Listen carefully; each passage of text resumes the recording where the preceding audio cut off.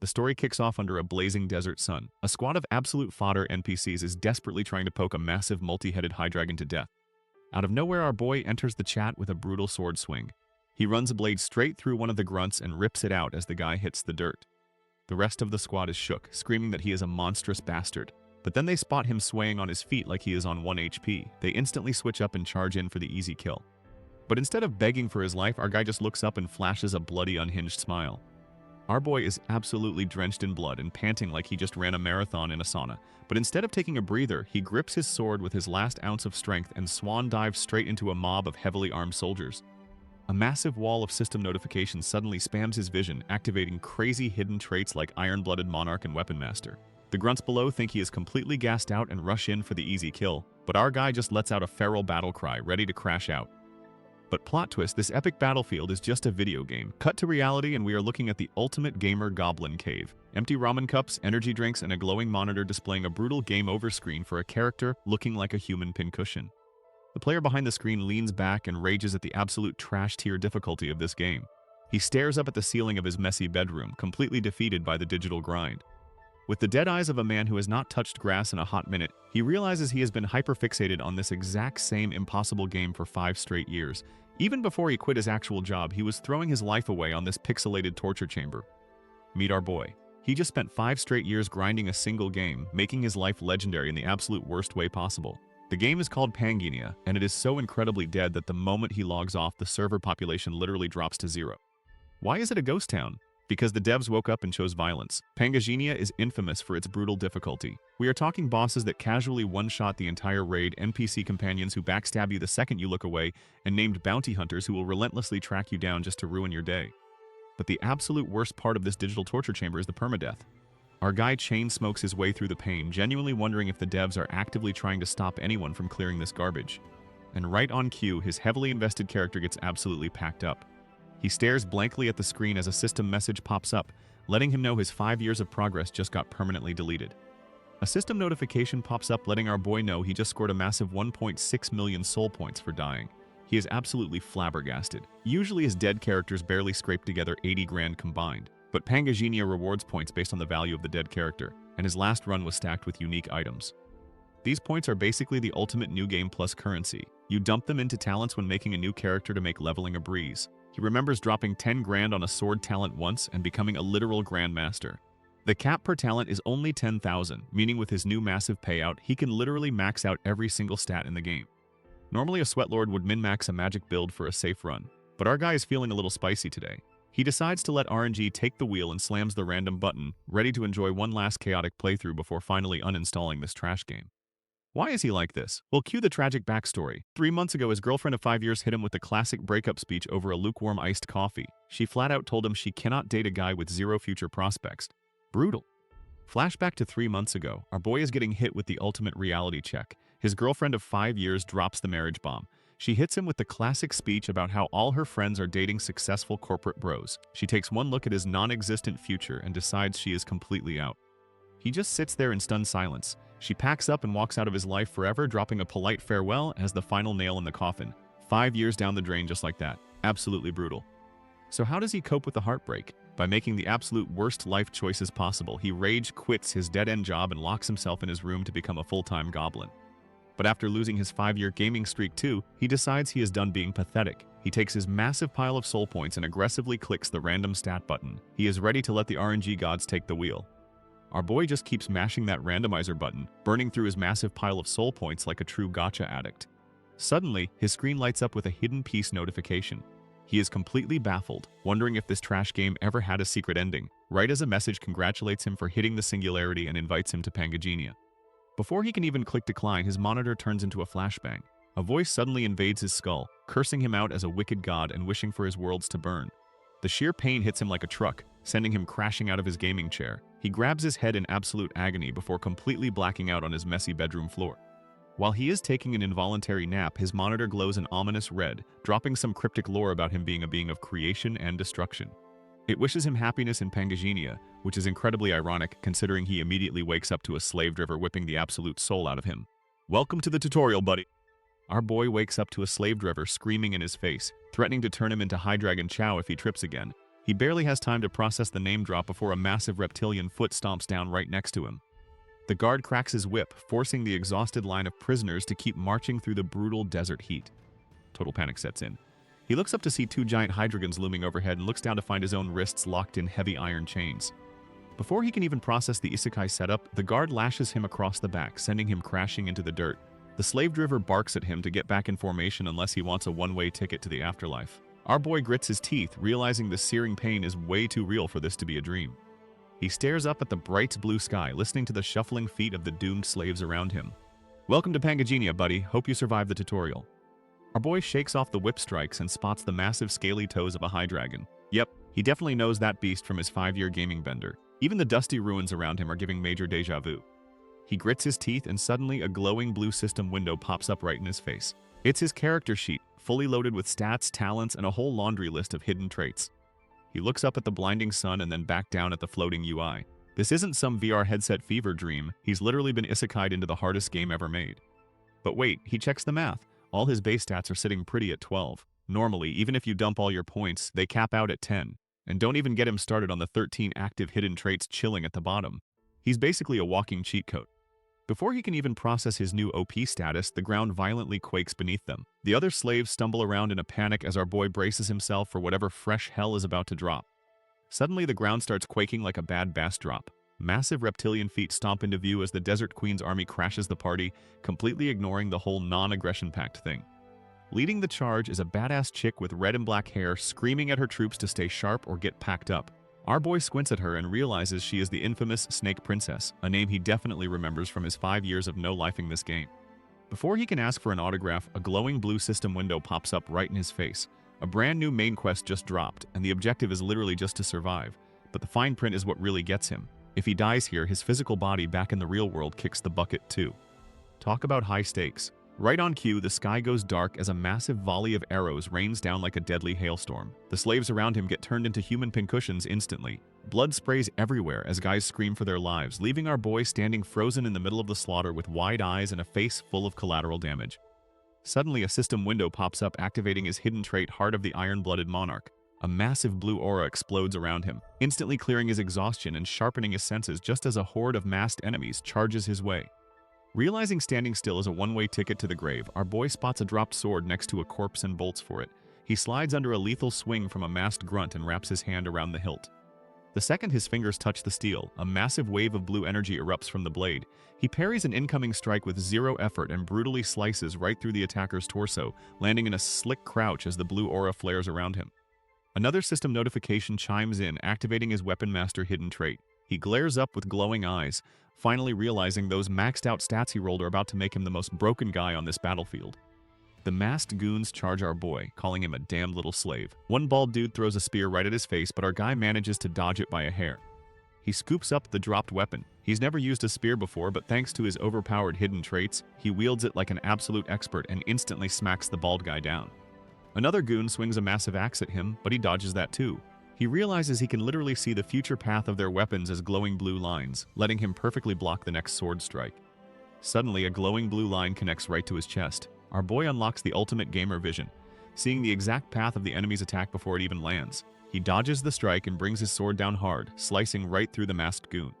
Without missing a beat, he snatches an axe right out of the air and spins around, burying it into the next attacker's skull. But he is still just a level 1 slave. He stands there panting, dual-wielding his stolen weapons while the rest of the desert army stares at him in absolute shock. They thought this entire expedition was already wiped out, yet this one random dude is out here playing Doom on Ultra Nightmare. A system window pops up revealing his hidden trait, Masterful Hands, is working overtime. His weapon proficiency is skyrocketing, instantly bumping his sword and spear skills up to level 6. In this game, the max level is 10, meaning our guy is already swinging like a famous knight just minutes into the tutorial. He grips his hilt, realizing this overpowered trait is the only reason he hasn't been turned into human confetti yet. But miracles have an expiration date. He looks up at the horizon and realizes the devs are completely trolling him. There are at least 500 troops waiting for him, and this survival quest is starting to look like absolute bullcrap. The battlefield is absolutely littered with the bodies of the Desert Queen's goons. Our boy is panting like he just ran a marathon in a sauna, but he is the last man standing. The system rewards his hard carry with a sweet level up to 2. His health and mana get a full factory reset, wiping away all that fatigue. He stands tall, dual-wielding his looted gear like an absolute unit, ready for round 2. More bald grunts rush in to finish the job, but they suddenly freeze up and start stuttering. Our guy looks up and realizes the main event has finally arrived. The Snake Princess herself drops in to crash the party. He immediately scans her, but the system hits him with a massive reality check. She is a level 8 boss monster currently locked to this zone by a curse, and his scrub level is way too low to even read her stats. He starts sweating bullets, knowing damn well that a level 8 in this game is basically a walking nuke that he has zero chance of beating. Our boy realizes he is staring down a level 8 boss. In this game, level 7s are already walking natural disasters, making level 8s the absolute strongest monsters anywhere. The system confirms her ridiculous stats and drops a crucial lore nugget about her being locked to this zone by the Desert Queen's curse. Hyunyoung's eyes practically bulge out of his skull. The Snake Princess steps up to the plate, completely unbothered by the mountain of corpses. She glares down at our surviving slave with a menacing red gaze, projecting a massive terrifying snake aura that screams instant death. But Hyunyoung didn't spend 5 years rotting in a dark room for nothing. He is a certified gaming masochist who thrives on impossible odds. No matter the difficulty, he always finds an exploit. The commander narrows her eyes and blitzes forward like a heat-seeking missile. She closes the gap in a millisecond, bringing her blade down for a clean execution. Just before his head rolls, our boy flashes a cocky grin and asks if she wants to lift the queen's curse. He perfectly parries her strike, stopping the razor-sharp edge mere millimeters from his jugular. Talk about a high-stakes charisma check. The Snake Princess is right up in our boy's grill. Since she is a walking raid boss, fighting her is a one-way ticket to the respawn screen. He needs a massive brain play to get out of this alive. So he drops an absolute nuke of a lore drop. He looks her dead in the eye and offers to lift the Desert Queen's curse so she can finally pack her bags and leave this sandy hellhole. The princess is absolutely shook. Hook, line, and sinker. Our guy is bluffing his absolute mind out, claiming to be the Starbearer. It is an ultra-rare NPC class that players usually need to break the max level cap, and it is the only thing that can cleanse her nasty little status ailment. She starts trembling like a leaf because she desperately wants out of this desert prison. And how does our boy know her deepest desires? Because Isabella von der Seen is literally an alt character he created and abandoned back in his gaming days. Talk about a deadbeat dad coming back with the milk. Our boy knows player characters are meant to spread their wings and travel the world to see the ending.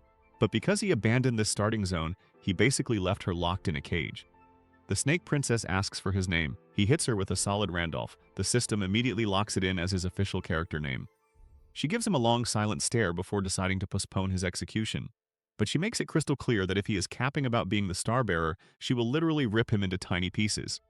She struts back through her army of masked goons and orders them to treat him like an honored VIP guest. Our guy finally lets out a breath. The system chimes in to announce his first main survival quest is officially complete. As the adrenaline wears off and his body starts giving out, the system starts tallying up his score. And apparently, his performance was so cracked that it broke records and bordered on a literal miracle. The system goes absolutely wild, upgrading his rewards back to back because the constellations are apparently huge fans of his work. He scores the broken piece of the golden scale, the soul of the high dragon, and the sword of Michaela. Our boy collapses, just glad he didn't end up as Monster Chow, while the system slaps his name on the Hall of Fame with a solid 220 points. Cut to him living the high life in a fancy bath, checking out his loot. The high dragon soul lets him summon a level 5 beast, and the sword of Michaela is basically the ultimate starter weapon. Getting both at once is some serious RNG luck. But the real wildcard is the broken piece of the golden scale. The description says it allows synchronization between reality and Pangenia, which sounds ominous as hell. Suddenly, 3 chambermaids bust in, offering to scrub him down. He immediately clocks this as a trap. The Snake Princess is testing him, since a holy Starbearer shouldn't be popping a tent at the sight of some skin. He has to play it cool and pretend he is completely unfazed while they get to work. Our boy is sweating bullets in the tub, chanting "keep calm" like a mantra. He's got to play the part of the celibate Starbearer, which is a tall order with these maids scrubbing him down. Suddenly, one of them gasps. A massive blue status window pops up out of nowhere. Hyunyoung checks it out and spots the Hall of Fame for the survival quest. He snagged first place, but the real prize is at the bottom. He just unlocked the logout feature. He's absolutely stunned. After dealing with whip-happy slave drivers and masked assassins, the thought of escaping is mind-blowing. He zeroes in on those sweet, sweet words. He can finally ditch this hellhole of a game. He immediately kicks the maids out, hitting them with some BS about needing to communicate with the stars. When they hesitate, he just tells them to take it up with the Snake Princess. The maids buy his fake excuse about needing alone time to commune with the stars and finally leave him be. Our boy breathes a massive sigh of relief. He was terrified he was going to be trapped in this sweaty fantasy land forever, but now he can finally ditch this stupid game. He smashes that logout button like it owes him rent. The system initiates the sequence, dropping a casual little warning to keep his body safe because if his avatar dies in the game, he dies in real life. Just a minor detail. He wakes up back at his messy gamer setup, but the vibes are completely off. He looks out his window and realizes his city has literally turned into a war zone. The streets are completely engulfed in flames, and civilians are running for their lives from giant shadow monsters. But his sweet relief is instantly shattered. He looks outside to find his city literally on fire with giant mantis monsters tearing up the streets. His phone starts blowing up with emergency disaster alerts telling everyone to evacuate underground. Our gamer peeks out his window and immediately starts sweating bullets. He accidentally makes eye contact with one of the overgrown bugs scaling his apartment building. The thing opens its nightmare mouth and lunges right at his face. He scrambles backward and falls flat on his bed in absolute terror. He realizes these are not just random aliens, these are the exact same monsters from Pangagenia. As he tries to process why his brutal video game is suddenly happening in real life, a shiny object slips out of his pocket and clinks onto the bed. It is the broken piece of the golden scale he just won. The game and reality are officially synced up. Our boy is deep in REM sleep dreaming about his glorious time in Pangagenia. He is out here swinging glowing swords and looking like an absolute unit while the Snake Princess watches in awe. It is the ultimate gamer power fantasy. But then his eyes snap open. He is back in his crusty gaming chair staring at his cheap desk fan. He rubs his face and laughs it off. He figures he just pulled an all-nighter and hallucinated the whole thing, because getting isekai'd into a video game is strictly web novel behavior and makes zero realistic sense. He is about to write it off as a disgustingly vivid dream until he spots a very familiar loot pouch sitting right on his desk. He picks up a glowing golden fragment and his soul leaves his body. If the game items are here, then maybe the game is still up. He scrambles for his mouse to check the official website. But the homepage has completely vanished from the internet. Before he can even process that his favorite game got nuked from orbit, a blood-curdling scream echoes from outside. Someone is begging for their life because a literal monster is tearing up the streets. Outside, things are going full kaiju. A giant praying mantis is tossing civilians around like ragdolls while the local cops try to pepper it with standard issue Glocks. Spoiler alert, it doesn't work. Emergency alerts start blowing up everyone's phones warning of nationwide monster attacks. Our boy peeks out his window and nearly drops a brick when he sees a literal Pangagenia mob scaling the building next door. He drops the golden game fragment he found on his desk, suddenly remembering a system message from his playthrough. The game's destruction progress was ticking up, and once it hit 10%, the boundary between reality and the game world would shatter. He starts hyperventilating, wondering how he's supposed to survive a high-level mob in his pajamas. But as he stares at the golden fragment on the floor, a massive light bulb goes off in his gamer brain. If the game's monsters are crossing over into reality, then maybe his overpowered game loot can cross over too. He scrambles to his desk and grabs his inventory pouch, and sure enough, holographic menus pop up displaying his god-tier weapons. Our boy pulls out a glowing red hexagon from his loot pouch. He is stressing because in the game this thing was just a simple double-click to activate, but real life does not come with a gaming mouse. Luckily, a system window pops up to hold his hand explaining that this fragment syncs reality with the game world. Knowing his gamer physique cannot fight giant bugs, he screams to turn it on. The fragment activates and bathes him in a blinding light. A system prompt confirms he is fully synced up with his overpowered game avatar Randolph for the next 24 hours. It is time to go to work. Meanwhile, outside the city looks like a literal war zone. Smoke fills the air and the streets are painted red as civilians sprint for their lives. A terrified mother runs through the chaos carrying her little girl. The kid asks where her dad is and the mom tries to reassure her, but they are interrupted by a massive chunk of a building falling from the sky. The mom tosses her daughter out of the way just in time, taking the full force of the concrete pancake. Down on the street, a little girl is crying over her mom who just got crushed under some falling debris. The mom tries to play it off like it is just a scratch, but the massive pool of blood says otherwise. A random woman in a suit rushes over to help. Realizing she is not making it out of this, the mom begs the suit lady to take her kid. The lady grabs the girl and promises to protect her. But that promise is immediately put to the test. She turns around and locks eyes with a massive, ugly plant monster that is ready to make them its next meal. Realizing she has zero plot armor, she just hugs the kid tight and braces for the game over screen. Suddenly, a massive slash rips right through the beast. It is our boy, fully synchronized with his overpowered game avatar and ready to carry the lobby. Rocking glowing blue eyes and a massive sword, he effortlessly chops the monster in half like it is made of butter and sticks the superhero landing. The suit lady opens her eyes in pure shock. She realizes she actually survived the attack and did not just get sent to the Shadow Realm. As she clutches the little girl, she stares at the broad back of her savior, completely dumbfounded, wondering who this absolute unit of a man could possibly be. Another bug tries to sneak a cheap shot from behind. The suit lady screams a warning, fully expecting to get sliced into ribbons. But our boy does not even bother looking back. He just casually swings his sword and turns the giant mantis into bug juice. The lady opens her eyes expecting the afterlife, but just gets showered in monster guts instead. And if that was not enough of a flex, a massive 9-headed dragon suddenly spawns in. Our guy just hops right onto its head and tells the giant raid boss to sit like a good dog. The suit lady is absolutely flabbergasted. She breaks into a massive smile of relief as the little girl she was protecting runs off to reunite with her actual mom, but her wholesome moment gets cut short when she spots something else off screen. The giant bug gets absolutely diced into a million pieces. Our boy is out here playing Fruit Ninja with these oversized pests, leaving nothing but severed limbs on the pavement. And it turns out this isn't just a local pest control issue. These ugly bugs are popping up all over the globe, turning famous landmarks into rubble and speedrunning the apocalypse. But humanity isn't totally cooked just yet. Other players who got isekai'd into the game are popping back up in the real world, flexing their shiny new gear and rallying the surviving normies like they are the main characters of a Marvel movie. Meanwhile, this edgy dude named Massacre is watching the whole hero act on his phone from the comfort of his couch. He calls them absolute clowns for wasting their golden scale fragments. He realizes the game world and reality are merging and decides he is going to hoard all the power to become the true protagonist of this new chaotic era. He checks the survival quest leaderboard, which just got its first update in 2 years. He is sitting pretty at 5th place, but his jaw drops when he sees the #1 spot. Some guy named Randolph is sitting on an absolutely absurd 220 points. Massacre immediately starts sweating, wondering if this Randolph guy is actually the legendary #1 player known as Phantom. This white-haired absolute unit was the first guy to almost beat the game before everything went to hell, and if he is back on the board, everyone else is playing for 2nd place. Meanwhile, this edgy rival player connects the dots. He figures since the game summons your strongest character when you die, the absolute #1 player must have been dragged into this mess the second his massive expedition failed. Cut back to our boy taking a much-needed bath. He realized the situation is getting crystal clear. Monsters are crashing reality, and so are the other summoned players taking on their in-game forms. He thinks back to his last god-tier run. He almost beat the game, but his own mercenaries and companions totally backstabbed him. Now it clicks. What if all those annoying variables were actually just other salty players summoned just like him? He steps out of the tub and throws on some basic gear. Since the boundary between the game and the real world is completely busted, he knows he cannot just hide in his room after logging out. To survive this double apocalypse, he needs to grind his power levels to the moon right now. He marches straight into the Grand Hall.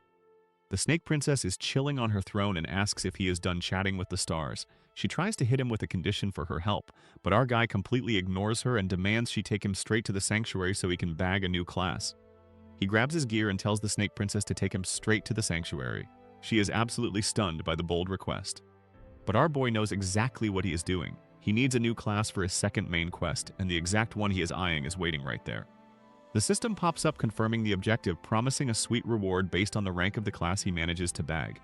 Under the pale moonlight, our boy's new bodyguard is putting in the work. She absolutely speedruns the castle guards, leaving a trail of bodies in her wake. Our guy watches her wipe the blood off her blade and realizes he definitely picked the right carry for this raid. A quick flashback shows exactly how he got this murder machine on his side. He tells the Snake Princess to take him straight into the restricted sanctuary. She thinks he is completely out of his mind, but our boy has an agenda. His 2nd main quest is to get a class, and the specific overpowered class he wants is locked behind a hidden star inside that very sanctuary. He flexes his veteran game knowledge, claiming he is the only player alive who knows its exact coordinates. He hits her with the ultimate ultimatum, telling her he needs that star to lift her curse. She panics, knowing sneaking a human into the holy ground is a massive crime, but she is too desperate to say no. Snapping back to reality, our guy takes a nervous gulp. He knows if his charisma check had failed back there, his head would currently be rolling around with the rest of the guards. But luckily, his silver tongue worked, and his lethal escort is right behind him. They step up to a pitch-black staircase radiating pure bad vibes. As they head down into the abyss, the system immediately starts screaming at him. Red flags pop up everywhere, warning him that the zone is overflowing with lethal poison and demonic energy. It also kindly reminds him that the recommended level is 8, and his level 2 self is basically walking into a meat grinder. Our boy steps into the hidden sanctuary, immediately getting hit with a wave of demonic energy that would normally melt a level 2 noob into a puddle. Luckily, his giant's demon resistance trait kicks in to save his skin. He considers just sending his overpowered bodyguard ahead to farm the exploration subquest for easy loot, but he quickly scraps that idea. He's got much bigger fish to fry down here. His 2nd main quest just popped up, tasking him with obtaining a class from this very sanctuary. The rewards scale with the tier of the class he snags, and our guy is already smirking like he just pulled a shiny Charizard. He knows exactly which broken class he's about to claim. The duo navigates a sketchy cliffside path. The Snake Princess tries to play it cool, closing her eyes and acting like she totally isn't sweating bullets over the massive drop. But our boy suddenly grabs her shoulder, casually dropping the bomb that they took the wrong path. He hits her with the ultimate disrespect, asking if she's scared since she completely failed to spot a basic trap. She immediately gets defensive, crossing her arms and loudly declaring that the Snake Princess knows no fear. She tries to play off her hesitation as a sudden leg cramp, so our guy just crouches down and offers her a piggyback ride. Her ego is absolutely in shambles right now. The snake princess throws a massive tsundere fit over missing the trap, but our boy hits her with the cold hard facts. They are on a ticking clock before the queen's hit squad tracks them down. She tries to blame her hesitation on a sudden leg cramp, so he just scoops her up for a piggyback ride to save time. Without missing a beat, he sprints straight toward the edge of the cliff and yeets them both into the pitch-black abyss. The princess absolutely loses her mind as they plummet into the void. But our guy isn't trying to speedrun a game over. His hidden mutant trait activates, turning his eye glowing blue and letting him see all the invisible secrets hidden from normal players. A glowing magical staircase reveals itself right under their feet, and they stick the superhero landing perfectly. The princess is completely baffled. She is the second in command of the desert, yet this random level 2 slave knows secret paths she has never heard of and is casually breathing in toxic demonic energy like it is fresh mountain air. Our boy just smirks and roasts her for being scared of heights, then complains that she is way too heavy for his low-level stats to carry.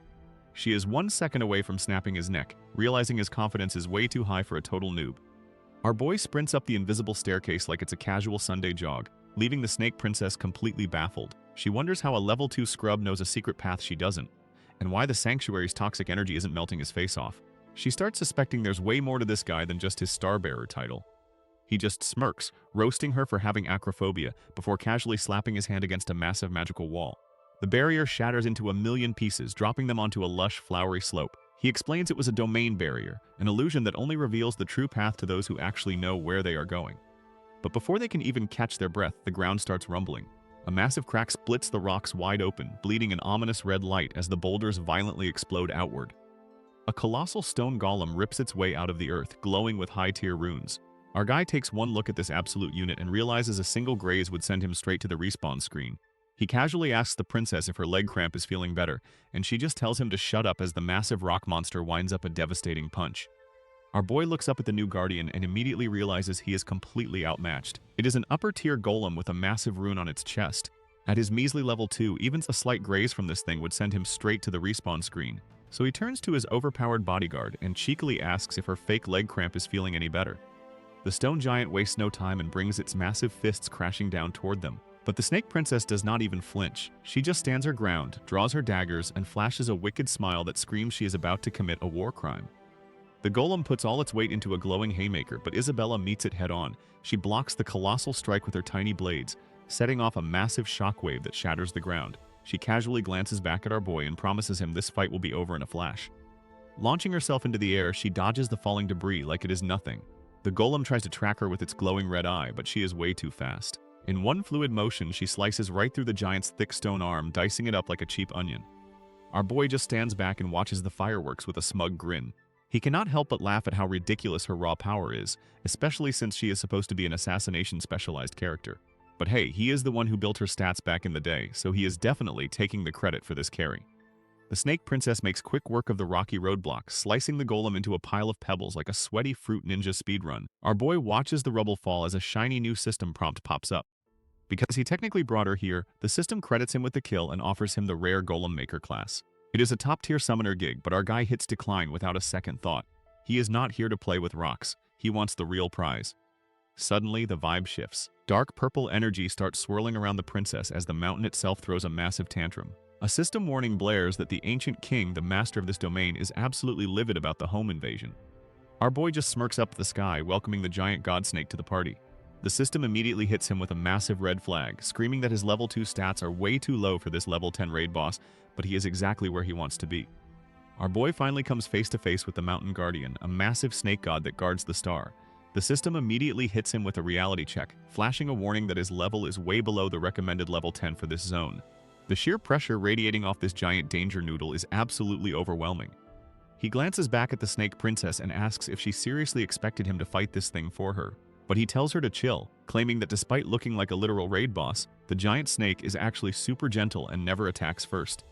Which is immediately proven false as the snake lunges right at them with its jaws wide open. The blast blows the princess straight backward, sending her flying and forcing her to drop her weapons in the dirt. Our guy just flashes an awkward, sweaty smile. He mutters that this is super weird because he totally remembers this thing being a friendly NPC that just guided players along the path. The princess is absolutely furious, screaming at him and asking if this giant monster looks friendly to him right now. The snake glares down at them, demanding the challenger of the sanctuary defeat it to prove their worth. The princess immediately starts panicking, crying out that she isn't even the one challenging this place.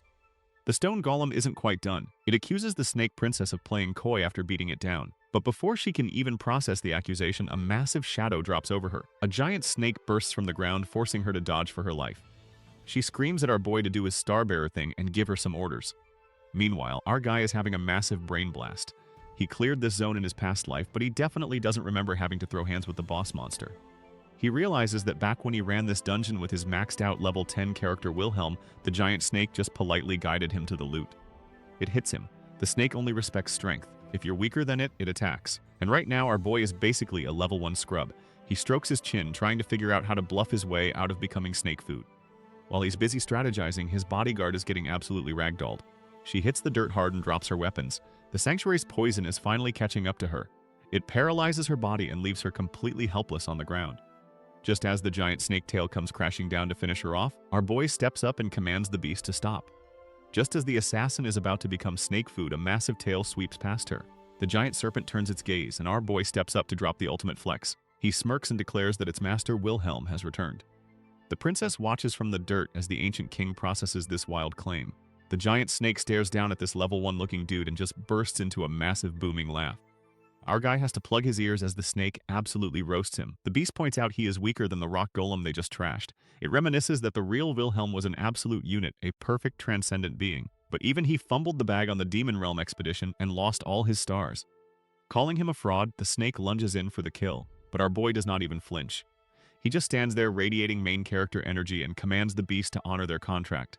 The serpent slams the brakes right in front of his face. It is completely shook and demands to know how this random dude knows about a top-secret pack. Our boy remembers the game's lore perfectly. The contract says whoever grabs the star learns the Guardian's true name and becomes its new boss. Spilling this secret usually means instant death by curse. But since he is currently piloting a completely different meat suit, he is totally immune to the fine print. The giant snake demands to know who this tiny creature is. Our guy just stares him down with that main character energy. He asks if the big reptile is scared the star will actually pick him as the true master. The ancient king finds this absolutely hilarious. He calls him a bite-sized brat but decides to play along. Since our boy knows the secret contract, the snake figures he will just let the star do the dirty work and burn him to a crisp. He slithers off to lead the way. The snake princess is just standing there. She is absolutely flabbergasted that this random slave is casually bossing around a literal god. The giant danger noodle leads our duo to the altar. The legendary star they've been hyping up turns out to be a creepy skull sitting on a hexagram. Our boy steps up to the plate and drops some deep lore. This bony paperweight is actually the face of Leah, the dead twin goddess of this world. He casually scoops up the glowing cranium like a shiny new toy. The snake princess immediately starts sweating bullets as a massive pillar of fire erupts around him. The overgrown reptile starts laughing its scales off. It brags that it warned him and assumes the star is currently roasting our guy like a marshmallow for being unworthy. But inside the inferno, our boy is completely unbothered. He rolls his eyes at the snake's yapping. He knows this fire only cooks players who try to speedrun the game by bug-skipping the boss. Since he actually triggered the encounter, he is perfectly safe. Now he just has to wait for the real prize. Grabbing a star without a class forces the system to give you one. The skull starts cracking open, and he is ready to hit the ultimate gotcha jackpot. The skull finally cracks open like a loot box, spitting out a massive list of potential overpowered classes based on his hidden traits. We got Weapon Master, Beastlord, Great Sage, you name it. But our boy does not just pick one off the menu. He absorbs the raw star energy straight into his veins. The system goes crazy, converting his mana and handing him the main skill Star Pierce along with a flat +5 to all his stats. And the cherry on top is he bags the exclusive Star Successor class. He flexes his newly glowing hand while the Snake Princess absolutely loses her mind watching a supposed level 1 slave just casually eat a divine artifact. Now radiating that main character energy, he turns back to his stunned bodyguard and drops the ultimate recruitment pitch. He asks what she plans to do once he lifts her desert curse and helps her track down her lost family bloodline. Our boy looks the Snake Princess dead in the eye and drops a massive offer. He promises to grant her total freedom and help track down her family's lost bloodline once they get out of this desert dump. She remembers her days sitting on a throne acting like a total boss, but our guy literally grabs her by the shoulder to bring her back to reality. He needs an answer right now. Her eyes go wide and she is completely speechless for a second before she finally folds. She drops to one knee and pledges her loyalty right on the spot. Our boy smirks and tells her she made a very good decision. The giant snake watches this whole exchange and realizes the true owner of the star is standing right in front of him. The massive beast starts sweating bullets as our guy points a finger straight at his scaly face and tells him to bow his head too. The system goes absolutely crazy with notifications. He clears the second main quest with a unique result and bags a massive 230 points. His beginner's luck is popping off so hard that the constellations of fortune and adventure upgrade his rewards. And just to top it all off, a bunch of combat-oriented constellations are starting to watch his every move. But the victory lap is cut short when a voice rings out across the sanctuary. It commands the followers to seize the intruders immediately. The cloaked figures turn to obey, their bald heads gleaming as they lock their intense gazes on our duo. Looks like we have a cult situation on our hands. The giant snake god realizes he is completely outmatched and officially submits to our boy as his new master. Hyunmyoung lays down the law, making sure this oversized reptile knows exactly who is boss now. And with that little taming session complete, the system goes absolutely crazy. He clears the main quest with a massive 230 points, updating the Hall of Fame and catching the eyes of several combat-oriented constellations who are suddenly very interested in his reckless playstyle. Meanwhile, back in the real world, the sun is shining, the birds are probably chirping, and the local coffee shop is about to host a very serious gamer meeting.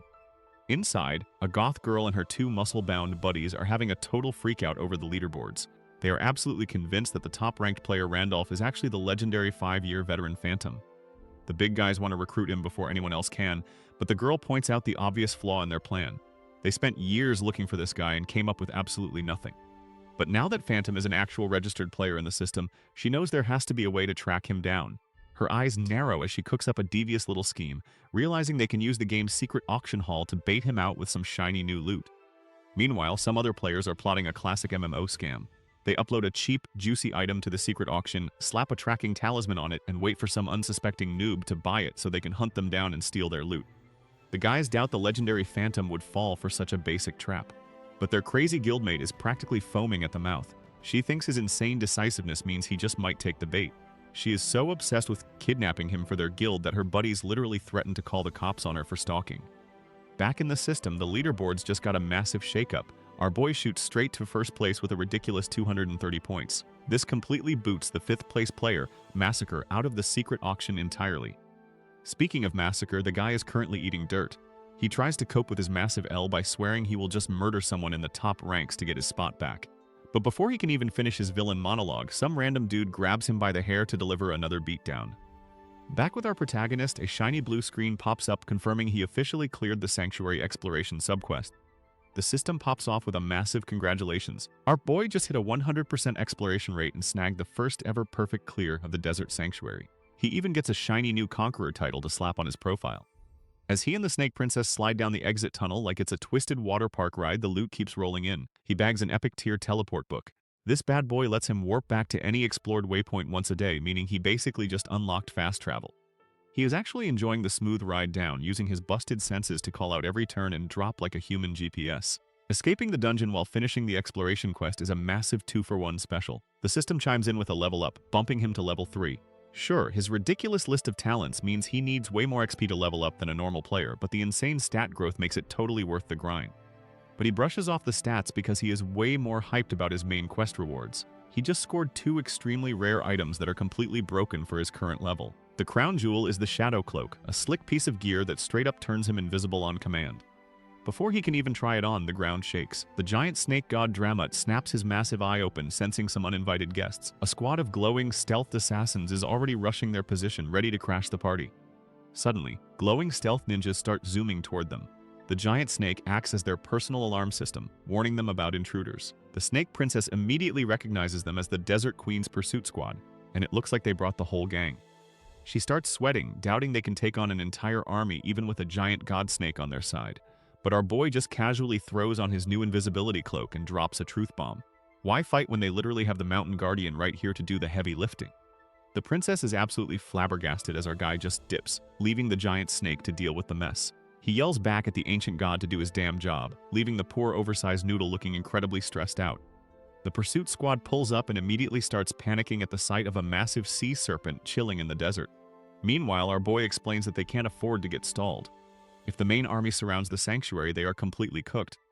The princess finally realizes he wasn't just tossing the snake away like trash. He explains that to actually escape, they need to hit the warp gate at the edge of the desert.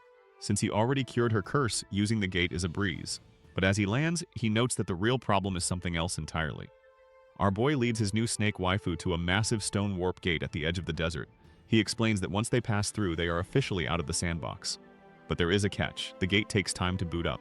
He is banking on their giant snake buddy drama to stall the Queen's pursuit squad long enough for them to make a clean getaway. But our guy cannot just stand around waiting. He needs to check on the real world to see if the monster apocalypse has officially dropped yet. He tells Isabella he has to AFK for a bit and asks if she has his back. She grips her dagger and swears absolute loyalty, promising to guard his body with her life.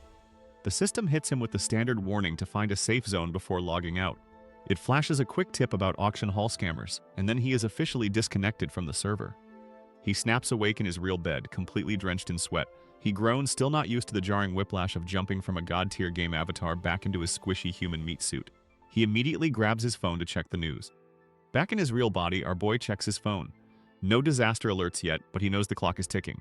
The system warned that once Pangasiania's destruction hits 10%, the first real-world fissure is going to pop wide open. He knows more monsters are coming, and he's got to keep an eye on the other players running around out here.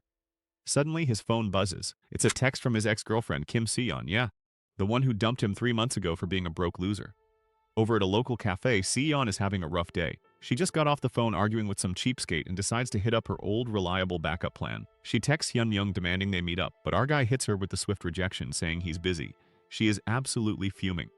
She sits there stewing, remembering how pathetic he used to be. But hey, at least he was an obedient little lapdog who actually listened to her.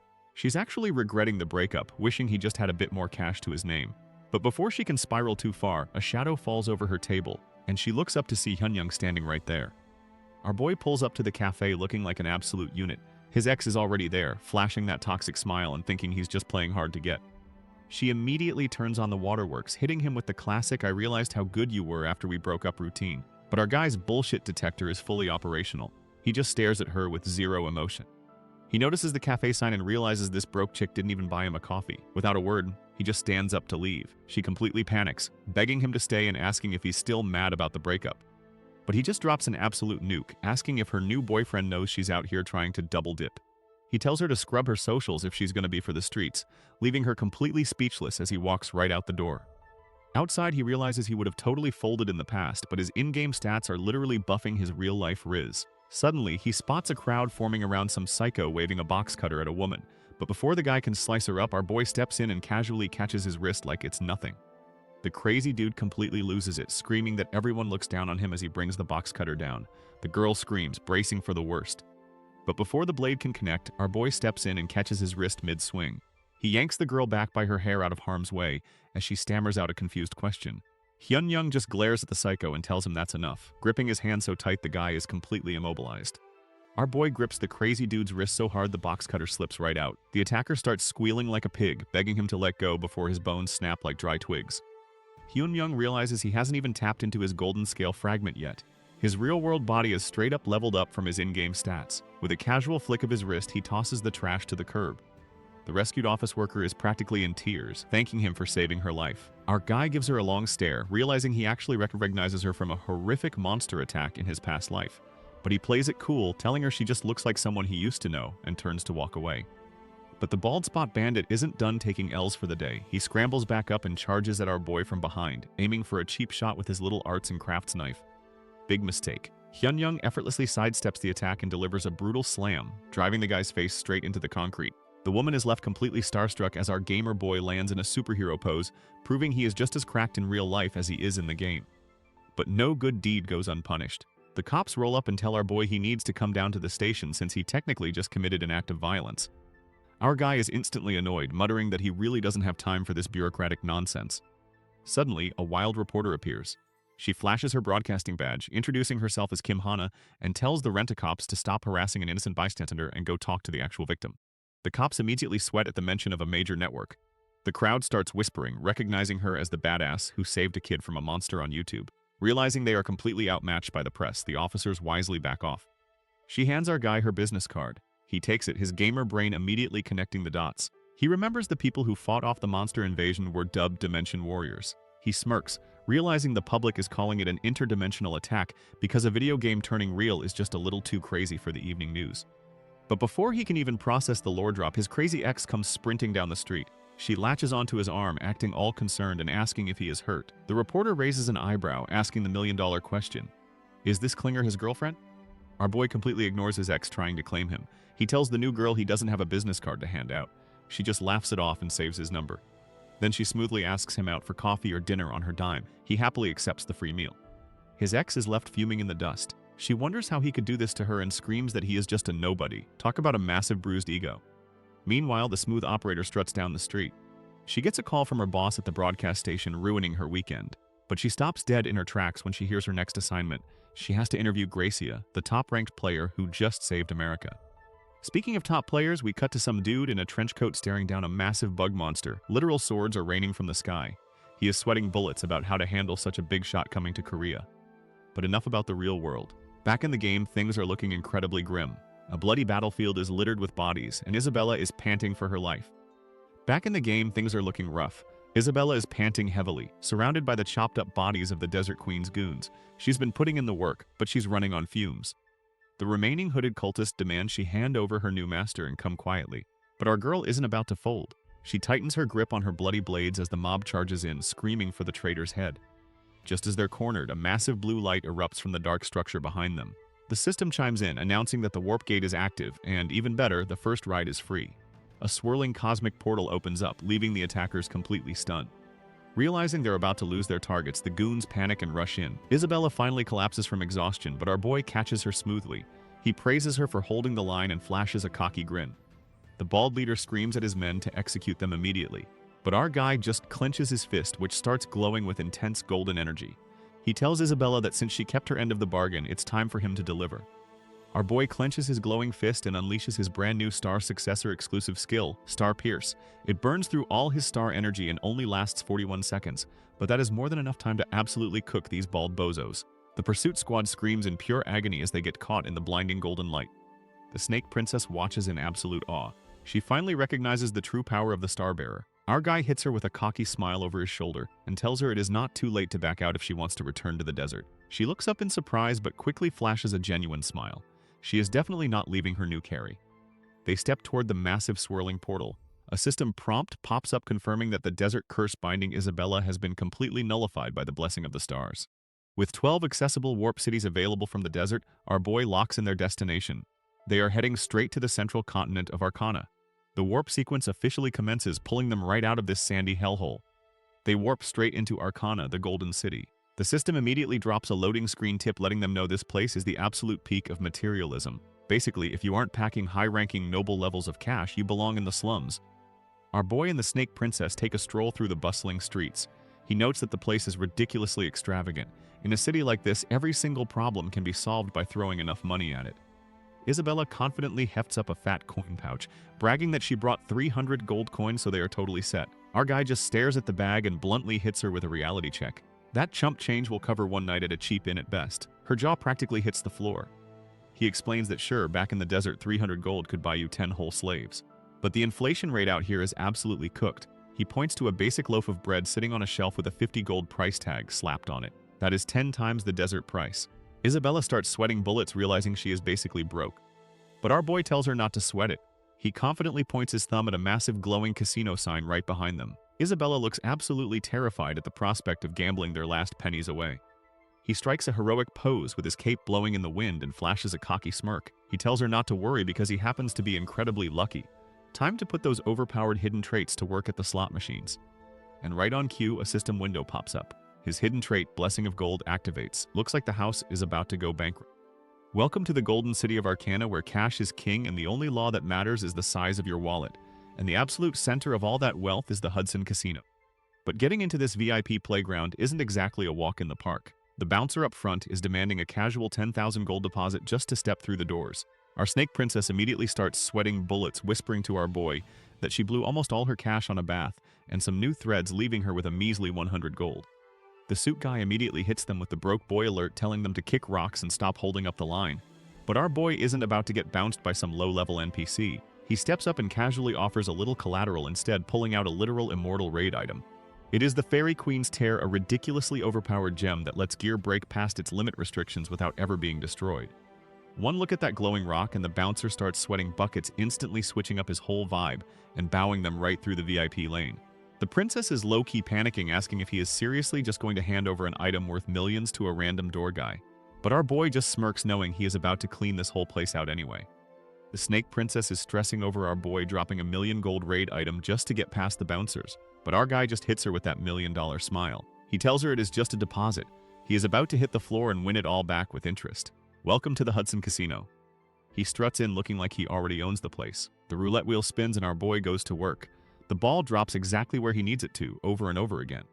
The crowd absolutely loses their minds. They are calling him the god of gambling as he turns a measly 1,000 gold into an absolute mountain of chips.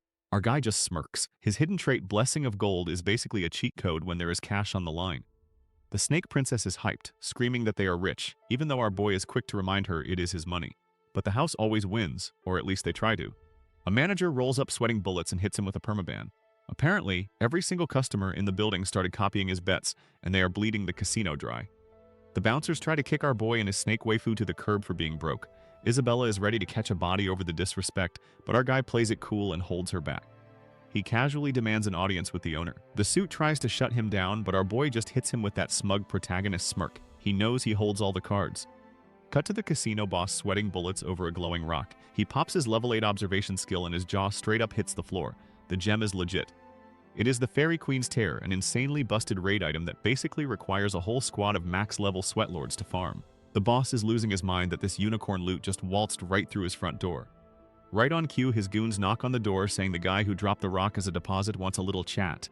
The boss flashes a greedy grin, totally ready to finesse this supposed noob. They bring our boy into the VIP room for some tea. He kicks back like he owns the place, with his bodyguard looking lethal right behind him, ready to start the real negotiations.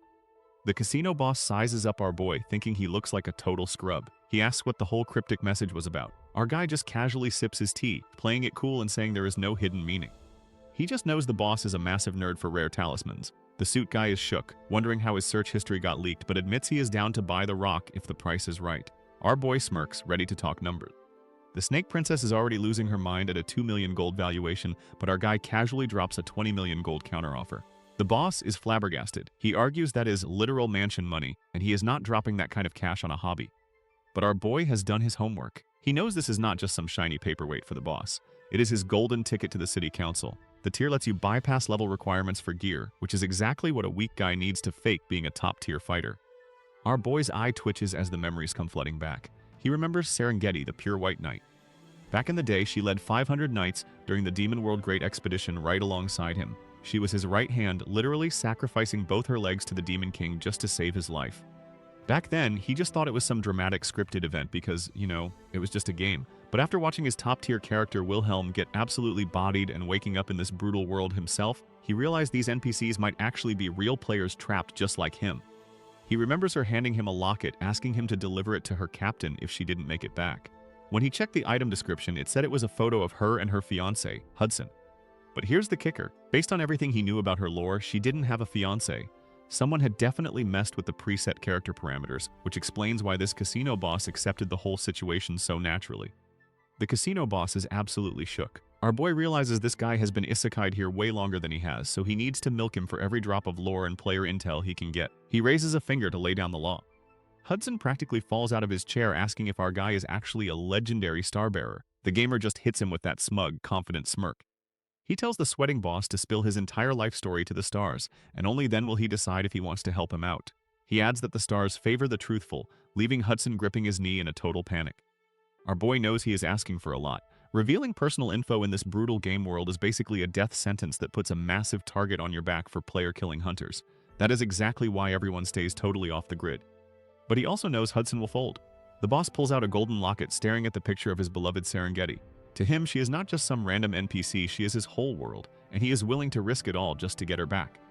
The suit guy starts spilling his guts, saying his goals are all tied to his girl Serengeti. He casually mentions she fought in the Demon World Great Expedition alongside the 8 heroes. Our boy's brain completely blue screens. He thought his old character Wilhelm soloed that entire raid. But the casino boss clarifies that all 8 top players went in together, and their toxic infighting is what actually doomed the run. Our guy is absolutely shook, realizing his past playthroughs were totally sabotaged. Meanwhile, across the globe, the blonde top player Gracia is chilling with a drink and his phone. He is hyper-fixated on a blurry news report showing our boy styling on that giant mantis back in Seoul. His assistant pops in to say she booked an interview with that reporter girl Kim Hana. She questions why he is flying all the way to Korea when the US government is begging him to stay and play superhero. Gracia just stares at the footage of the mantis fight. He has a serious gut feeling about this mysterious player. He smirks, thinking this absolute unit might just be the legendary #1 player he has been hunting for. Our boy's entire reality just shattered. He always thought his top-tier NPC Wilhelm solo carried the Demon World expedition, but Hudson drops a massive lore bomb. It wasn't a solo run, it was an 8-man squad of heroes, and they failed because they couldn't stop griefing each other. Hyunyoung is absolutely flabbergasted, realizing his game knowledge is completely outdated. Back in the real world, the sun is shining, the birds are singing, and our guy looks like he just worked a triple shift at the lore mines. He is out getting a fancy steak dinner, but his soul is still trapped in Pangagenia. The short-haired reporter he saved earlier asks if the food is trash, but he admits he just pulled an all-nighter interrogating Hudson while his snake princess took a nap. The reporter insists on treating him to this expensive meal since he literally body-slammed her stalker into the pavement last time, and honestly, a free steak is the least she could do. But suddenly, her vibe gets completely killed. She notices someone glaring daggers at their table. Our boy glances over and immediately sighs. It is his ex-girlfriend sitting right there with her shiny new blue-haired boyfriend. Talk about a small world and a massive headache. He instantly remembers the messy breakup where he caught her cheating, and you can just tell this dinner is about to go completely off the rails. Our boy remembers exactly why he dumped his ex in the first place. He had caught her red-handed flirting with multiple dudes online and called her out for forgetting to scrub her socials. He even dropped the name of her side piece, Young Jinwoo, leaving her absolutely sweating bullets. Back in the present, his new date notices the awkward staring contest and offers to switch tables, but our guy is way too focused on his steak to care about his cheating ex. That is, until some loudmouth completely ruins the vibe by screaming his name. He looks up to find a blue-haired meathead standing over him like a bouncer. This guy immediately starts barking, accusing our boy of being a shameless stalker who just can't let his ex go. The Smurf claims he heard all about how our boy was crying and begging to get back together at a cafe recently. But we all know the reality was the exact opposite, with his ex throwing a desperate tantrum while he coldly rejected her. Our guy puts 2 and 2 together, realizing she totally flipped the script to play the victim for her new sugar daddy. The blue-haired simp tries to act tough, threatening to kill our boy if he ever comes near her again. But before our guy can even react, his date slams her hands on the table. She is not about to let some random clown ruin her expensive reservation and immediately starts tearing into him for running his mouth. Blue Hair tries to flex his wallet, tossing a stack of cash at our girl and asking if a couple million won is enough to buy her off. But she isn't having any of this K-drama cheeble nonsense. She winds up and delivers a crisp 5-star slap right across his smug face, sending his lunch money flying. She calls him a crazy bastard, and Blue Hair's fragile ego completely shatters. He loses his mind and immediately swings back at her. But before his fist can even connect, our boy casually catches it without even looking up from his meal. He tells the guy to chill out, pointing out that he is the one acting like a total clown right now. Blue Hair completely snaps and tries to rush him, but our boy just palms his face like a basketball and violently slams him straight into the floor. He pins the guy down with a grip so tight Blue Hair starts questioning if he is even human. To make matters worse, the ex-girlfriend starts screaming at him for being so embarrassing, leaving the wannabe alpha completely humiliated on the ground. Our boy has this blue-haired clown pinned to the table like a misbehaving toddler, but getting embarrassed in front of his girl is way too much for his fragile ego. He reaches into his pocket and pulls out a glowing rock. He screams that our guy messed with the wrong person. A blinding light erupts right in the middle of the cafe. Our boy watches in mild surprise as the simps literally transforms like a magical girl. The bystanders completely lose their minds. They start screaming that he is a real-life Dimension warrior. Fully armored up and feeling himself, the guy winds up a massive glowing strike. He slams our protagonist straight into the floor with enough force to completely shatter the tiles. But when the dust settles, our boy is just chilling on his back. He realizes this clown is actually a synchronized player, but he is honestly just confused. He wonders if the guy actually put him down gently because he literally did not feel a single thing. That is when a blue system window pops up. It announces that his hidden Great Sage trait has just activated. The blue-haired bozo is actually a level 4 spearman. Our boy is genuinely shocked this guy managed to get a class so fast. But there is a catch to Pangagenia's leveling system. The more talents you have, the slower you level up. Since our boy is hoarding 13 overpowered hidden traits, his EXP bar moves like molasses. Meanwhile, this basic bro probably has 0 talents, so he is speeding through the early levels. Hyunyoung can instantly tell this guy is a total noob who just spent his entire synchronization time running for his life until he got lucky with a high-tier class. Not everyone gets to start with the heart of an iron-blooded monarch and a literal goddess fragment. Having thoroughly embarrassed himself, the blue-haired simp grabs the X and tells our boy to consider himself lucky. Hyunyoung just lies there on the floor judging him. This idiot is burning through his precious golden scale time just to flex in a cafe, which means he is definitely not going to survive very long in the real world. The short-haired girl rushes over to check on him and immediately wants to call the cops on the discount spearman. But our boy just brushes the dust off his shoulders and tells her to let it go. He has way bigger fish to fry than some low-level scrub. Suddenly, the whole building starts shaking like a cheap washing machine. Our boy recognizes the feeling immediately. Sure enough, giant ugly sandworms burst through the floor like it is a scene straight out of Dune. The broadcast girl panics and tries to run, but our guy slaps a hand over her mouth. He watches the worms just slithering around the terrified civilians and realizes they are just cheed worms. They are basically just bottom-feeding scavengers looking for corpses. As long as nobody aggroes them, the real boss will not spawn. But of course, the blue-haired simp is busy trying to play the hero for the X. A worm gets a little too close for comfort, and he charges up his glowing energy blade. Our boy screams at the idiot not to attack, but it is too late. The simp swings his blade and actually slices the giant worm clean in half. He is completely shocked that he one-shot the thing. He looks at his glowing hand and suddenly thinks he is the main character of a shonen anime. The blue-haired bozo easily slices and dices the giant worms with his energy blade, playing the hero and telling the civilians to make a run for it. Realizing he's actually doing some damage, his ego inflates to the size of a hot air balloon. He smirks, thinking these monsters are absolute fodder, and he was sweating over nothing. But his main character syndrome is immediately cut short when a thick, ominous red fog suddenly rolls into the building, completely blinding him. Out of the crimson mist, a massive shadowy hand reaches out and clamps right over his smug face. A giant glowing red eye pierces through the darkness, and a terrifying voice demands to know who just slaughtered its babies. The system chimes in with the worst news possible. An elite monster known as the Cheed Mamba has entered the chat, and it comes with a recommended raid party size of 20 level 6 players. Yeah, this guy is absolutely cooked. The arrogant boyfriend immediately regrets his life choices. Shadowy hands cover his eyes as a massive glowing red eye glares at him from the void. The mother worm is absolutely pissed that he just attacked her babies. A towering shadowy figure materializes in the thick red fog. The system chimes in with the worst news possible. An elite monster called the Cheed Mamba has entered the chat. And get this, it recommends a 20-person raid party to take this thing down. Our guy is currently a party of one.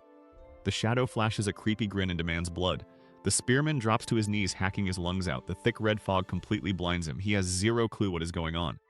He looks up in pure terror as a glowing blue spear is raised right above his head. The monster's crimson eye locks onto its prey. A giant terrifying worm mouth lunges forward. But plot twist, the system reveals that the monster's blood just triggered a hallucination status ailment. The arrogant boyfriend is literally fighting his own demons right before he gets brutally slashed across the face. Jinwoo's arrogant little stunt backfires instantly. Thanks to the monster's toxic fog, the blue-haired bozo is trapped in a brutal hallucination. He gets absolutely sliced and diced by a phantom attacker with glowing red eyes. The hallucination tells him he crossed the line, and honestly, we love to see it. While the X's new toy is busy fighting his own demons, our boy drops right into the danger zone with his sword drawn. The real threat finally shows its ugly face. A massive, terrifying worm monster emerges from the crimson fog. It laughs like an absolute menace as it stares down its next meal. The system identifies this nightmare as the Cheed Mamba. It is an elite raid boss that usually takes 20 players to beat. The beast immediately reaches out to grab our guy. But our boy is not fazed in the slightest. Meanwhile, his ex-girlfriend is running around the chaotic restaurant screaming his name. She is completely clueless that he is about to solo a massive raid boss right under her nose. The thick fog gives our boy the perfect smokescreen to swap into his high-level avatar without the normies noticing. But even with his gamer bod back online, this raid boss is built different. If he didn't already have this thing's entire attack pattern memorized, he'd be absolute snake food right now. The Mamba is straight up baffled. It realizes our guy's base stats are complete garbage, yet he's out here dodging every single strike like he's reading the script. The boss gets tilted and starts spamming its tentacle whips, claiming resistance is futile, but our boy just styles on it, weaving through the massive barrage with zero sweat. He already knows exactly what's coming next. The boss triggers its signature blood spatter AoE, and our guy is already 2 steps ahead, perfectly positioning himself to avoid the toxic shower.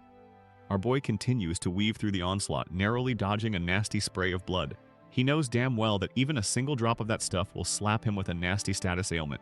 He plays it safe and keeps his distance while dodging falling debris. The giant worm is actually impressed by his footwork. It quickly points out the obvious flaw in his game plan though. Dodging is great and all, but if he cannot actually land a hit, he is just delaying the inevitable. Sweating bullets, our guy decides it is time to stop playing around. He whips out the Fairy Queen's Tear, using its broken effect to bypass his low stats and force equip his high tier gear. Suddenly, he is rocking Hermes' shoes and the full Michaela's armor set, unlocking some seriously overpowered set bonuses. Now decked out like a max-level raid boss himself, he mentally apologizes to the casino owner for burning through his collateral. Desperate times call for desperate measures. This worm is about to find out why you do not mess with a guy who has a bottomless inventory of pay-to-win items.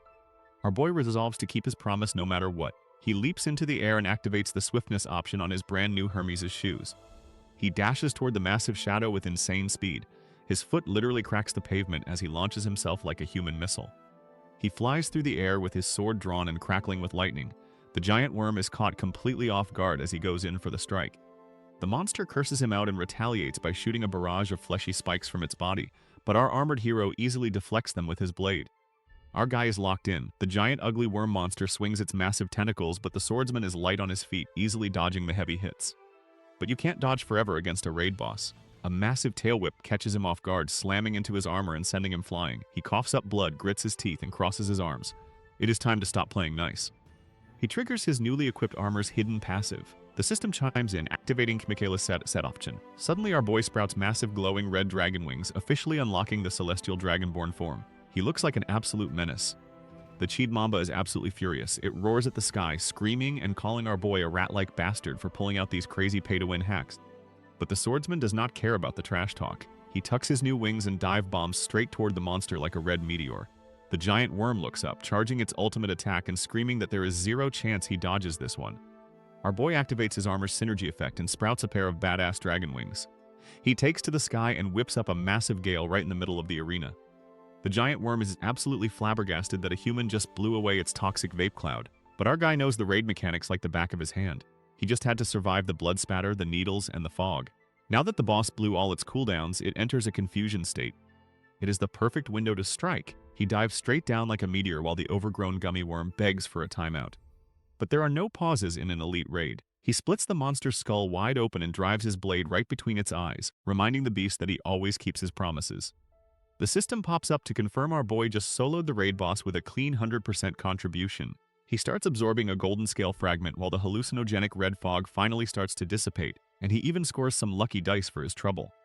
As the air clears, the suit lady he saved earlier looks around in confusion before spotting our hooded hero standing in the wreckage. She instantly recognizes him as the absolute unit who slammed that street attacker into the pavement and rushes over to ask if he remembers her.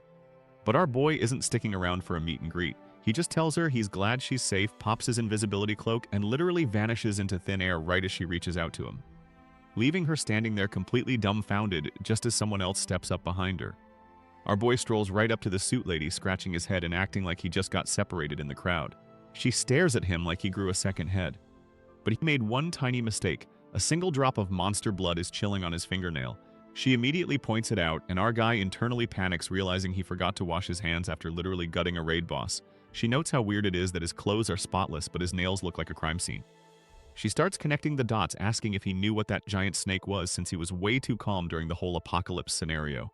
He immediately crosses his arms and plays the fool, claiming he was just yapping out of pure panic. She is not buying a single word of it. The math just is not mathing for her. He is acting way too chill, and he conveniently popped back up the exact second her mysterious savior vanished into thin air. The very next day, the world is officially in shambles. The news drops the bomb that another dimension war just popped off. Businesses are boarding up their doors, and the so-called dimension warriors are warning everyone that these monster invasions are the new normal. Days after the monster invasion, the streets are completely dead. The news is having a field day, roasting the government for downplaying the damage and causing a ton of secondary victims in what they are now calling the Second Dimension War. Meanwhile, a bunch of suit-wearing players are having a little watch party. Baldy complains that the public was way too chill during the first invasion, but the guy with the spiky hair points out that giant monsters dropping from the sky kind of breaks common sense.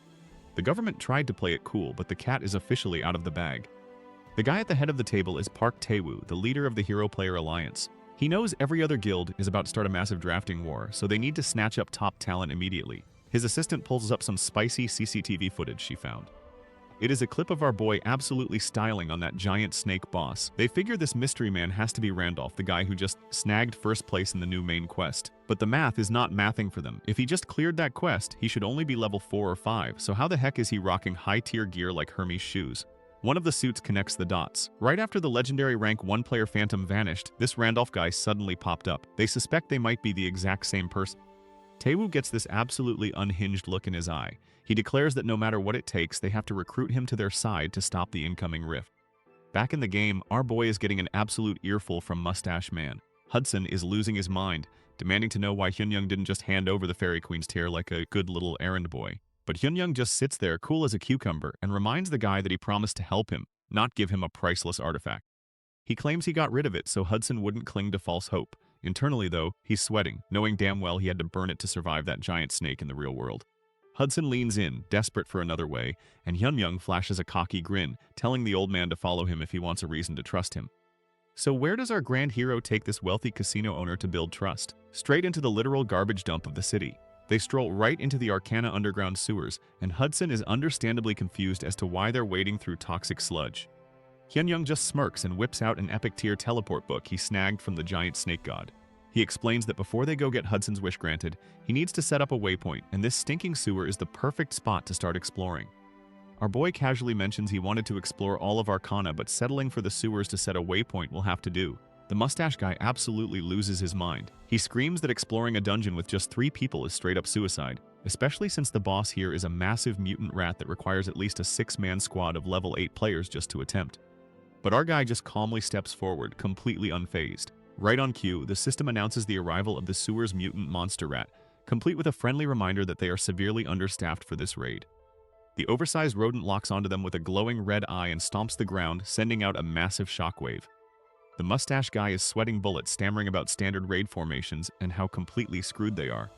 The rat charges in at breakneck speed, but our boy just casually draws his sword, ready to show this overgrown pest why you do not mess with a max-level gamer. The oversized rodent slams the ground and sends a massive shockwave ripping through the sewer. Mustache guy gets absolutely launched by the blast, but our snake princess is already on the move. She blitzes the rat with glowing red eyes and goes straight for the kill. Our boy just stands there completely unbothered while his companion puts in the work. He knows Isabella has her combat proficiency completely maxed out. She is on a totally different level from your average NPC, so a little speed advantage means absolutely nothing to her. The casino owner is left sweating bullets as he watches this duo casually dismantle a raid boss. Our guy turns back to the trembling mustache man and lays down the law. He tells him to stop doubting the process. If our boy says he is going to get something done, then it is as good as finished. The casino boss can only gulp in pure terror as he realizes he just made a deal with an absolute unit. Out on the streets, the suit and tie duo from the Hero Alliance are hitting a dead end. The subordinate reports that the CCTV footage of our boy's epic monster brawl has been completely wiped. The boss, Seon Jang, scratches his head, cursing this literal ghost story. The lackey suggests paying another visit to the ex-boyfriend, Jung Jinwoo, but Seon Jang immediately shoots that down. A quick cutaway to the hospital shows exactly why. Losing both your arms to a giant worm will do that to a guy. He is totally out of his mind, making him completely useless for intel. With that lead dead, the subordinate pivots to the reporter, Kim Hannah. He asks if they should just storm her broadcasting station, wondering if she has some massive backing protecting her. Seon Jang confirms she absolutely does. Word on the street is that the legendary player Gracia is flying all the way to Korea just to do a one-on-one interview with her. The blonde powerhouse struts through a sea of flashing cameras, looking like an absolute boss, while Kim Hannah sweats bullets trying to keep her composure. The lackey asks if Gracia is just down bad for the reporter, but Seon Jang tells him to shut up and stop poking the bear. With Phantom out of the picture, Gracia is the undisputed strongest player in the world. Seon Jang admits he is curious about why a monster like that cares about a random reporter, but he knows better than to get involved. If they rub Gracia the wrong way, he could solo their entire alliance with a literal rain of swords. Meanwhile, in a much darker corner of the world, a blonde guy is slumped against a blood-splattered wall, panting for his life as he realizes his fight is already over. Elsewhere, a battered player begs for his life, reminding his attacker that player killing in the real world is strictly forbidden by the top dog Gracia to prepare for the monster invasion. But the cloaked figure could not care less about Gracia's rules and brutally finishes the guy off, painting the alley red. The murderer is none other than the disgraced top-ranker Massacre. Thanks to his little homicide, the system updates his ranking and hands him the rights to the secret auction house. With his new status secured, the scarred psycho sets his sights on our boy. He is absolutely convinced that this new Randolph guy is actually the legendary #1 player Phantom in disguise. Knowing Phantom's aggressive playstyle, Massacre plans to wait at the main guest challenge to ambush him. Back in the game world, the ground violently erupts as a massive multi-headed Hydreigon bursts onto the scene. But it is not a boss fight. Our boy and the mustache guy are just casually riding the beast like a luxury Uber. The gamer flexes that he got super lucky with this mount, since his original plan was just to grab a quick fast travel waypoint in the sewers. Back in the sewers, our boy is standing over the giant rat boss he just packed up. He scoops up the loot, which turns out to be a shiny mutant monster rat core. The system chimes in letting him know this bad boy can trigger mutations in beasts, and even comes with a hidden beast lord trait to buff up his beast-type souls. He realizes this is the perfect snack to evolve his Hydreigon and speed up their travel time. With the loot secured, he turns to the mustache man and asks if he handled his casino business. The guy confirms he did, deciding that ditching his business and his fiancée is totally worth it to follow our overpowered protagonist. He thinks back to how effortlessly the snake princess diced up that boss rat. He knows a golden ticket when he sees one and realizes that sticking with this extraordinary dude is a once-in-a-lifetime opportunity to level up his own life. Our boy just smirks knowing he has the guy completely wrapped around his finger. With his new meat shield secured, he announces their next destination is the Tower of Spirits to kick off his third main quest. The squad rolls out and arrives at a lush sunlit canopy known as the Basrock Forest. The trio finally pulls up to their destination, a lush green woodland. The mustache guy looks around, completely underwhelmed, noting that to his untrained eyes, it just looks like your average run-of-the-mill forest. Our boy steps up to drop some lore, explaining that this is the Basrock Forest, home to the Spirit Tree. He reveals that these trees act as temporary spawn points for spirits and hold the power to open a path straight to the spirit realm. Catching that path at dusk is their only ticket to the Tower of Spirits. But there is a catch. He places a hand on the massive trunk, dropping the bomb that this specific tree has been dead for a hot minute. In fact, the entire forest is on its last legs, and it has been ages since a new spirit popped into existence here. Since the front door is busted, our guy decides it is time for a little forced entry. He draws his glowing sword, prompting a very confused mustache guy to ask what the hell he thinks he is doing. He just tightens his grip on the hilt. Without a word of warning, he winds up and unleashes a massive blinding slash. The Snake Princess is caught completely off guard as the sheer force of the attack rips through the air, heading straight for the giant dead tree. Dozens of level 7 dryads drop from the canopy like angry green berets. The Snake Princess does the math and realizes they are completely outgunned. She immediately starts plotting a suicide play to make sure our boy gets out alive. But the gamer just casually steps past his panicked bodyguards. The elf leader calls him a total psycho and draws back a glowing arrow ready to turn him into a pincushion. Before he can let it fly, the guy drops a massive truth bomb that makes the pointy-eared boss freeze in his tracks. The mustache guy and the princess just watch in pure confusion as our boy lowers his sword. He points out the obvious fact that their precious forest is completely dead and hasn't birthed a new spirit in ages. He offers a simple trade. Open the gate to the tower and he will personally supply them with a brand new spirit to save their home. The elf leader calls cap, saying the tower is strictly VIP only. Our boy admits that normally, getting into this exclusive club is basically impossible. You need insane talent, a million completed quests, and RNGesus on your side. With Randolph's current stats, he shouldn't even be able to look at the front door. But he's not just some basic NPC. He glares right back at the pointy-eared hater, telling him to shut his trap and open the gate. He pops his hidden trait, Druid's Nature Affinity, ready to take full responsibility for saving their dying wood. The elf archer is absolutely losing his mind. He screams that he's going to slaughter them all for destroying the spirit tree.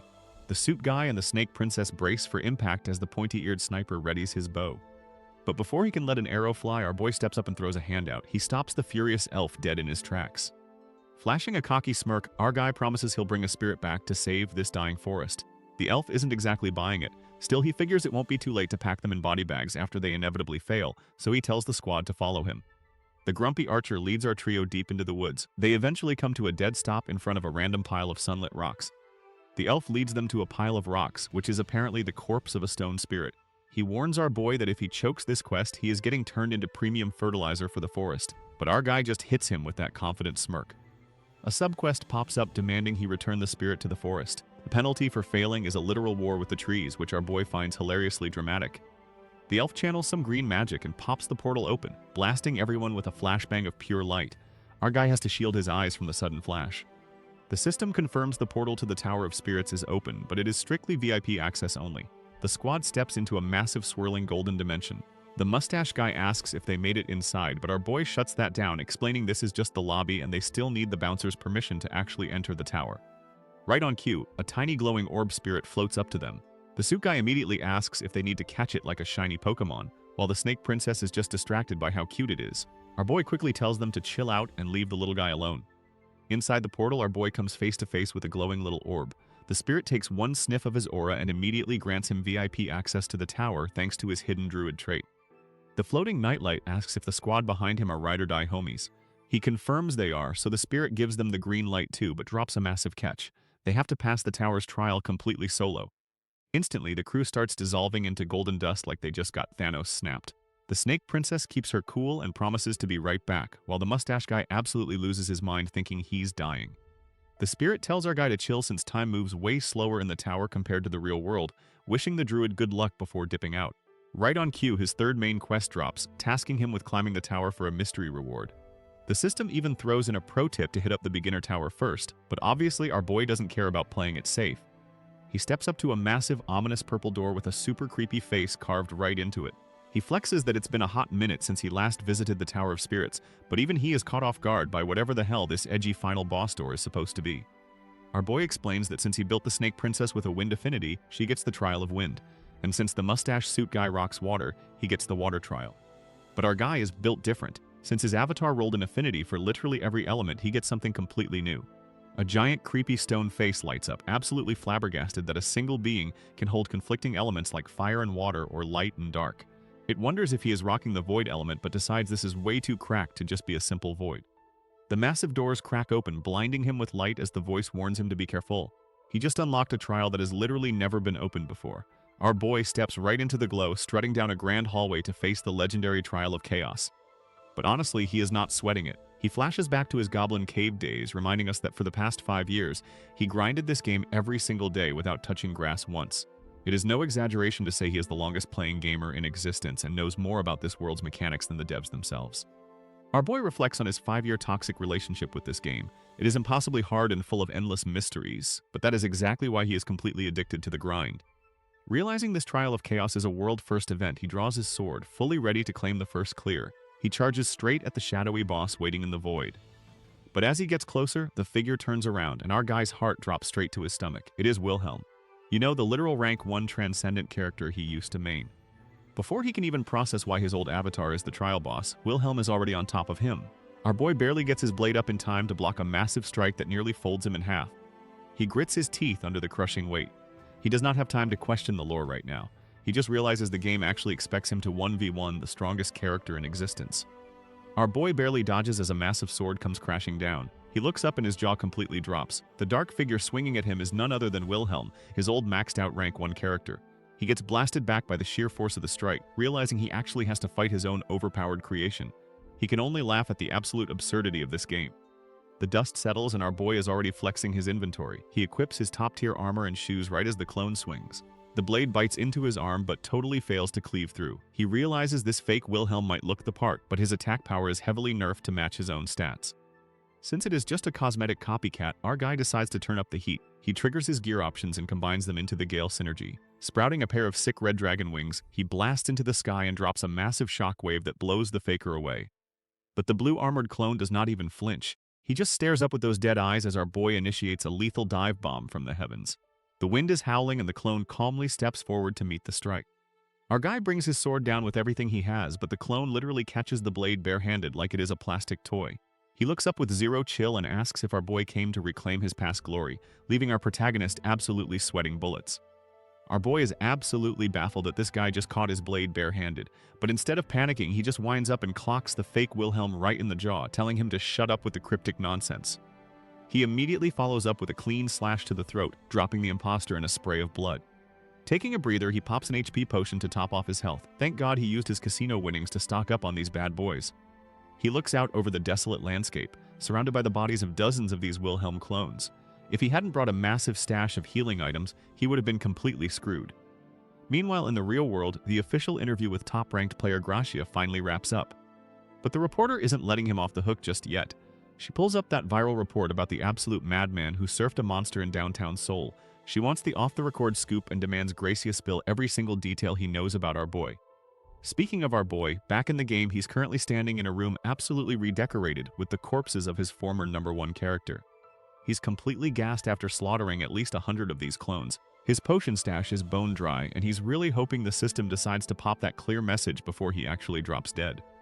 Our boy is absolutely gassed.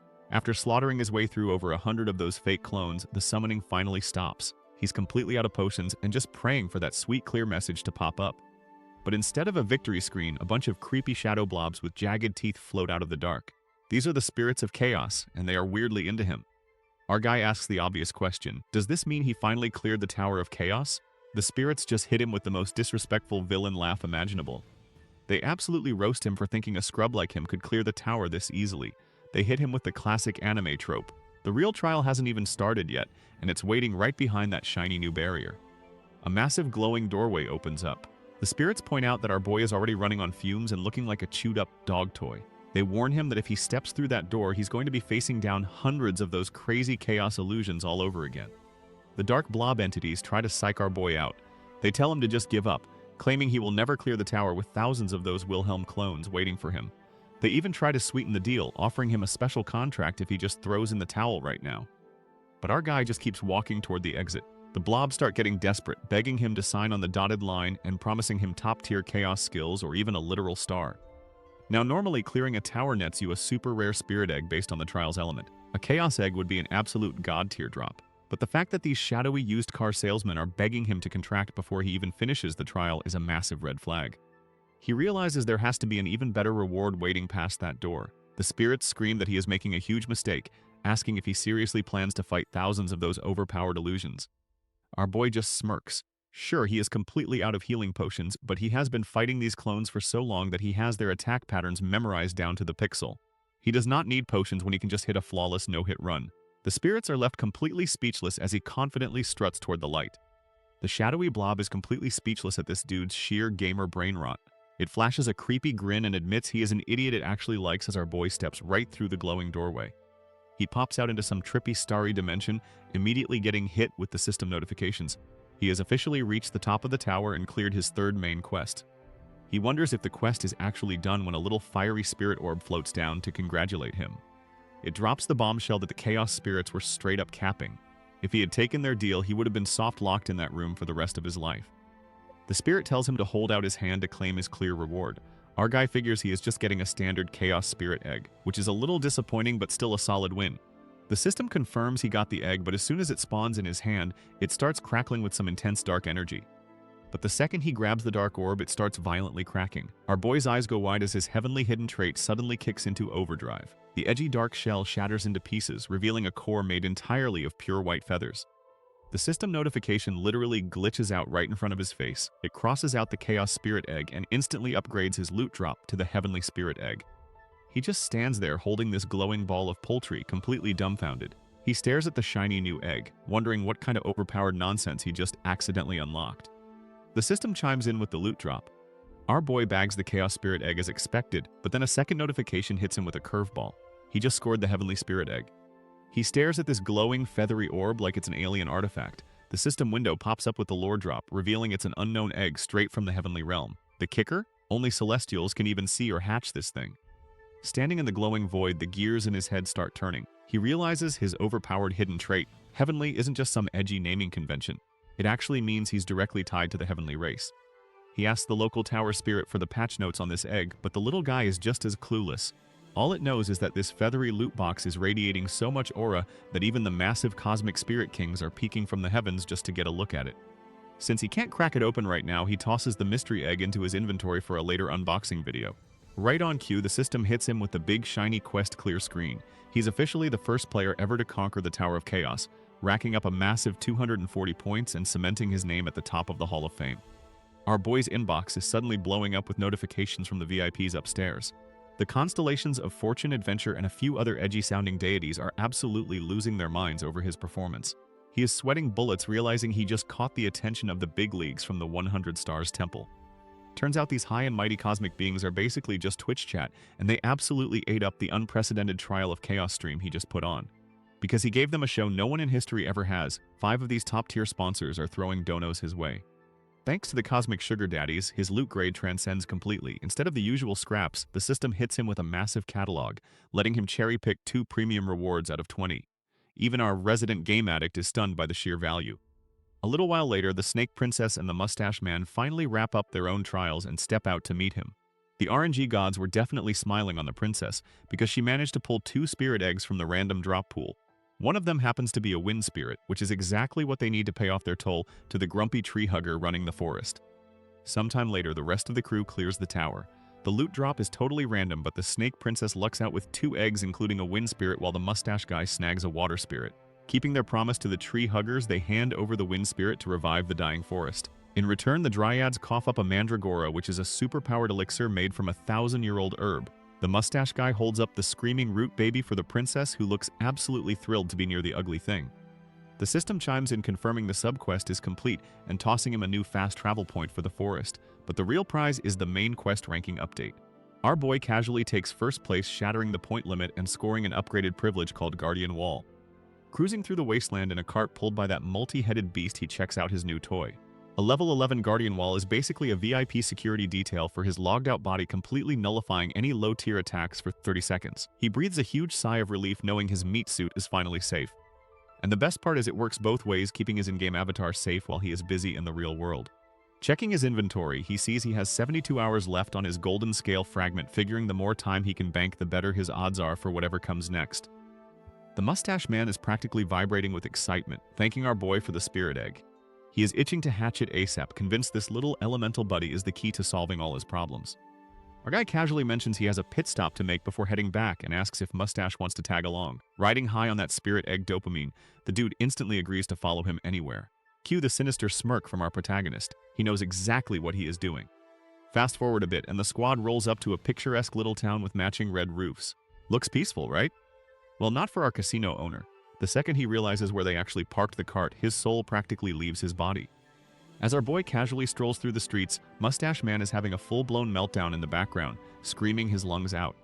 The Snake Princess gives him the ultimate side-eye, wondering why this grown man is throwing a tantrum. Our boy just calmly drops the bomb. They are in the Knight's Garden, the territory of Marcus Weiser, aka the exact place where Mustache Man's out-of-his-league fiancé lives. The Mustache Man immediately starts having a panic attack since this is the exact town his fiancé lives in. Our boy tells him to chill out. He isn't forcing him to pop the question today. He just personally needs to ask the girl a few questions. But as they walk through the streets, the vibe is completely off. The place is littered with vagrants and ruined buildings. They eventually reach the town square, only to find the locals gathered around a massive black obelisk right in the middle of a memorial service. The Mustache Man asks if he recognizes any of the alien names carved into the stone. Our guy says no, but he definitely knows how they died. These are the 500 knights who followed him into the Great Expedition and got wiped out. Back when he was just playing a game, he didn't care about their names. They were just nameless NPCs meant to be cannon fodder. But seeing the grieving families in person hits a whole lot different. An old woman suddenly collapses to the pavement, screaming for her dead son who promised he would come back alive. The guilt trips our boy hard, and he steps up to help her out. The grief is just too much for the old woman. She screams out for her lost son before her legs completely give out, but before she can hit the pavement, our boy swoops in and catches her. He scoops her up and hauls her straight to the local Goddess Church relief station. But the place is an absolute disaster zone. It's packed wall-to-wall with groaning patients, and the staff is running around like headless chickens. For a top 3 city in the kingdom, this healthcare system is straight garbage. The mustache guy is about to complain to management when this bowl-cut priest slides up with the fakest customer service smile you've ever seen. He praises them for being warm-hearted outsiders and bringing the old lady in, but the mustache guy is already giving him the ultimate side-eye. This dude's vibes are completely off. Our boy is instantly suspicious. He asks the staff why they're charging for treatments, pointing out that personal donations are strictly forbidden by the church. The bowl-cut guy starts sweating bullets and avoiding eye contact like he's hiding a body. He claims Priest Andrew ordered the new donation policy to keep the station running, but our boy knows the lore inside and out. Priest Andrew is a high-ranking, spotless sage of the Goddess Church. The idea of him secretly pocketing donations completely breaks his character setting. Something isn't adding up. Putting the pieces together, our boy thinks back to the crumbling buildings and the sheer number of homeless people on the streets. For a city that's supposed to be one of the wealthiest in the kingdom, the vibes are completely off. What on earth happened here? Meanwhile, inside a fancy mansion, a servant begs his lord to stop drinking as he pours another glass for a very angry, very drunk man who is clearly going through it. Cut to the local lord's mansion, where things aren't looking much better. A servant begs his master to lay off the booze, only to get a glass bottle chucked at his head for his troubles. The fat noble barks at him to shut up and fetch the rest of the alcohol. Looking like an absolute mess with drool hanging off his chin, the system officially introduces this deadbeat as Marcus Weiser, the Lord of the Knight's Garden. Guess we know exactly why the city is going down the drain. Our boy demands a face-to-face with Priest Andrew, but the attendant hits him with the classic waitlist excuse. So he tells his casino buddy to pull out the Universal VIP Pass. A fat sack of 50,000 gold, strictly for donation purposes, of course. He leans in and promises to double it if they skip the line right now. The attendant's eyes literally turn into slot machines. Money talks, and suddenly our guy is getting the red carpet treatment straight to the head honcho's office. He makes himself right at home on the couch. Priest Andrew introduces himself and immediately drops the self-deprecating guilt trip. He asks if our boy is disappointed to find out he is just a greedy old man. The priest clenches his hands and drops the heavy lore. He explains that the crying grandma lost her only son to the Demon World Great Expedition. And she is not the only one. Half the city lost their family members when they marched off to fight the Demon King and got absolutely wiped. The city blew all its funds and talent on that failed raid. Our boy listens as the priest explains that the city could have bounced back, but the real nail in the coffin was when the Lord's daughter Serengeti returned without her legs. She has been in a coma ever since, and no amount of ultra-rare potions or holy magic has been able to wake her up. Desperate to save his kid, the local lord completely lost his marbles. He got played like a fiddle by a bunch of swindlers and took out massive loans using the entire territory as collateral. Now he is just a broke, depressed drunk taking his anger out on the staff. With the city's subsidies completely cut off, this relief station is the only thing keeping the sick from dying in the streets. The priest admits he feels like garbage for extorting our guy for a donation, but they literally have 0 beds or supplies left. Our boy puts the pieces together and asks if the knight is in a coma from physical trauma or mental shock. But the priest shakes his head, saying they would have fixed a physical issue ages ago. Hearing the word curse, our boy's ears perk right up. He realizes that just like with the Snake Princess, a quick dose of his star blessing should clear that right up. He thanks the priest and immediately gets up to leave, announcing he has some urgent business with the Marquis. The old man tries to pump the brakes. He warns him that the depressed lord doesn't exactly take walk-ins these days. He offers to pull some strings and get him an appointment later in the week, but our guy just smirks. He doesn't have time to sit around in waiting rooms. Right on cue, a guard bursts through the door screaming for the priest. Turns out the Marquis caught wind of that massive donation and wants to roll out the red carpet for their new VIP immediately. Our boy just gives the priest a knowing side-eye. VIP access secured. Stepping out, he casually tells the priest not to sweat the massive bribe. After all, it wasn't even his money to begin with. He is basically just playing with house money at this point. Before dipping out, he drops a casual farewell, telling Andrew it was good to see him again. The priest is left completely baffled, having 0 memory of this absolute unit, while our guy heads straight for the Marquis's flashy estate. The guards usher our boy into a massive dining hall. He takes a seat opposite Marquis Weiser, who's already nursing a drink like it's his job. Our guy sips his tea, eyeing the Marquis. The dude has seriously let himself go.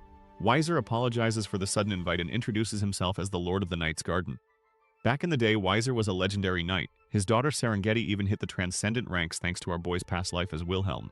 That power boost put their family on the map, and Weiser was the type of guy to swear absolute loyalty in return. But looking at him now, our guy wonders if the Marquis's spirit is as shattered as his waistline. Weiser grips his mug and gets straight to the depressing part, admitting his city is completely broke. Our boy just stares him down, ready to cut the small talk and drop a bombshell. The Marquis bursts into maniacal laughter. He figures our boy is just another grifter who heard the rumors and wants to milk his daughter's condition for some easy cash. He asks what the price tag is this time. 300 grand? 4? The whole damn territory? He smashes the table to pieces, screaming that he's already been played by enough scum and lost everything. He glares daggers, asking what more he has to give before these leeches are satisfied. The guards draw their swords to toss the con artist out, but our boy doesn't even blink.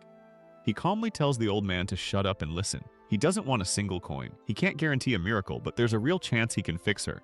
The Marquis leans in, totally thrown off by a scammer who doesn't want his wallet.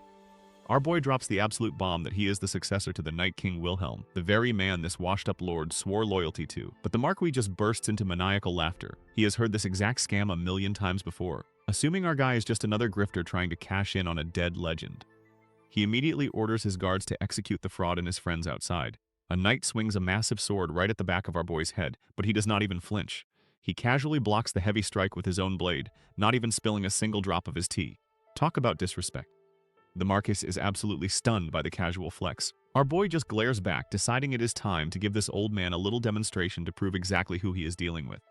Up in the VIP section, the grumpy Marquis Weiser glares down at the arena. Isabella and Hudson are also watching the show, with the casino boss sweating bullets as he admits our boy has always been a total wildcard. Down in the dirt, our guy is rocking his basic peasant fit, looking completely unbothered. His opponent is a fully armored knight, glowing with high-tier priest buffs and taking this duel way too seriously. The Tin-Can tells him to drop the act and beg for forgiveness while he still has a head attached to his shoulders. But our boy just flashes a cocky grin. The knight doesn't waste a second, launching a massive glowing strike right at his dome. Our guy casually watches the blade come down, noting that the Tin-Can is actually pretty quick for a guy wearing a whole car's worth of metal. The knight follows up with a flashy spinning slash. Our boy easily dodges, doing some quick mental math. He realizes that since the failed expedition wiped out all the top tiers, this random knight actually outstats him right now. But stats aren't everything. As the knight comes crashing down again, our guy finally grabs his hilt, ready to show this tryhard what a real skill gap looks like. The armored knight launches a furious assault, swinging his blade with lethal intent. But our boy does not even bother dodging. He literally tanks the heavy strike straight to the dome, catching the crossguard right against his skull. The knight smirks, thinking he just scored a critical hit on a low-level scrub. But as the blade digs into his scalp and draws blood, our guy just glares back with the eyes of an absolute psycho. He is completely unbothered by the impromptu haircut. Up in the stands, the local lord watches the bloody spectacle. He admits the kid has decent moves, but he refuses to believe this random guy is the true successor to the legendary Night King. Unless our boy can perfectly replicate the king's incomprehensible sword techniques, he is just another cheap fraud in their eyes. The knight actually praises his talent, offering to ask the lord for forgiveness if he just admits he is lying. But our boy just roasts him right back. He points out how pathetic it is to flex a full set of high-tier armor against a level 3 player. The knight immediately starts making excuses, claiming he only wears the shiny gear because his boss told him to. The armored tryhard lands a clean kick right under our boy's chin, sending him flying backward. But Hyunyoung is way too petty to just take the hit. While literally suspended in mid-air, he twists around and thrusts his sword straight into the knight's chest plate with a massive shockwave. The knight's eye twitches in pure shock. Hyunyoung casually tosses his starter weapon into the dirt and taps into his inventory. The system pings, equipping the extreme iron sword. And because one isn't enough to style on this guy, he equips a second one to go full dual-wield mode. Up in the VIP box, the local lord and his buddy are absolutely losing their minds trying to figure out where he just pulled a second weapon from. Our boy instantly closes the gap and unleashes an absolute blender of rapid-fire slashes. The knight throws up his guard, sweating a little as the attack speed ramps up. He assumes Hyunyoung is just trying to cheese a win through pure speed. But since dual blades sacrifice raw damage for agility, the strikes are just pinging off his heavy armor like a bunch of angry mosquitoes. The knight smirks, thinking he just needs to turtle up and protect his vitals, completely oblivious to the fact that Hyunyoung is just warming up. The knight goes full tryhard, launching a flurry of rapid strikes that our boy barely manages to dodge. The armor guy is definitely fast, but our boy is just biding his time, waiting for the perfect opening to strike back and put this guy in his place. Bleeding from the head but completely unbothered, our boy smirks and declares he's about to show this Tin-Can the true sword of the Night King. Suddenly, he's enveloped in a blinding golden light. The system pops up, offering him 2 rewards from a massive list of 20. He spots the Extreme Iron Sword, and while its base stats are pretty mid, that Extreme Wear set bonus is looking mighty fine. Since he's already rocking the Michaela set for his armor, he big brains it and grabs 2 of the swords to double dip on those sweet stat buffs. He equips his shiny new toys, and thanks to his hidden traits stacking with the sword's effects, his weapon mastery absolutely skyrockets, unlocking some serious new potential. The system chimes in with the ultimate clutch. Because our boy's sword mastery just hit level 10, his star successor class triggers a hidden perk. He gets to read the memories of the star he absorbed, literally downloading parts of the legendary Night King Wilhelm's sword technique straight into his brain like he's in the Matrix. The armored knight braces himself as our bleeding protagonist charges in like an absolute demon. The knight swings, but our boy is already a blur, dodging with speed that shouldn't even be legal for a level 3. He grips his dual blades and unleashes an absolute blender of strikes. The knight's eyes go wide as he realizes he's not just fighting a fast guy, he's fighting a guy using an impossible logic-defying sword technique. The Tin-Can realizes the tide just violently turned against him. He grits his teeth desperately trying to create some distance and escape the blender, but he's completely trapped in a literal web of slashes. Our boy is attacking so relentlessly that the knight can't even breathe. The guy is sweating bullets, his mind completely breaking as he realizes these aren't just simple attacks binding his movements. It feels like space itself is submitting to this insane technique. The sheer aura of the stance leaves everyone in the courtyard completely paralyzed. The Marquise, the Snake Princess, the casino boss, and especially the armored knight are all frozen stiff like their Wi-Fi just disconnected. Our boy unleashes the legendary world-splitting strike. A massive pillar of pure energy drops from the sky right onto the knight's head. The shockwave blasts the arena as our guy effortlessly disarms his opponent. He stops his blade a millimeter from the knight's throat, leaving just a tiny paper cut to prove a point. The armored dude collapses into the dirt, completely defeated. Our boy looks up at the VIP balcony with blood dripping down his face and asks if they need any more proof. The terrified servant immediately begs the Marquise to show some damn respect to the true successor of the Night King. The mustache lord is absolutely speechless. He clasps his hands together and finally accepts reality. He orders his men to treat our boy with the utmost respect. He just proved he is the true successor of the venerable Night King. Our boy just stands there with a bloody face and a cocky smirk. He completely styled on them and secured his VIP status. Inside the Grand Estate, the Marquis's daughter Serengeti is still taking the world's longest dirt nap. Ever since the Great Expedition, she has been locked in a cursed coma. The old man admits they have tried literally everything from rare elixirs to high-tier priestesses. Nothing can wake her up. Our boy steps up to the plate and activates his great sage trait. His eye glows blue as he scans her, immediately spotting a nasty purple aura. He casually drops the bomb that she is rocking the Demon King's curse. That definitely explains why the local Holy Squad could not do squat. He warns the peanut gallery that he is not making any promises, but he is going to give it a shot. Reaching out, he slaps a hand on her forehead and activates the Blessing of the Stars.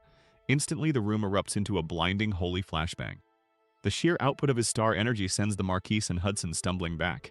The old man can barely keep his eyes open, absolutely floored by the insane flex of power happening right in his daughter's bedroom.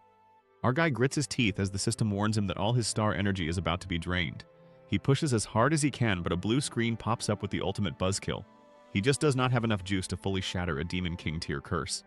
A system notification pops up confirming the limit curse has been temporarily lifted. Our boy's glowing hand hovers over the sleeping beauty, and just like that, her eye finally flutters open. The eye patch wearing Marcus and the mustache guy are absolutely stunned.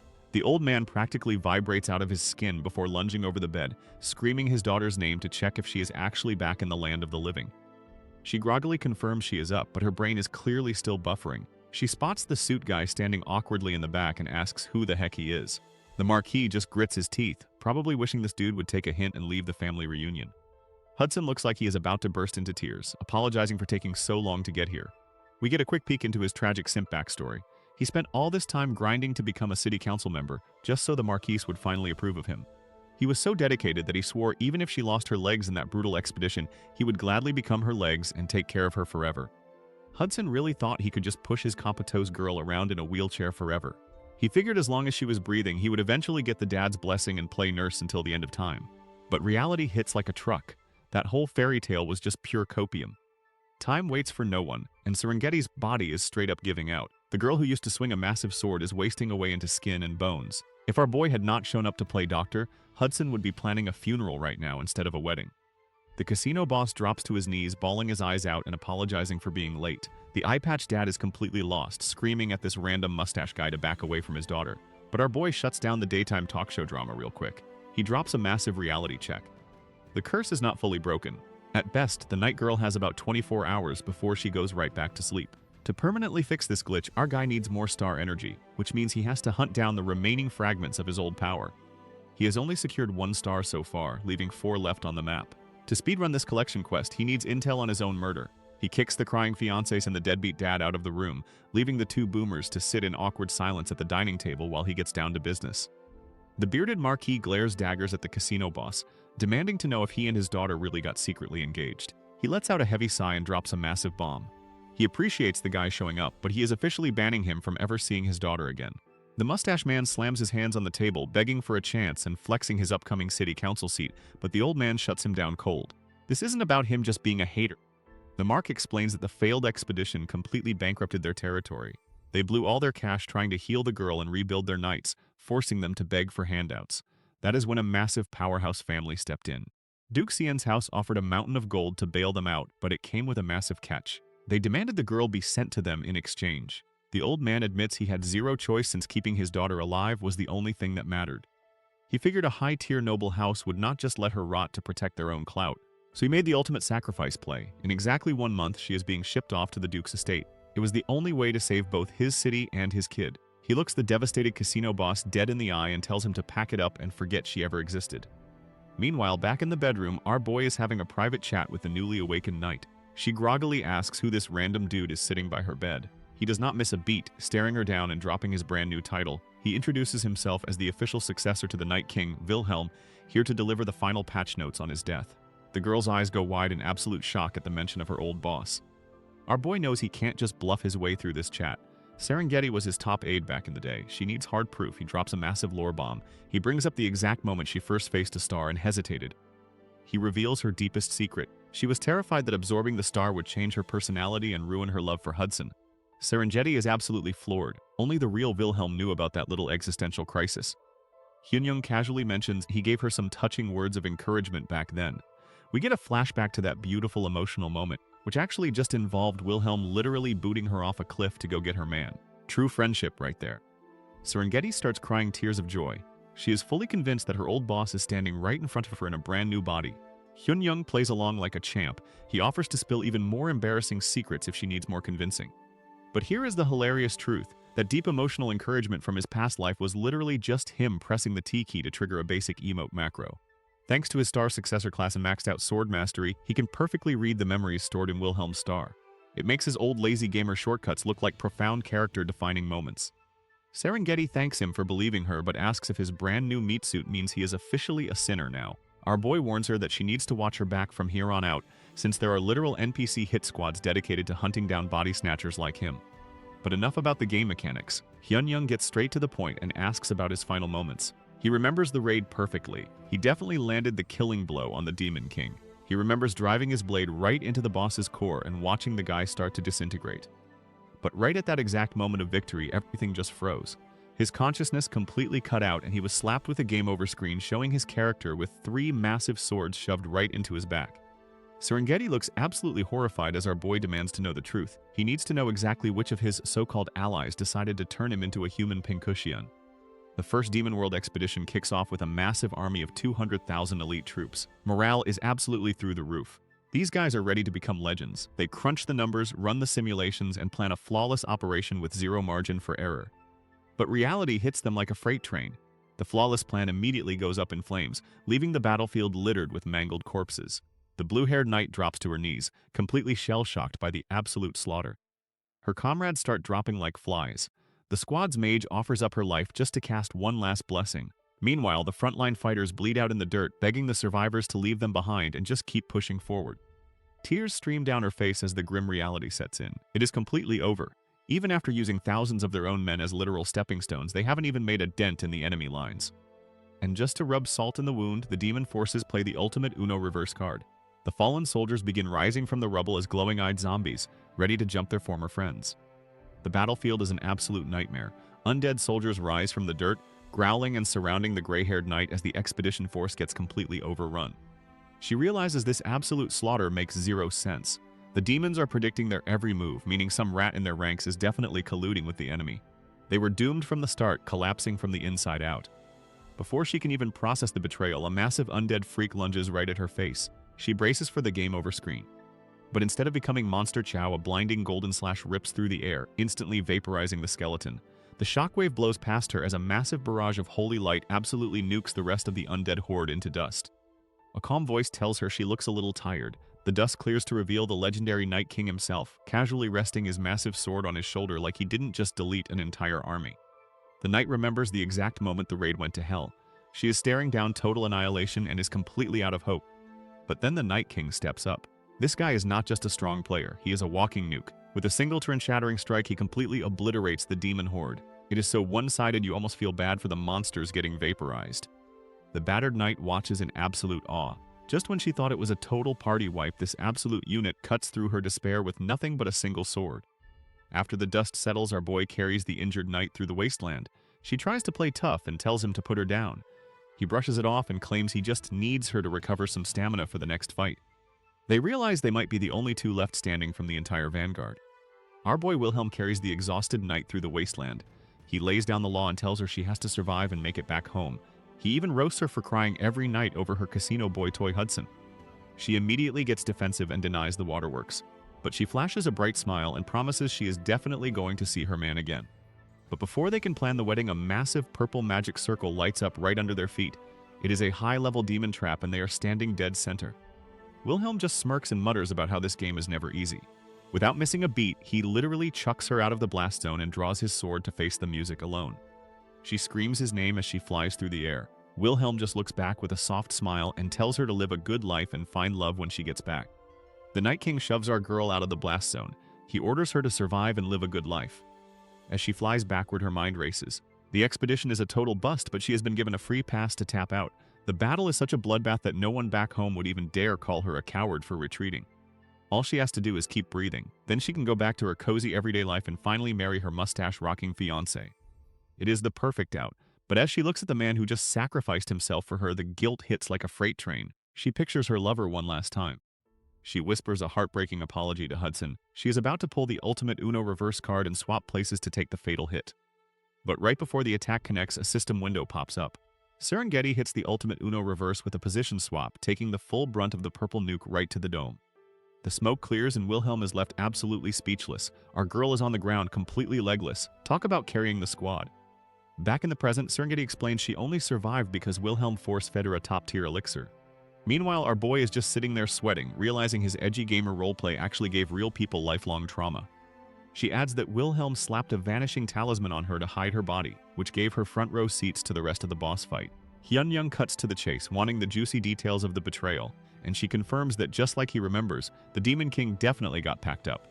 Serengeti drops the bombshell. Right after the Night King supposedly secured the dub, he just froze up like his controller disconnected. Turns out the final boss was not quite finished. The big bad is actually impressed, calling our guy a total monster for beating him down without any divine buffs.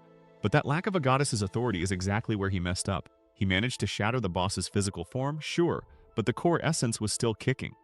And in the most toxic display of sportsmanship ever, the Demon King decides to pay his respects by hijacking the Night King's body to use as his shiny new meat suit. But before the Demon King can finish the job, his massive purple vortex of destruction is suddenly pierced by a blinding holy light. The white-haired boss looks up in absolute shock as the glowing figure of Goddess Pina descends from the heavens right in front of him. He immediately starts raging at her. He calls her a bitch and accuses the supposed holy deity of sacrificing her own loyal knight just to protect her precious star from being taken. But Pina doesn't even bother dropping a one-liner. She just blasts the Demon King away with a massive wave of light as he screams out a vow to kill her. Our boy is completely lost in the sauce. He remembers the Demon King trying to hijack his old avatar's body right before the Goddess Pina crashed the party, but his memory banks are completely empty after that. He has zero clue what actually went down during that final boss fight. Meanwhile, out on the castle walls, the local guards are complaining about being overworked and underpaid. Thanks to the Marcus blowing the entire city budget on his daughter's medical bills, everyone is quitting and the remaining staff are stuck pulling double shifts. But their boring guard duty gets a massive wake-up call when a giant dust cloud rolls up on the horizon. The guard completely freezes up as glowing red eyes pierce through the dirt. Yeah, it turns out a massive horde of bloodthirsty monsters is charging straight for the bankrupt city. But before our boy can even process this massive lore drop, the guards up on the city walls spot a massive dust cloud on the horizon. It's a full-blown monster wave charging right at the gates, and they start screaming that the city is under attack. Looks like our boy is going to have to put his detective work on hold and do some serious pest control. Time for a quick history lesson. Eons ago, a massive war between light and dark completely wrecked the world of Pangenia. The goddess Leah bit the dust, plunging the entire continent into a literal dark age. The land itself shattered into pieces, leaving massive impassable voids of pure darkness between the surviving chunks. Since nobody likes being stranded on floating rocks, the locals dumped astronomical amounts of cash into developing warp travel. These massive portals became the ultimate subway system, letting people zip between the separated continents without falling into the abyss. But here is the catch. These warps are basically shooting you through an unknown terrifying void. If a city gets lazy and stops paying for portal maintenance, those abandoned gates can accidentally connect straight to the dark void itself. And when that happens, they spit out absolute disasters in the form of massive monster waves. Which brings us right back to our boy, whose quiet lore pondering is rudely interrupted by a panicked guard screaming his lungs out. Suddenly, a massive wave of monsters breaches the city walls, sending the entire place into a total panic. Meanwhile, our boy is still chilling by the bed, trying to process the massive lore drop he just received. He realizes the Demon King tried to hijack his old character's body, and the Goddess Pina had to step in to stop it. He's got way more questions than answers, but he starts piecing the puzzle together. First up, why couldn't he kill the Demon King back in the day? He remembers that right before he landed the final blow, time completely froze. To him sitting at his desk in the real world, it just looked like his PC hit him with the classic blue screen of death. But since the Night Girl saw the whole thing go down, that means the NPCs weren't affected by the time stop at all. He figures the game was literally rigged from the start to force a game over on any user who got too close to winning. He theorizes that the only way to actually permanently kill the Demon King is to be physically inside the game world, which perfectly explains why he and the other top players got dragged into this mess in the first place. Our boy starts piecing together the massive lore drop. He figures out the exact condition for getting isekai'd into this mess. Basically, if you die in the game, you get summoned as a player in the flesh. But there is a catch. Wilhelm wasn't his first death. So the real trigger must be when your absolute strongest, most cracked character bites the dust. Our guy admits he is a hardcore min-maxer. If a build was trash, he would just abandon it and re-roll. Because of this toxic gamer behavior, the power gap between his main and his alts was so massive that only his top-tier character's death actually had the juice to trigger the summon. It is just a working theory, but it is the best one he has got right now. Plus, it gives him a very solid to-do list. Step 1 is a classic revenge arc. He needs to hunt down the traitors who sabotaged his raid. The monsters knew their exact movements, meaning someone definitely sold them out. He suspects the so-called 8 heroes are the rats, and he is ready to put every single one of them on a t-shirt. Step 2 is finishing the job. If he didn't actually destroy the Demon King's essence, that big bad is probably still kicking around. Our guy vows to hunt down the Demon King and permanently delete the root cause of this whole nightmare. Our boy wraps up his inner monologue with a dramatic vow to end the Demon King once and for all. But before he can even enjoy his main character moment, a panicked guard bursts through the door screaming that the city is under attack. Stepping outside, the crew finds the entire place looking like a literal war zone. Buildings are up in flames and the local guards are getting absolutely folded by a massive horde of ugly green mobs. The Snake Princess points out that a monster wave must have broken out from a nearby warp. Our boy realizes that the deadbeat Marquise didn't just bankrupt the city, he actually siphoned off the warp maintenance budget to pay his debts. Talk about a massive L for the taxpayers. Just then, a cavalry of knights charges past them straight into the meat grinder. Hyun Myung looks over to see the Marca himself leading the charge, finally stepping up to do his actual job instead of just drinking his life away. The eye-patch Marquise is absolutely losing his mind. He hops on his horse and begs our boy to lend them a hand because the city is getting completely swarmed. Right on cue, a system window pops up dropping a massive sub-quest to defend the city and a main quest to shut down the overheated warps. Our boy is completely flabbergasted. He cannot believe the system is throwing this absolute garbage at him right now. The Marquis is practically crying at this point. He screams that the city's current forces are basically useless and begs the Starbearer to save his daughter's territory. Our boy realizes this is literally the worst-case scenario. Sure, the guards are holding the line against the normal mobs for now, but the system warned that if 10 minutes pass, a massive hybrid boss is going to spawn and wipe them all off the map. He knows for a fact that nobody in this city has the stats to handle a hybrid right now. The only way to stop this whole place from becoming a graveyard is to speedrun the objective. They have to smash all 3 overheated warps and clear the quest before that 10-minute timer hits 0. But our boy glares at the fiery battlefield knowing the math just does not add up. They simply do not have the manpower to pull off a miracle like this. Our boy crunches the numbers and realizes this is a straight-up suicide mission. With the regular guards busy playing meat shield for the city, it is just his tiny squad and a handful of knights against a Legion-scale monster wave. The odds are basically 0. He really wants that sweet golden scale shot perk tied to his system window, but jumping into a main quest with 0 prep is just asking for a game over screen. The rational gamer move is to hit the bricks and not throw his life away on a doomed escort mission. He tries to harden his heart and walk away, but the audio design in this world is just too realistic. Screams echo through the burning streets as the monster horde goes absolutely feral on the defenseless civilians. Blood paints the pavement, bodies drop left and right, and a little kid crying for their mom is the final straw. Our boy clenches his fist, his hardcore gamer pride refusing to let this slide. Meanwhile, the eye-patch lord spots the city's only high-ranking healer trying to drag a wounded guy to safety. Knowing they are completely screwed if the healer gets packed up, the lord whips his horse around and screams for his men to follow him into the meat grinder. The city's knights charge into the chaos, desperately trying to cut off the monster wave chasing down Priest Andrew. One knight chucks his golden sword, nailing a beast right in the dome. The knight screams at the old man to ditch the dead weight and get on a horse, pointing out that if their only high-ranking priest kicks the bucket, the whole city is doomed. But before Andrew can even process the cold, hard truth, a monster lunges right for his neck. Luckily, our boy's Snake Princess is already on it, slicing the beast in half midair before it can even lay a claw on him. The casino boss watches in awe as the old priest realizes he just got a second lease on life. Our boy steps up with his squad, resting a hand on his hilt as he warns them this fight is going to be rough. But the suit guy just flashes a coat full of health potions, and the assassin princess tells him to shut up, reminding him that nothing has been easy since they teamed up anyway. He smirks, thanking them for the backup. Because honestly, he knows this is a suicide mission. Trying to clear a Legion-scale monster wave while babysitting a bunch of squishy NPCs is a quest no sane person would ever accept. But our boy isn't doing this out of the goodness of his heart. He's doing it because he's a freak who absolutely lives for hardcore difficulty. Our boy makes it crystal clear. He isn't taking this suicide mission because he feels bad for the dying NPCs. He isn't doing it out of guilt for the doomed expedition or to protect his loyal subordinate's family. Nah, he is doing it for the most toxic gamer reason possible. He is just a massive freak for hardcore difficulty. Flashing a cocky smirk, he calls his squad to attention. They stand shoulder to shoulder, staring down an absolute ocean of ugly mobs ready to turn the city into an all-you-can-eat buffet. The horde charges the gates, but our guy isn't playing defense today. He tells his crew they are going to carve a bloody path straight through the center of this wave, and you can catch the rest of this absolute bloodbath over at Asura scans. The cavalry charges toward the gate. One of the knights starts losing his mind, screaming at the Marquis that pushing forward is a straight-up suicide mission. He warns that, if they fail to break the enemy lines, they will be completely isolated and slaughtered by the horde. The Marquis grits his teeth, fully aware of the terrible odds, but before he can call a retreat, our boy steps up with a cocky smirk.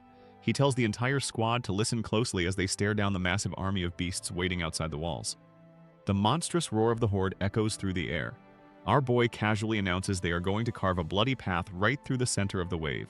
The panicked knight immediately protests, crying that a frontal assault with their current numbers is literally impossible and will get them all wiped out. Our boy just looks back and asks if they have any better ideas. He drops the hard truth that unless they destroy the monster warps outside the walls, this endless wave will eventually overrun the city anyway. It is not about whether they can pull it off, it is about the fact that they have no other choice. Hearing this, the Marca hardens his resolve, ready to bet it all on Wilhelm's successor. The Marquis is fully locked in on this suicide mission. He screams at his men to keep their reins tight and charge straight into the meat grinder. He puts all his chips on our boy, officially trusting him as the Night King's true successor. Our guy just smirks, giving the old man props for actually holding the line. The second they enter the Horde's attack range, the monsters start chucking spears, but our protagonist isn't sweating it. He whips out a teleport book and pops a 30-second warp straight to the Basrock Forest. Right on cue, the High Dryad and his squad step through the portal, announcing they are here to repay their debt to their favorite forest savior.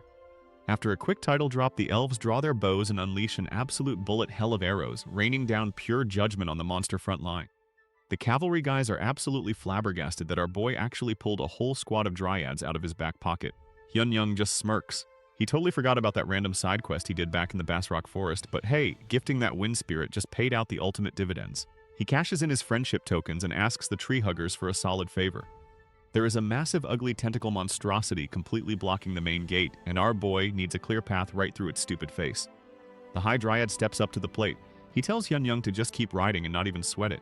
He draws back a massive glowing green arrow charged with enough magical juice to power a small city and lets it rip straight toward the blockade. The arrow connects and sets off an absolute nuke of an explosion. The blast instantly vaporizes the front line, shredding those ugly mob monsters into a fine red mist and carving a perfectly clear highway straight through the Horde. The Dryad's massive arrow carves a literal highway through the monster horde, leaving nothing but dust and a clear path for the cavalry to charge through. The soldiers are absolutely hyped, thinking they just witnessed a level 9 raid boss attack and that victory is basically in the bag. But the Marquis quickly shuts down the premature celebration, reminding them that the monster wave is far from over. He lays out the grim reality. They have exactly 6 minutes before a terrifying hybrid boss spawns from the warps. To stop it, they need to split up and destroy all 3 remaining portals simultaneously. One of the knights immediately pushes back, pointing out the obvious flaw. With the dryads pinning down the main horde, the warps are still heavily guarded. Splitting their already thin forces into 3 units is basically a suicide mission, so they can only manage 2. Even with the dryads holding the main horde hostage, the enemy warps are still heavily guarded. The old knight points out the obvious math problem. If they split their forces 3 ways, they'll get wiped out before they can scratch the portals. But if they hit them one by one, they'll run out of time and the boss will spawn. It's a classic lose-lose scenario. Our boy just hits them with the ultimate gamer stare. He tells the old man to trust him, claiming this suicide split is actually their highest probability of success. He's basically telling them he's going to solo the 3rd warp himself while they handle the easy work. The Marquis takes a second to process the sheer audacity of this kid.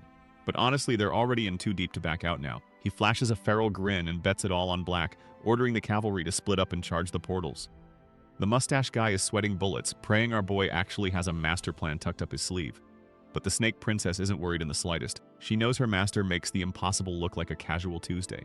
They just need to shut up and play their roles. The Snake Princess asks what the game plan is now. Our boy casually drops that he and the old priest are going to take out the final warp by themselves. The holy man immediately starts sweating bullets. He explains that the princess, the casino boss, and the eye patch lord are splitting up to handle the other 2 portals. With their heavy hitters and the knight squads, they should have no problem clearing the trash mobs before the timer hits 0. But here is the catch. The second only 1 warp is left, a mutated mini-boss called the Dark Warrior spawns in. It is a massive pain in the neck, so our gamer has to solo it. He figures he can use his Star Pierce skill to isolate the boss, but he needs exactly 30 seconds to burst it down. That is where the old holy man comes in. With some high-tier priest buffs, 30 seconds is totally doable. But even a single second of lag means a total party wipe. Crushing a summoning token, our boy calls out his massive multi-headed high dragon, putting all his faith in the other teams to clutch up. The system timer starts sweating them. 5 minutes until the big bad black flesh hybrid drops. The other squads go absolute goblin mode, hacking through the horde as the clock ticks down to the wire. With only 34 seconds left on the clock, our boy goes full speedrunner. He charges the final warp, slicing through the remaining defenders to set up the boss room. The system clock hits 34 seconds, confirming 2 of the 3 warps are officially toast. Our boy sweats bullets but realizes they just hit the minimum clear condition. But they aren't out of the woods yet. The final warp starts glowing like a radioactive stoplight, and the system warns that a mutated monster is crashing the party. The High Dragon fires off a massive beam to clear the runway. Stepping out of the explosion is the Dark Warrior, a skeletal knight dripping in blue flames looking straight out of a heavy metal album cover. With the boss distracted, the green-haired swordsman and the old priest lock onto the final warp. The The pressure is on because they only have 28 seconds left before the Black Flesh hybrid spawns and ruins everyone's day. The clock is ticking, and our boy is about to find out if his crazy gamble actually pays off. We pick right back up with the cavalry charging through the rain. The soldiers push their mounts to the absolute limit. They know the final warp is being handled by the supposed successor of the Night King. But the clock is ticking, and they are praying our boy can pull off a miracle before the timer hits 0. Meanwhile, our red-armored protagonist is already making his move. He activates his Celestial Dragonborn set option and stacks it with the swiftness buff from his Hermes shoes. He locks eyes with the massive multi-headed High-Dragon blocking his path and dives straight down like a human meteor. He does not even hesitate. Channeling his aura into his blade, he rips right through the beast. He turns this terrifying boss monster into a giant sushi roll. He slices off its heads in one clean sweep before it can even process what hit it.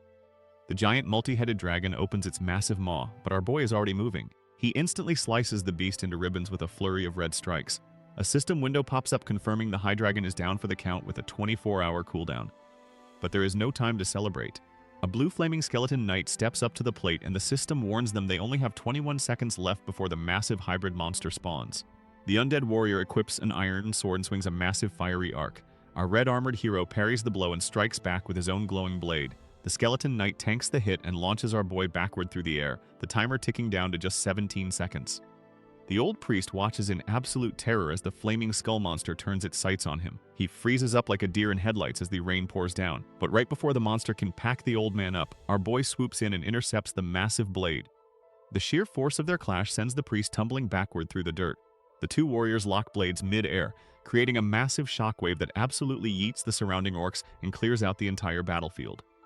Our boy doesn't hold back, immediately dropping a level 1 star pierce right on the boss's head. The blast is an absolute nuke, sending the old priest flying onto his backside just from the shockwave. But this mutated Skull Knight isn't going down that easy. With only 11 seconds left on the doomsday clock before that massive hybrid spawns, our red-armored gamer dives right back into the meat grinder. They clash so hard the impact sets off another massive explosion. The boss manages to land a nasty slash, drawing first blood, but our boy just eats the damage to close the distance. He slams his blade straight into the ground, pinning the flaming edgelord shadow right to the floor. With the boss temporarily stuck in timeout, our guy immediately dips. He turns back to the glowing priest and screams at the top of his lungs. He demands the old man drop the ultimate buff and recite the prayer of exaltation solely for him. The clock is ticking down with barely 4.5 minutes left until the massive hybrid boss spawns. The old priest is sweating bullets. He admits that with just the two of them, breaking the warp in time is literally impossible. Our boy snaps back. He asks why the old man even tagged along if he was just going to be dead weight while the whole city gets wiped out. He looks the priest dead in the eye and asks if he actually wants to save these people. When the old guy desperately agrees, our boy drops the absolute bomb. He demands the priest recite the prayer of exaltation. Now this is not just some basic Sunday school chant. It is a top-tier ultimate buff reserved only for the highest-ranking clergy. If used on a mortal instead of the goddess, it grants the target a fleeting fraction of literal divine authority. But there is a massive catch. Using it on a player acts as the priest's final prayer. It is a permanent declaration of leaving the goddess's embrace. For an NPC whose entire code is built around serving the divine, getting excommunicated is a fate worse than death. It is a loss more painful than carving out his own heart. It leaves him with a permanent void like his entire world just got deleted. Our boy lays it out straight. The prayer of exaltation isn't just a buff, it's a priest throwing away their entire life's devotion to the goddess. It's the ultimate sacrifice. The old man asks how he even knew about it. But our guy doesn't care about the source. He coldly admits he planned this whole thing knowing the priest couldn't refuse. He basically held the entire city hostage, betting that the old man's bleeding heart would force him to sacrifice himself rather than let the citizens die. You'd expect the guy to be pissed, but instead he drops into a deep bow and actually thanks him. Tears streaming down his face, the priest admits that if our boy hadn't forced his hand, he would have been too scared to make the call himself and would have lived the rest of his life drowning in guilt. Our boy is genuinely stunned. This isn't just some random NPC. As the old man clasps his hands and starts glowing with a massive aura of holy light, our guy realizes he's looking at a true sage of this world.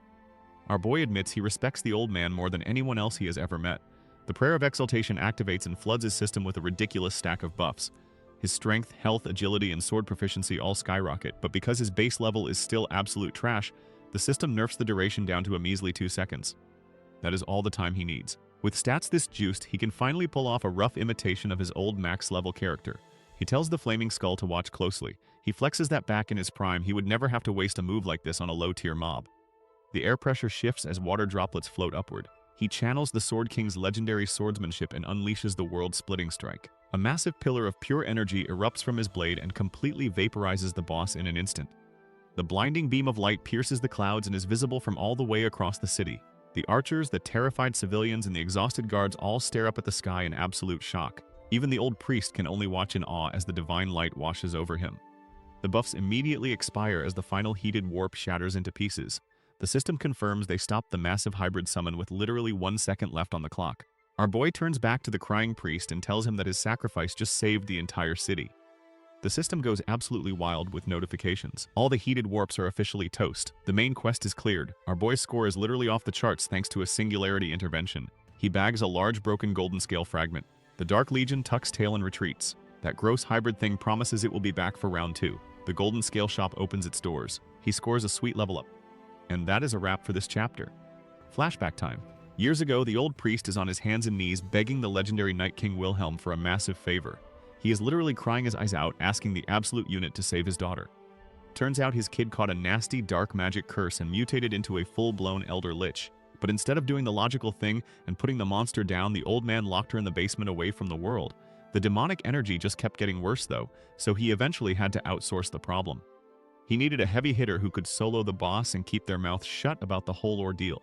So this guy literally spammed the server with 100 quest requests until Wilhelm finally took the bait. The Night King is not one to back down from a challenge. He tells the old man to lead the way and steps up to the plate to go purify this basement dweller. We get a quick flashback to Andrew's tragic backstory.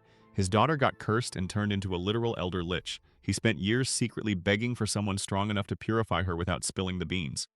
Finally, the legendary Night King himself answered the call and stepped up to the plate to save her soul. Back in the present, our boy cuts it down to the absolute wire. With literally 1 second left on the clock, the final heated warp shatters into a million pieces. The Dark Legion gets sent packing right back to the abyss, and the city is officially saved. The old Marquise is absolutely flabbergasted and demands to know who this guy really is and how he can use the Night King's signature moves. Our boy just unequips his helmet to flash that main character's smirk and casually drops that he is Wilhelm's official successor. Andrew is touched that he is getting bailed out by both the master and the disciple, but before he can finish his sentimental speech, he suddenly violently coughs up blood and hits the dirt. The locals rush over in a total panic. Our boy kneels down and realizes the grim truth. Andrew was using his Divine Star energy to suppress a terminal illness this whole time. Now that he burned it all on that buff, his condition is critical. But our guy just flashes a devious grin. He admits it is not a guaranteed fix, but they have no choice but to try a little loophole. Our boy walks up to the dying priest, who is currently coughing up his own body weight in blood. Since the old man sacrificed his divine connection to buff him, his life force is completely drained. But our guy casually brings up a past favor the priest owes his so-called master. He claims the Night King wanted to bear the priest's sins and return the letter of absolution he was gifted. The old man stutters that spams like that are strictly soulbound, but our boy just hits him with a holy I forgive you and triggers a massive burst of divine light. See, this letter of absolution is a one-time get-out-of-jail-free card issued by high priests. In the game, it was just a consumable to wipe your penalty for being a toxic troll in chat. But in this reality, it doesn't actually have a physical form. It's entirely based on trust and authority. Our guy realizes this is the exact same mechanic as the secret contract he used to completely finesse that giant ancient snake god earlier. It's all about exploiting the system's loopholes. And sure enough, the exploit works flawlessly. The priest floats up as his star energy completely regenerates, absolutely baffled at how a soulbound item was just transferred. Our boy admits he was just testing a theory and didn't actually think it would work, leaving the old man sweating bullets trying to figure out if another priest secretly blessed this absolute madman. The old priest is freaking out, demanding to know if our boy stole that holy letter of absolution. He is literally begging him to repent. Our guy is sweating bullets, realizing he can't exactly drop the I am actually your legendary master reincarnated bomb right now. He seriously considers just knocking the old dude out to avoid the headache. Luckily, his snake princess rolls up on horseback right on cue. Talk about a clutch save. He immediately uses her arrival as an excuse to dip, telling the old man they gotta bounce since the search party is here. The priest tries to keep him talking, but our boy just walks away, thanking the heavens for the perfectly timed distraction. The system chimes in with the updated rankings for the 4th main quest. Our guy is sitting pretty in first place under his Randolph alias, completely blowing top-ranked players like Gracia out of the water while his massive score is still tallying. The next day, the Dryads pack up to head back to their forest using the teleport book. Our boy gives them a solid thank you for the assist, and the elf leader hits him with that real one energy, saying friends always help friends. It is a huge deal since the polluted city air is basically toxic to these nature lovers, but they thugged it out without a single complaint just to back him up. With the monster wave cleared, the city immediately kicks off reconstruction. But since this broke town blew their entire budget neglecting the warp gates in the first place, they are completely out of cash. Enter the mustache casino boss who ends up footing the entire bill. Thanks to his deep pockets, they hire the kingdom's top alchemist to permanently fix the broken warp, ensuring this monster invasion nonsense will not be happening again anytime soon. With the monster wave dealt with, the city begins reconstruction. They need to hire alchemists to fix the broken warp and buy an astronomical amount of potions to heal the wounded since the priest is out of commission. But funding isn't an issue. They have a walking ATM named Hudson. The casino boss finally realizes he is being milked dry and complains that his wallet is solving all their problems. Our boy just shrugs it off. He tells Hudson to consider it an act of service for his fiancée since she will inherit the city anyway. Unfortunately, the curse has already put her back into a coma. But our boy is not completely heartless. He tosses Hudson a top-tier elixir and casually mentions that it will completely regenerate her missing legs. Hudson catches the priceless treasure in pure shock. He asks if our boy bought it from the exclusive player shop. Hudson then drops a massive bombshell. He has been connecting the dots. He realizes that this Randolph guy who casually wields the skills of legendary heroes must actually be the mythical #1 player, Phantom. Out on the balcony, our boy finally drops the act and admits he is a player. He tells the mustache man to just keep calling him the Starbearer so they do not break character too hard. He also thanks the casino boss for blowing his precious golden scale time on a top-tier elixir for him. Hudson waves it off. Turns out our guy carried so hard that Hudson snagged first place in the quest rankings without even lifting a finger. He got a massive payout of time points. Our boy peeks at the shop interface and his jaw practically hits the floor. The golden scale shop is stacked with insanely rare loot. But wait a minute. The White King's Fang, the Dragon's Heart. These are the exact same god-tier materials he grinded for months to craft Wilhelm's unique gear back in his past playthrough. He barely managed to rip that single fang off the boss before it dipped. The math starts mathing. When a character dies in this rigged game, their equipped items get dumped straight into the shop registry. This means time points are literally the most valuable currency in existence right now. He tells Hudson to babysit his Sleeping Beauty fiancé while he speeds off to the next quest to farm more time. But Hudson hits him with a massive reality check. The broke Marquis already promised to ship Serengeti off to the CN Duchy to pay off his massive debts, and to make matters worse, the whole deal is being backed by Maxim. That is one of the traitorous 8 heroes who left our boy to die in the Demon Realm. Looks like the revenge tour is starting a little earlier than expected. Our boy instantly recognizes the name. Maxim is the leader of the Kaiser mercenaries and one of the so-called 8 heroes. But to our gamer, he is just the trash mob who chickened out and fled the Demon World swamp first. He was planning on hunting down these traitors eventually anyway, but it looks like Maxim just volunteered to be first on the chopping block. He tells the mustache guy to just drop his name to the Marquis. That alone will make the old man back out of the deal in a heartbeat. He just needs to make sure his Sleeping Beauty doesn't get shipped off to the CN Duchy while he is gone. The casino owner starts sweating, asking how a non-combatant like him is supposed to hold the fort. But our boy just hits him with a quote from his own fiancée, saying she always relied on him even if he couldn't swing a sword. He drops a smooth line, telling the guy that it means he trusts him to handle things. The casino boss is completely stunned by the sudden vote of confidence, but a proud little smile creeps under that glorious mustache. Out in the ruined streets, the Snake Princess tells him he didn't need to go out of his way to buy her new clothes. But honestly, the corporate goth aesthetic is a massive upgrade, and she is totally rocking the suit. Isabella thanks the Marquis for the fresh new drip. The old man is just happy they saved his entire city, calling the clothes a modest gift to send them off. Our boy tells the Marquis to hit up Hudson for that fat compensation package he promised earlier and casually dips. Before leaving the ruined city, our guy takes a detour to the massive memorial stone. He looks up at the endless list of names, reading off the fallen knights from his past failed expedition. He places a hand on the cold monument, finally giving his old comrades the proper send-off they deserve. He wishes them eternal peace, thanking them for their ultimate sacrifice under the starry sky.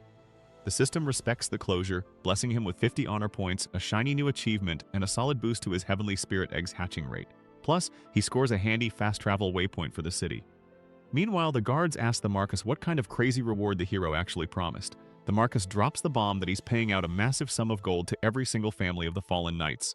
The guards are absolutely mind-blown by his insane generosity, right up until the Marquis casually mentions that Hudson is the one footing the entire bill. Rip to the casino man's wallet.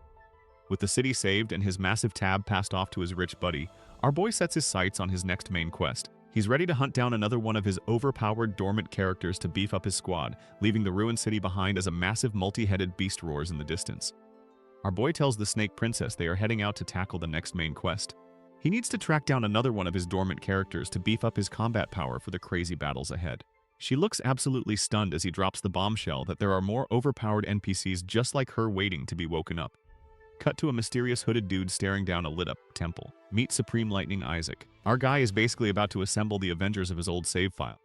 And that is where this chapter wraps up. Drop a like and subscribe if you want to see our boy break the game even harder next time. The ground quakes as our boy's newly acquired multi-headed Hydreigon touches down.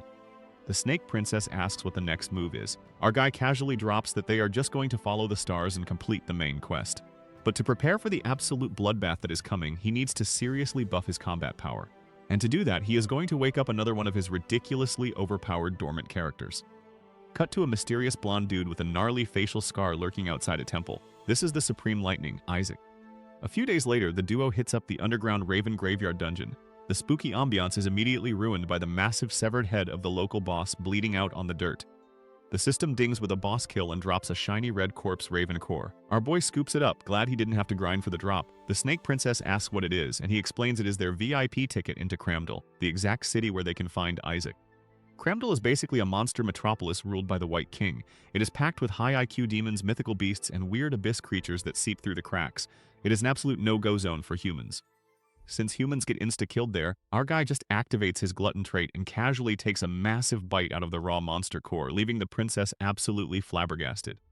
His overpowered hidden traits immediately neutralize the core's curses and mental contamination, evolving his glutton trait into the corpse Raven King. He instantly morphs into a slick Plague Doctor Bird hybrid, noting that the transformation is completely flawless. He realizes the red gem on his chest is the anchor for the disguise, meaning if it breaks, his human form gets exposed to a city full of hungry monsters.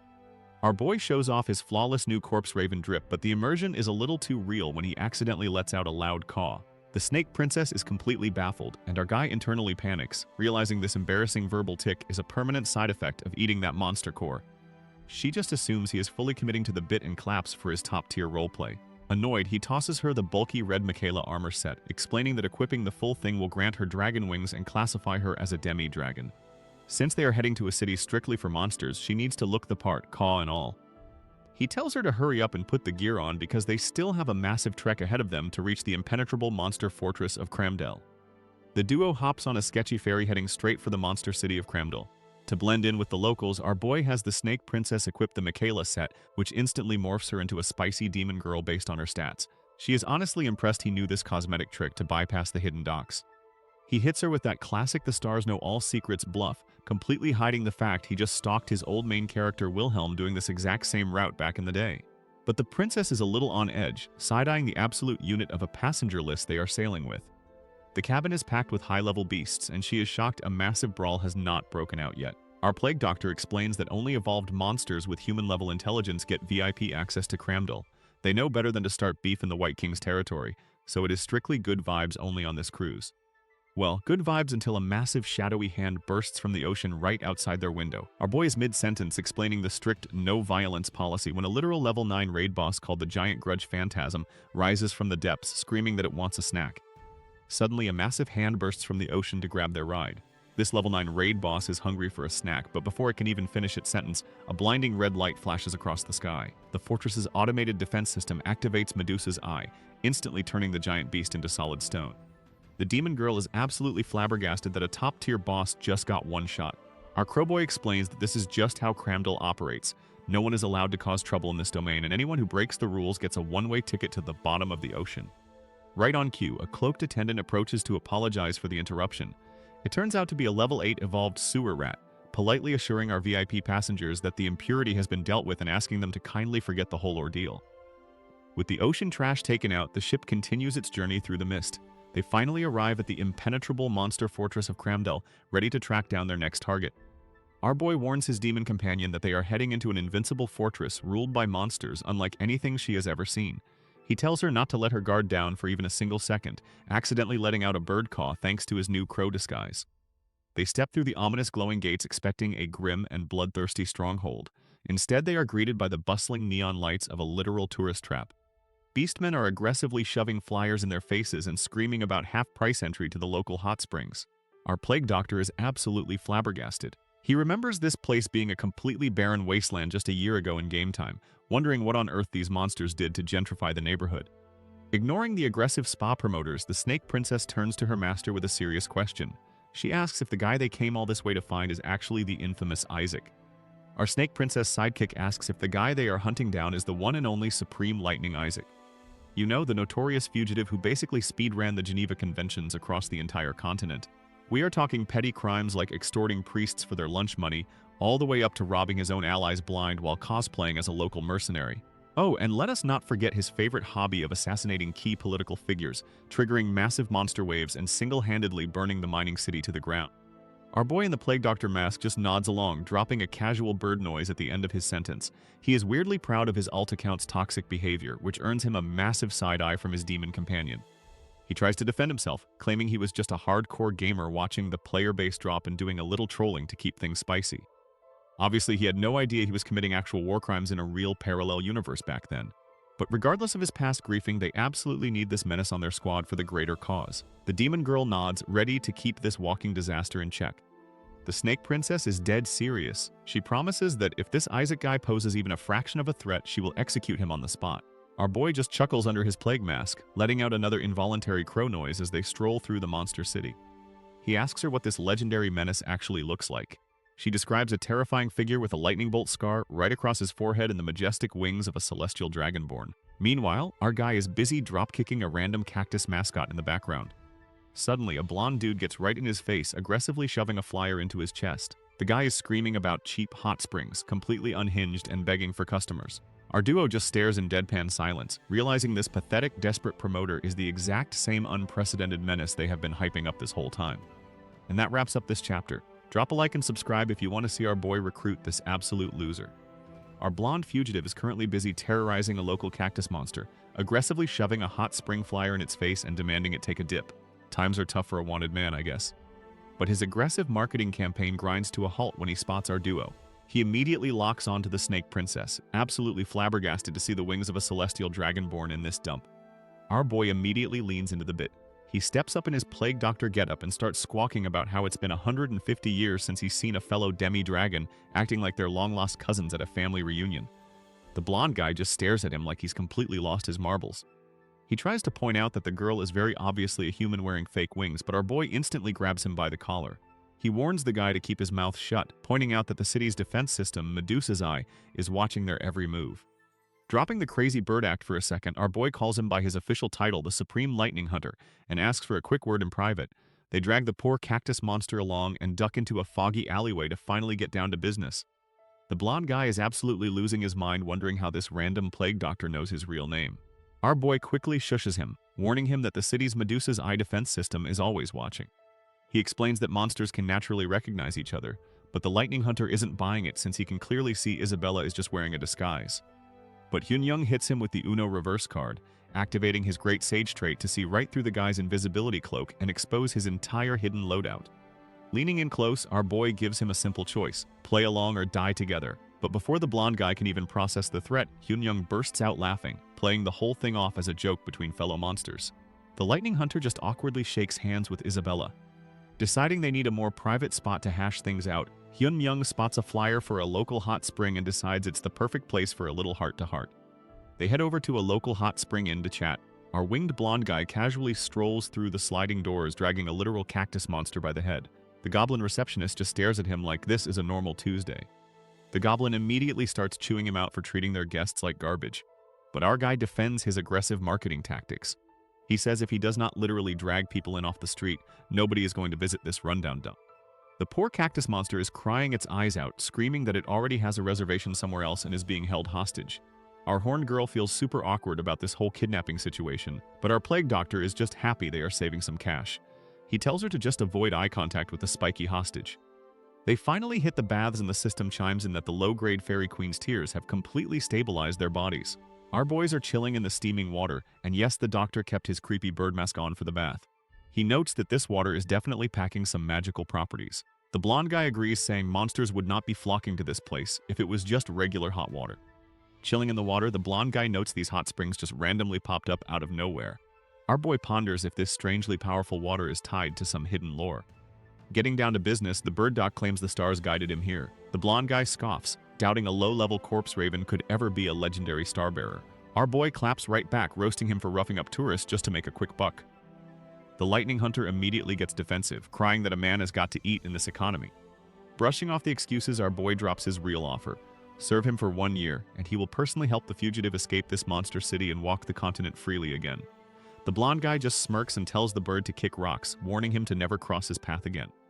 But as he turns to leave, our boy stops him dead in his tracks. He asks if the guy is still hiding because he destroyed that mining city with his own 2 hands.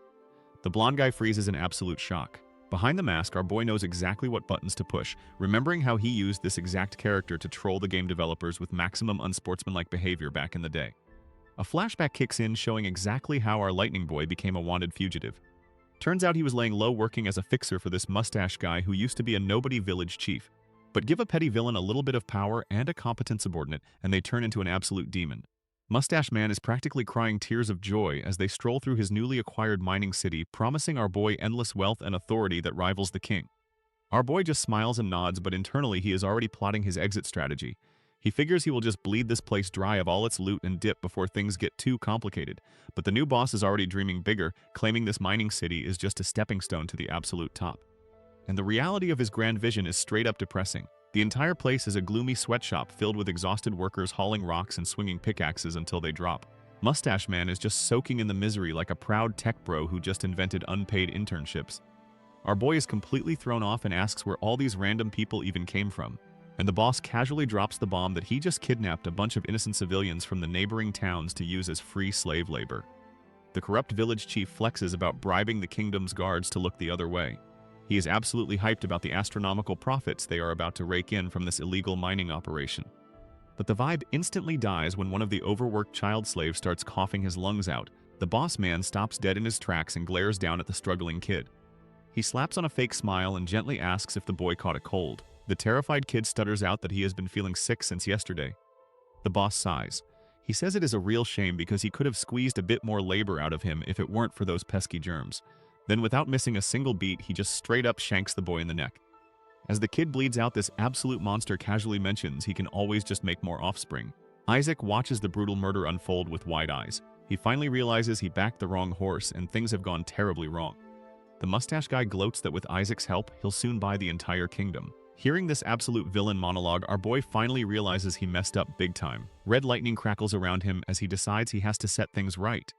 Back in the steamy present, the bird doc lays out the rest of the tragic lore. Isaac tried to assassinate the chief and fix the city, but the whole kingdom was already rotten to the core. So, he took the nuclear option and triggered a massive monster wave to wipe the mining city off the map. Sure, a lot of innocent people got caught in the crossfire, but it permanently shattered that endless cycle of evil. The doc points out the city was doomed to fall to villains anyway, so Isaac needs to stop throwing a pity party in this rundown bathhouse. Our blonde fugitive clenches his fist, warning the bird to stop acting like they're besties just because he heard some rumors. But our guy doesn't flinch. He tells Isaac that hiding in a hot spring is a garbage way to atone for his sins. Then he drops the absolute bombshell, declaring he's going to eliminate the Demon King. Isaac is completely stunned as the doc challenges him to actually help the world instead of hiding from it. He explains he's building a squad of ride-or-die allies to pull off this impossible raid. Isaac scoffs, asking how a random bird guy can trust him after a 5-minute soak. Our boy just smirks under his mask, claiming he knows literally everything about him. Perks of being his creator, right? The blonde dude ain't buying it. He refuses to believe a mere corpse Raven King could ever take on the Demon King. But our boy just smirks and decides to change his pitch from a job offer to a straight-up wager. He reminds the fugitive that Cramdal is a city of monsters. Around here, your standing is determined by your rank. He promises to prove he's no ordinary bird brain using the local customs, leaving the lightning guy completely lost. Our masked MC sets his sights on the massive ominous tower looming over the city. He declares he's going to head in there, snatch up some mysteries, and prove his worth once and for all. Right on cue, the system chimes in with his 5th main quest. He needs to hit up the Hall of Mysteries and bag his first special mystery to clear it. The payout scales based on what he finds. With that new objective locked in, it's time to see what kind of crazy loot our boy can pull from this creepy tower. So what exactly is Arcana? In gamer terms, it is basically the RGB lighting of this world. You know how your max level sword gets that sick purple glow? That is Arcana. Sure, a few rare ones give you actual stat boosts, but for the most part, it is purely cosmetic drip for humans. But for monsters, it is a whole different ballgame. To them, Arcana is the ultimate flex. It is like a lion's mane. The flashier the aura, the higher your status in the monster hierarchy. It does not magically make a weak mob strong, but since only the absolute units manage to secure the top-tier glows, having a sick Arcana is basically undeniable proof that you are the alpha. And if you want to get your hands on that premium high-rank drip, there is only one place to go. The Hall of Arcana is right here in Cramdal. It is a brutal tower where countless monsters literally throw their lives away just to prove their worth. The higher you climb, the rarer the arcana you can snatch up. Back in the hot spring, our lightning boy is highly skeptical. He stares down our plague doctor and asks if he seriously plans to prove his worth by taking on the Hall of Arcanas. Isaac warns our plague doctor boy that a low-tier raven like him will get absolutely shredded in the Hall of Arcanas within 30 minutes. But our boy just brushes it off. He tells the blonde himbo that the hall opens in 2 days, and if he actually manages to prove his worth, Isaac has to become his companion or his personal slave. Dealer's choice. Fast forward 2 days and the squad pulls up to the Hall of Arcanas. It's a massive multi-story pagoda packed to the brim with monsters looking to grind for some status upgrades. Our boy notices that half the crowd are just glorified cheerleaders. He turns to his horned bodyguard and asks if she wants to take a crack at the tower, but she casually drops that she already has an arcana, leaving our guy completely stunned. She flexes a glowing green aura, and our boy's jaw hits the floor behind that plague mask. He instantly recognizes it as Jormungandr's scales. When he asks how she got her hands on such a top-tier buff, she just shrugs and says she had a weird dream about a giant snake wrapping around her.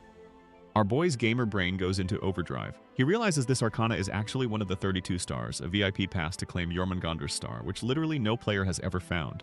It suddenly clicks why the Desert Queen kept her around as a fake princess. She recognized the loot and wanted to keep it on a tight leash.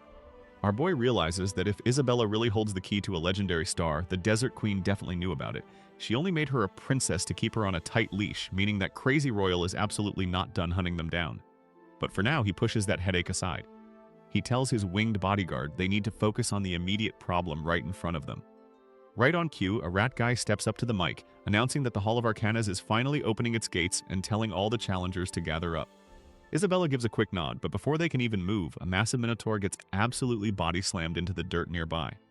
Our plague doctor takes one look at the crowd and realizes the lobby is completely stacked.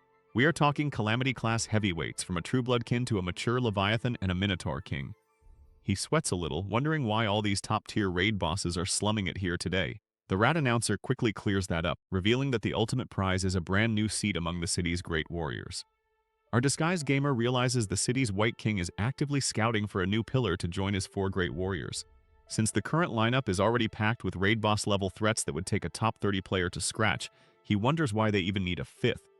His inner monologue gets interrupted when a massive dragon tells him to kick rocks. The oversized lizard asks if a measly raven is seriously trying to challenge the Hall of Arcanas, and when our boy confirms it, the surrounding heavyweights absolutely lose their minds laughing. They roast him to oblivion, telling him to hit up a junk shop for a trash-tier arcana instead of throwing his life away. The dragon leans in to give a condescending reality check, explaining that this tower is strictly for high-ranking beasts, and a low-tier mob like a corpse raven can never break the limits of its own species. Right on cue, the glowing gates to the hall swing open. As the 5-second entry countdown ticks down, our boy stares dead into the giant lizard's eyes and casually calls him a worm, leaving the overgrown reptile completely stunned just as the timer hits 0. The countdown hits 0. Our disguised gamer glares back at the overgrown lizard, promising to remember his ugly mug before the system finally warps him inside. He touches down in a barren, rocky wasteland. Just as he suspected, the tower's interior is a completely separate dimension. He clicks his tongue, wishing that obnoxious worm had followed him in so he could have packed him up into a neat little loot box, but at least the layout hasn't changed since his last playthrough. He remembers that this Hall of Arcanas was the one and only place where his maxed-out knight character, Wilhelm, failed to bag the highest-ranked reward. Back in the day, he was the first player to ever challenge this place. There were 0 wiki guides, 0 forum posts, and absolutely no warning that you only get one shot at this. He tapped out early back then, but this time he is armed with the ultimate weapon, hindsight. The system hits him with the rules: 1,000 level 4 skeleton soldiers. No items, no buffs, just pure hands. Thanks to Wilhelm taking the L, our boy knows the 2 absolute worst conditions required to clear this place. He dives straight off the cliff, revealing that the first condition is to enter at the lowest possible level. See, the monsters in this hall automatically scale to match the challenger. If you come in over-leveled, the mobs get a massive buff to their attack patterns and gain total immunity to instant death skills. But as he crashes into the undead mosh pit and starts slicing skulls, he notes that just being a low-level scrub is not going to be enough to survive this. Our boy is absolutely styling on these skeletons. He notes that to clear this place, you need to be low-level but have stats that completely break the game's scaling. Good thing he has over 200 talents and 13 hidden traits carrying his base stats to the moon. He pops his exclusive summoning skill, which scales directly off his absurd star energy. The second reason he chose this specific monster disguise was not just to sneak into the city. Corpse Ravens are basically built for crowd control. Sure, they are low-tier raid bosses, but against fodder enemies they are an absolute meat grinder. Plus, since it is a lower-rank monster class, the skill levels up way faster than high-tier abilities, letting him spam more shadow birds with every single kill. Because his talent numbers are so bloated, farming these same level mobs will not accidentally level up his character and ruin the low-level requirement. But his skill proficiency is on a separate track, meaning he can grind his abilities to the max right here. He unleashes a massive purple nuke, confidently declaring that he is literally the only player built to reach the end of this dungeon. Meanwhile, back outside, the winged fugitive is busy handing out hot spring flyers to a very confused cactus. He tries to explain his marketing hustle but gets interrupted by a massive uproar from the crowd. The first floor of the hall just lit up. It has not even been 3 hours, and someone already cleared the first stage, leaving the blonde guy completely shook as he drops his stack of papers. Outside the tower, the blonde fugitive is totally lost when the building suddenly lights up like a Christmas tree. Our disguised snake princess chimes in, explaining that the beacon only flashes when someone clears a floor for the very first time. The lightning guy doesn't get why the crowd of monsters is losing their minds over a floor with a 30% clear rate, but the princess drops the real flex. It's not the clear itself, it's the speed. Our boy just speedran the floor faster than the city's literal ruler, the White King. She cracks a proud smirk, already knowing her boss is in there breaking the game's physics again. The blonde guy is still skeptical, pointing out that literally no one knows who's inside until they walk out. But our girl just hits him with that absolute blind faith. If something completely unprecedented just happened, it's guaranteed to be the Starbearer's doing. And you can catch all his impossible speedruns over at Asura Scans. Meanwhile, at a fancy traditional estate, one of Cramdal's top dogs is busy meditating. This absolute unit of a Minotaur is Gungi, one of the city's 4 great warriors. He gets word that the lights in the Hall of Arcanas have just flicked on. He hopes this means a new powerhouse worthy of joining their elite squad is finally showing up, mostly because he is absolutely terrified of repeating history. 2 years ago, these so-called pillars of the monster city got completely folded like lawn chairs by a single human. Yep, Wilhelm absolutely styled on them. The Night King didn't even bother finishing them off, likely just using their beaten bodies as bait to lure out the city's boss, the White King. Gungi is still incredibly salty about that massive L. He tells his lackey to alert him the second someone reaches the 2nd floor so he can go recruit them himself. But the shadow behind the door awkwardly breaks the news. The lights haven't just hit the 2nd floor. They are already blazing all the way up on the 4th floor, leaving the giant cow completely flabbergasted. Outside the tower, the Minotaur King is absolutely flabbergasted. Our boy is speedrunning the floors so fast he is already challenging the same level as the legendary White King. The big cow immediately orders the 4 great warriors to gather at the hall.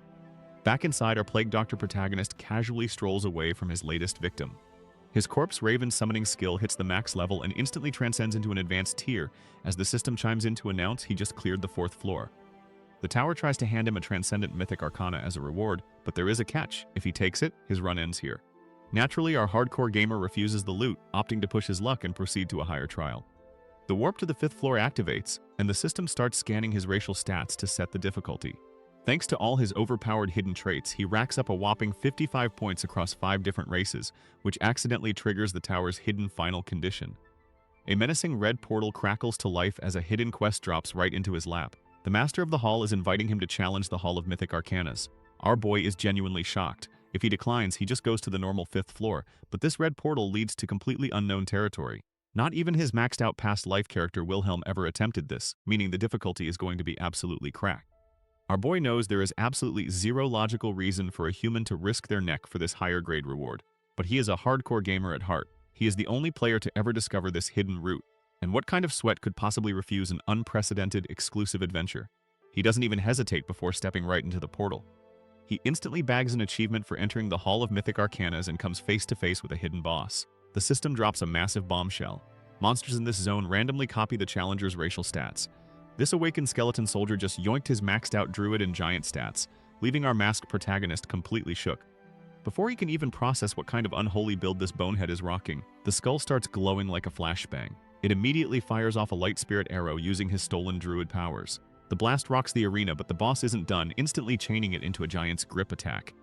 Our boy leaps into the air just as a massive skeletal hand bursts from the ground trying to crush him.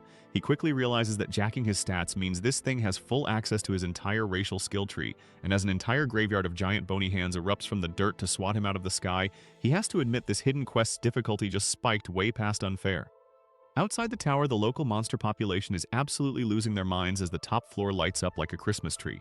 They start hyping up whoever is inside, assuming it has to be some overwhelmingly horrific beast vicious enough to transcend all species.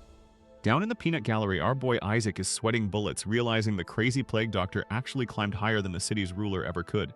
But before he can process this massive flex, the crowd suddenly parts like the Red Sea. The VIPs have finally arrived to check out the commotion. It is the 4 great warriors of Cramdal, including a massive rocky earth dragon and a literal Medusa, who apparently keeps track of the exact days since they last gathered. The Minotaur warrior admits he has no clue what kind of freak is challenging the final floor. The long-haired warrior chimes in saying he doubts anything stronger than the White King exists, but admits there might just be a new rival about to drop into their laps.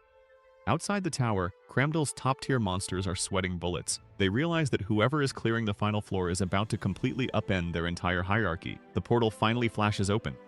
Out pops this massive purple dragon, hyping himself up like he just won the Super Bowl. He screams out, asking if everyone was waiting for him to become the new Great Warrior.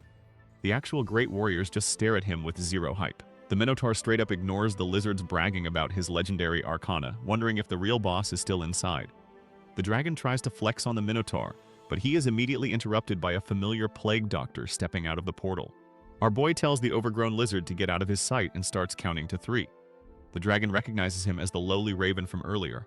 But before he can even process the disrespect, our boy hits 3 and the system announces that the dragon's legendary arcana has been completely destroyed. The lizard is left absolutely speechless. The arrogant dragon is left absolutely speechless as our boy steps out of the portal and makes good on his promise. Flexing his brand new out-of-specification arcana of Eternal Randolph, the masked gamer instantly deletes the lizard's hard-earned powers, proving that his new toy can permanently destroy any lower-grade arcana. The system chimes in with a massive payout. He bags a mountain of golden scale fragments and a perfect score, while basically every constellation in the sky starts aggressively simping for him, upgrading his rewards across the board and hitting him with a fat level up. Meanwhile, deep in the wilderness, a massive tiger beast meditates under a roaring waterfall. This absolute unit is the White King, the master of Cramdal, and he suddenly catches a whiff of a high-status scent he has never encountered before, grinning as he realizes things are about to get very interesting. And you can read the fastest releases over at Asura Scans. Our boy finally clears the hidden 5th floor of the Hall of Arcanas. The system immediately glazes him up with a mythic achievement and a massive fame boost.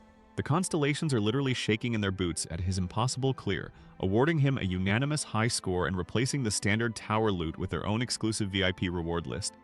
He skims the new god tier items but decides to save his shopping spree for later. Right now he is way more hyped about his brand new out-of-specification arcana.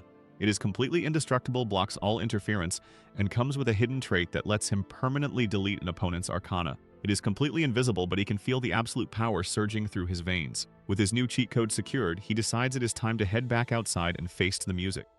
Outside the tower, the arrogant Mist Dragon is having an absolute meltdown. Our Plague Doctor just permanently deleted his legendary status, and the surrounding Calamity class monsters are absolutely flabbergasted that a lowly raven pulled off such a massive flex. Completely humiliated, the giant lizard throws a tantrum and lunges forward to turn our guy into bird feed. But our boy does not even flinch. He calmly notes that someone in the crowd is actually quick-witted enough to intervene. Right on cue, a massive stone dragon swoops in to block the attack while the city's ultimate defense skill, Medusa's Eye, activates overhead. The top dogs of Cramdal have officially arrived to put the rabid lizard in its place. Before the salty lizard can throw a tantrum, the local bouncers step in. A massive earth dragon and a beefy minotaur declare that throwing hands in Cramdal is strictly against the rules. Our boy hits them with a cheeky threat, but the minotaur isn't looking for a scrap. He admits our fake bird skills are way too cracked to ignore and formally invites him to meet the big boss himself, the White King. Never one to turn down a VIP pass, our guy gladly accepts the invite with a mandatory bird noise for the bit. But he adds one tiny condition. His 2 very reluctant companions have to tag along. The blonde fugitive looks like he wants to evaporate while our snake princess just facepalms at the sheer audacity. We get a quick title drop before cutting to the White King's crib. It is a massive traditional fortress dripping in ominous fog. The squad gets escorted down a grand hallway that screams final boss territory, with the Minotaur leading the VIP parade. The blonde guy starts sweating bullets, asking if our boy is really dragging him into this mess. But our fake raven just reminds him of their little wager. He literally promised to be his slave if he proved his status, so he is absolutely coming along for the ride. The snake princess whispers, asking if meeting the local tyrant is really necessary. Our guy just shrugs it off. He got a free invite, and there is something specific he wants to finesse from this White King anyway. The Minotaur finally pushes open the massive doors, and it is time to meet the man in charge. The Minotaur pushes open a massive door, revealing a sprawling grid-like structure that serves as the White King's crib. As they step inside, 3 winged lackeys are already on their knees bowing to the big boss. The White King, a massive tiger dude, turns around and immediately singles out our raven boy. He asks if this shabby-looking bird is really the guy who cleared the tower. The Minotaur is sweating bullets just being in the same zip code as this guy. But our boy doesn't flinch. He straight up tells the tiger he has zero manners for a first meeting, throwing a casual caw in there for good measure. His companions in the Minotaur are absolutely losing their minds at his audacity. The White King isn't amused. He unleashes a wave of pure suffocating pressure, asking if he really needs to show manners. Our boy realizes he is staring down the undisputed final boss of this world. He notes that without his stacked hidden traits, his heart would have exploded on the spot. Now, a quick lore drop on how monsters work in this game. Unlike players, they don't have a level cap, but grinding is a lot riskier since they actually have to put their lives on the line. A level 11 monster is roughly equal to a 1-star level 10 player, and a level 12 is basically a 2-star powerhouse. So when the White King flexes his aura, everyone in the room starts sweating bullets. This giant tiger is a level 15 anomaly, making him the undisputed final boss of this world now that the Demon King is out of the picture. His pressure is so heavy that our boy has to spam every defensive buff he has just to keep his knees from buckling. But Hyun-young isn't about to show weakness. He flares up his own deathly aura and casually asks if this is how they treat their invited guests. Isaac and the Minotaur are absolutely losing their minds, wondering if this random plague doctor is actually a powerhouse on par with the king himself. The White King just flashes a massive, terrifying grin. Instead of getting mad, he's hyped, declaring that our boy is truly worthy of standing before him. And under that mask, Hyun-young is just breathing a massive sigh of relief that his insane bluff actually paid off. Our boy steps right up to the Snake King and drops the absolute craziest line. He tells her she is exactly what he has been searching for all this time. Then he just straight up confesses, hitting her with a fat, "I like you" caw. The Snake King is completely flabbergasted, but she is not the only one. His blonde recruit and his demon girl companion look like their brains just blue screen trying to process this man's out-of-pocket riz. The blonde guy is having a full-blown mental breakdown over the sheer amount of trauma he is experiencing in a single day. The demon girl just tells him to suck it up, making sure to remind the casino boss that she is still the second in command of this little party. Meanwhile, he watches our disguised MC chat up the Snake King. He is super confused because rumors painted this chick as a psycho who turned an entire city into a graveyard. But as she cheerfully pulls back a curtain to show off her sanctuary, she seems totally chill. Yeah, about that. The curtain drops to reveal a literal house of horrors. We are talking piles of severed hands, stitched together elf zombies, and a stretched-out skin mask that looks like it belongs in a Texas Chainsaw reboot. The purple-haired psycho blushes like a proud middle schooler showing off her macaroni art, completely oblivious to how unhinged this all is. The demon girl and the casino boss are absolutely flabbergasted. The blonde guy accidentally lets his intrusive thoughts win and calls her a disgusting hobgoblin. Big mistake. The Snake King instantly snaps, unleashing a massive wave of blood-red energy to obliterate the guy while he desperately tries to backtrack. Our blonde fugitive immediately starts sweating bullets and backpedaling, reminding the purple-haired psycho that fighting is banned in the city. But as a newly minted great warrior, she holds the exact same authority as the White King, meaning she can totally just murder him without any consequences. Before she can turn him into her next art project, our plague doctor steps in, clapping his hands and praising her work as a masterpiece beyond the grasp of ordinary fools. Catching the hint, the blonde guy quickly pivots and begs for a personal tour of the gallery. This instantly flips her switch from homicidal maniac to excited fangirl, and she happily skips off to show them her collection. The blonde guy is left absolutely traumatized by the mood whiplash, while our demon girl just pats his shoulder, basically telling him to get used to the crazy. She proudly shows off a giant slab of leather crafted entirely from the skin of human invaders, which our boy pretends to find absolutely fascinating. Then she stops in front of a massive curtain, teasing her next piece.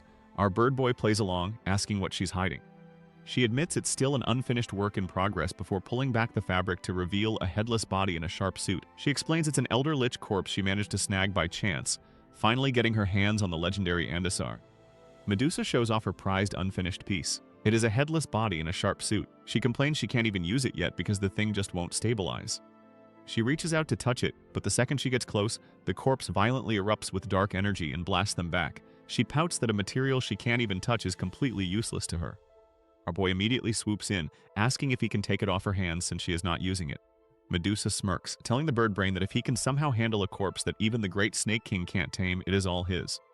Challenge accepted. Our guy steps right up to the violently thrashing body and casually reaches his hand into the dark aura. He drops some lore on her, explaining that this isn't just your average dead guy. He breaks it down like a true gamer. This corpse is stuck halfway between human and monster. All the evil deeds it committed back when it was an elder lich basically stacked up as a massive oppression stat when it reverted to human form. And when human characters max out their oppression, they get slapped with a permanent frenzy debuff. So the only way to lift this nasty frenzy effect and stabilize the body is to wipe that oppression stat clean. Good thing our boy brought the perfect item for the job. Our boy pulls out the letter of absolution he scammed earlier and slaps it right onto the headless corpse. The holy paper works its magic, instantly dropping the body's oppression stat and completely wiping out that pesky frenzy state. The Snake King is absolutely flabbergasted. She thought our guy was just a fancy art critic with good taste, but purifying a cursed material she couldn't even scratch proves he's a master crafter himself. For her whole life, this psycho has been painfully lonely, surrounded by critics who liked her twisted meat sculptures, but could never actually share in the joy of making them. But now, she's finally found her soulmate. She grabs his arm, trembling like a total fangirl, and asks where he's been all her life. The system chimes in to let our boy know he successfully bagged Andasar's body, but he's just standing there completely bewildered while this crazy snake lady stares at him like he's a 5-course meal. Fast forward a month into the apocalypse and humanity has basically found its new Bible. Some mystery guy launched the interdimensional community app and it is popping off with over 1 billion users. It drops detailed patch notes on how to survive the monster waves, making it the absolute go-to survival guide for the entire planet. The mastermind behind this digital lifesaver is basically treated like a god right now. He leveraged his massive player base to shake hands with world leaders and mega corporations, turning his little forum into a globally backed powerhouse. Meanwhile, over in America, the real villains of the story are having a little board meeting. The traitorous 8 heroes are gathering up, but it looks like they have a few no-shows. The Lightning Emperor and the Nine-Tailed Fox are already complaining about flying all the way out here for nothing, while the Corpse Queen just tells them to chill. The real reason they called this little villain summit is because our boy Randolph has been completely flipping the main quest rankings on their heads. Maxim is ready to pull up and jump him right now, but the War Godmaster tells him to put a pin in it. They will deal with the anomaly eventually. Right now they have bigger fish to fry. The War Godmaster drops the absolute bombshell that all those previous monster attacks were literally just the scouting party. Space itself starts cracking open as he announces that the dimensional rift is finally tearing apart. The tutorial is officially over and the full-scale invasion is about to begin. Back on Earth, the real world is about to get a massive wake-up call. With the dimensional rift slowly tearing open, people are quickly realizing that the cops and the military are basically useless against these monsters. A new world order is stepping up, and this glasses guy lays it out straight. The masses don't need to listen to the government anymore. They need to bow down to the players, and with the Pangasinia collapse creeping up to 10%, that first dimensional wall is about to shatter completely. Meanwhile, back in the Monster City, the Snake King Medusa is absolutely fangirling over our boy's skills, begging to know what kind of magic he just pulled off. Our guy just smirks under his Plague Doctor mask, realizing that unlike humans, these monsters don't go totally insane when they rack up evil deeds. He plays it cool, telling her he hopes she gives his little display some positive consideration.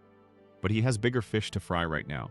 He looks down at the headless suit wearing body he snagged earlier, feeling a bit bad about returning it to the old priest in pieces. He explains to Medusa that he actually tracked the missing head's energy all the way down to the city's basement. He wanted to grab the whole package, but he hit a massive roadblock and couldn't actually get inside. Medusa nods, confirming that the basement is completely off limits right now. It turns out the Star Guardians have set up camp down there, which has the White King absolutely fuming. Our boy is genuinely confused, wondering why these legendary guardians, who literally never leave their own turf, are suddenly crashing the basement party. Medusa drops the lore. The hot spring is tied to the stars, but a massive unique-grade Arcana barrier is blocking the Star Guardians from getting close. They are just loitering around the basement, which is seriously pissing off the White King. She tells our boy to just take the L and give up on finding his missing head because breaking the non-aggression pact is a massive headache. But our boy does not do Ls. He casually states he will just go clear the basement out himself, leaving Medusa absolutely flabbergasted. He struts off, dropping a mandatory bird noise to keep up the disguise, and drops straight down into the underground sanctuary. Down in the foggy depths, the Star Guardians are having a little huddle. We have got a glowing phoenix and a giant stone dude questioning if this random corpse raven can actually shatter the unbreakable arcana. Turns out our boy made quite the entrance. He rolls up standing right on top of his giant pet snake Dramut, flanked by his squad. Isaac is low-key terrified of their scaly Uber ride, while the stone golem threatens Dramut that there will be hell to pay if this birdman is capping. We then flash back to see exactly how our boy convinced his giant snake to set up this ridiculous play. Flashback to a few hours ago at the hot spring. The giant snake, Dramut, is squinting at our boy, seriously questioning if he is actually human. Hyunyoung just casually flashes his corpse Ravencore, explaining he heard the Star Guardians were hanging around and decided to poke his nose in.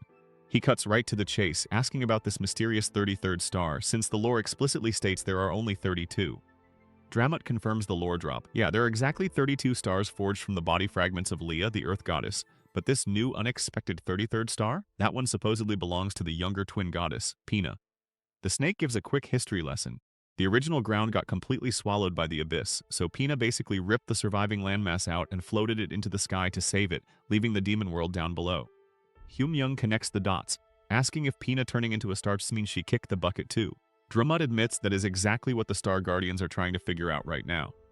Our boy sees an opening and tells the giant snake to take him to the Guardians, boldly claiming he can just smash the Arcana blocking their way. Drumut bursts into a massive belly laugh, mocking the idea of destroying something that is basically the fabric of truth itself.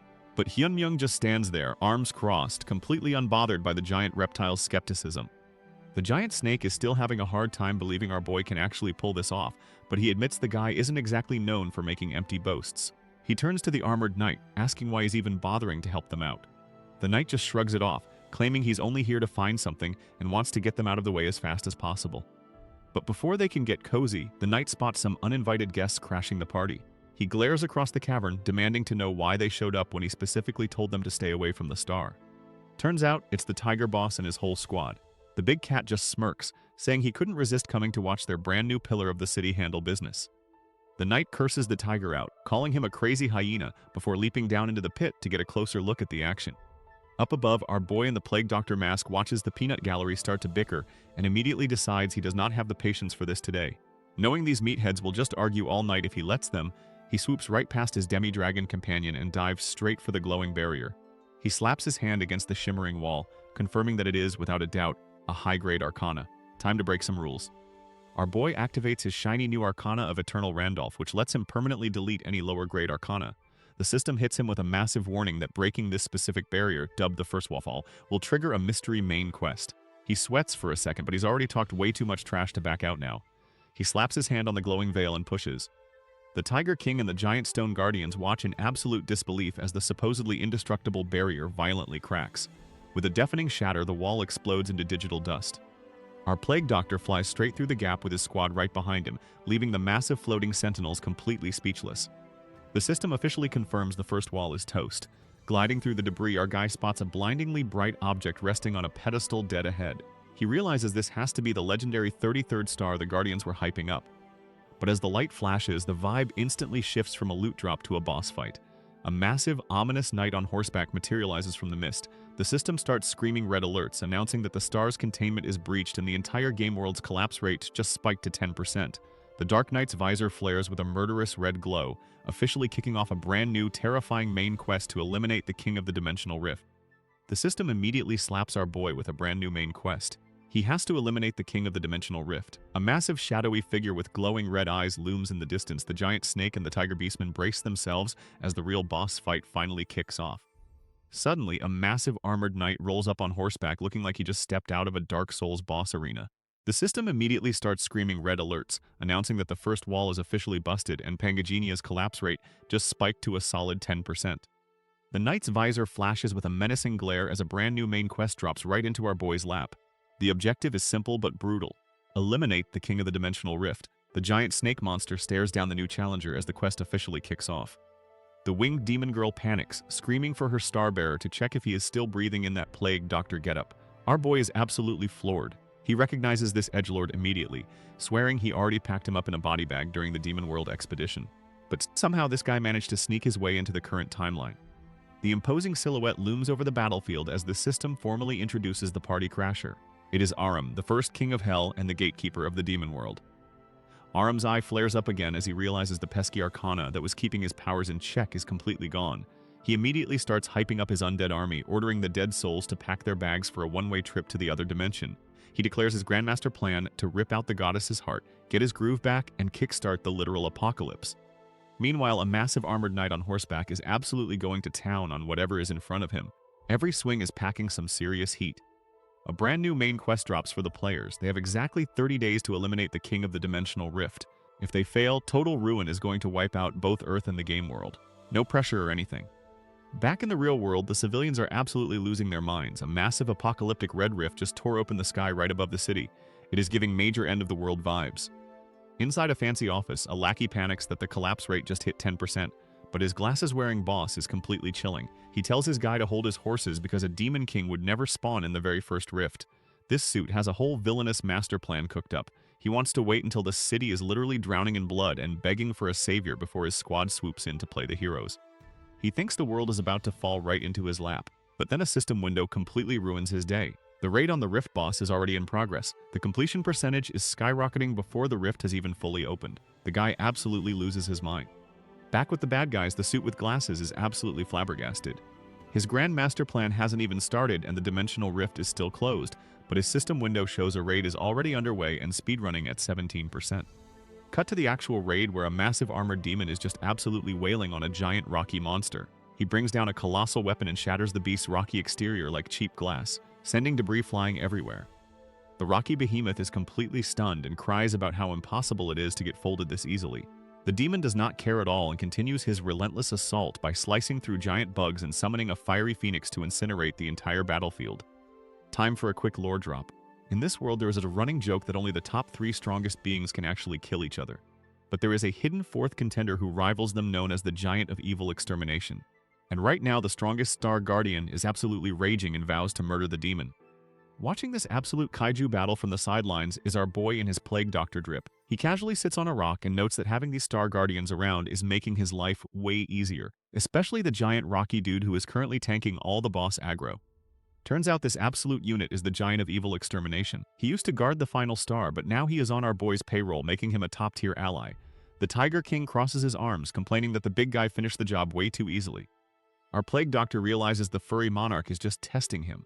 The Tiger King sighs in disappointment, clearly annoyed he did not get to see our boy flex his own muscles. But before the pity party can start, the water explodes. The armored demon bursts out, screaming at the Star Guardian for ruining his master plan. He charges in for a desperate sneak attack, swinging his blade with everything he has left. The giant just casually blocks the strike like it is a minor inconvenience. He calls the demon a persistent bug and stands tall, completely unbothered by the temper tantrum. The demon's eye twitches as the reality of his massive loss sets in. His life flashes before his eyes, remembering the moment his dark master ordered him to cross over to Earth and conquer the other dimension. A quick flashback shows the big bad chilling on his edgy throne, declaring this invasion is just step 1 of his master plan. But back in the present, our defeated Demon King is super salty. He can't believe his grand entrance got completely smoked by a random powerhouse. But he's not going down without throwing a massive tantrum. Glaring at the giant who just folded him like a lawn chair, he triggers his final trap card.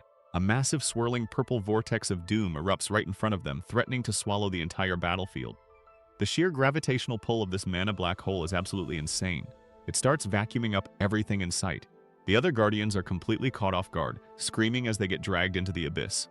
Even the massive armored giant who just beat him down is struggling to keep his footing against the suction. Watching the chaos unfold, our Plague Doctor boy realizes this sore loser is trying to self-destruct and take everyone with him. The Tiger King readies his claws, but our boy suggests they just ditch the others and dip before they get caught in the blast radius. But the tiger ain't about that life, refusing to abandon his squad to this oversized vacuum cleaner. If the White King's god-tier danger sense is going off, you know it's time to dip. But our boy can't just abandon his giant pet snake Dramut, who is currently getting sucked into the void and screaming about not having hands to grab onto anything. The tiger tells him to hurry up and bail before this black hole gets any bigger. Our guy's gamer brain goes into overdrive looking for a clutch play, and then it hits him. He remembers the massive loot pool he got from the constellations after clearing his 5th main quest. Among all the shiny swords and shields, there's one specific piece of jewelry that's perfect for this exact scenario. He pulls out a glowing orb, locking in his choice. The system confirms he's cashing in his quest reward, and the tiger looks at him like he's crazy, asking what the hell he's planning. Our Plague Doctor just smirks under the mask, reminding the big cat that he wanted a front row seat to his skills. He casually declares he's going to cancel the apocalypse. Telling the tiger to sit back and enjoy the show, our boy literally swan dives straight into the massive purple vortex of doom. Dramut is absolutely losing his mind, screaming for his master as our guy reaches his hand right into the center of the chaos, ready to drop the ultimate Uno reverse card. Our boy doesn't even hesitate. He leaps straight into the heart of the massive purple vortex, reaches out his hand and activates his brand new toy. The legendary sealing tool, the Circle of Constraint, goes to work. The Tiger King watches in absolute disbelief as the apocalyptic energy is instantly sucked up into a blinding light. The dark entity inside completely loses his mind as his mana is instantly drained. A golden halo pops into existence right above the demon's head. He looks up in pure confusion, completely clueless as to what just hit him. Our Plague Doctor just slapped a divine restraining order on this guy. The demon's face drops in sheer terror as our boy manifests a massive stone hand and scoops him right up. Looks like playtime is officially over. The system officially announces the Dimensional Rift King is dead and the main quest is complete. Down on the ground, the regular players are completely lost, wondering if the apocalypse just randomly canceled itself.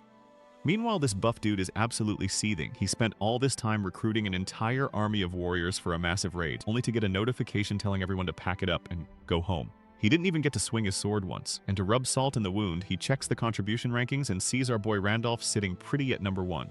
Yeah, he is not letting this slide. Back in the Monster City, the dust settles from that massive mana explosion. The giant rock enforcer is completely stunned that a lowly corpse raven managed to block a blast that even he couldn't handle.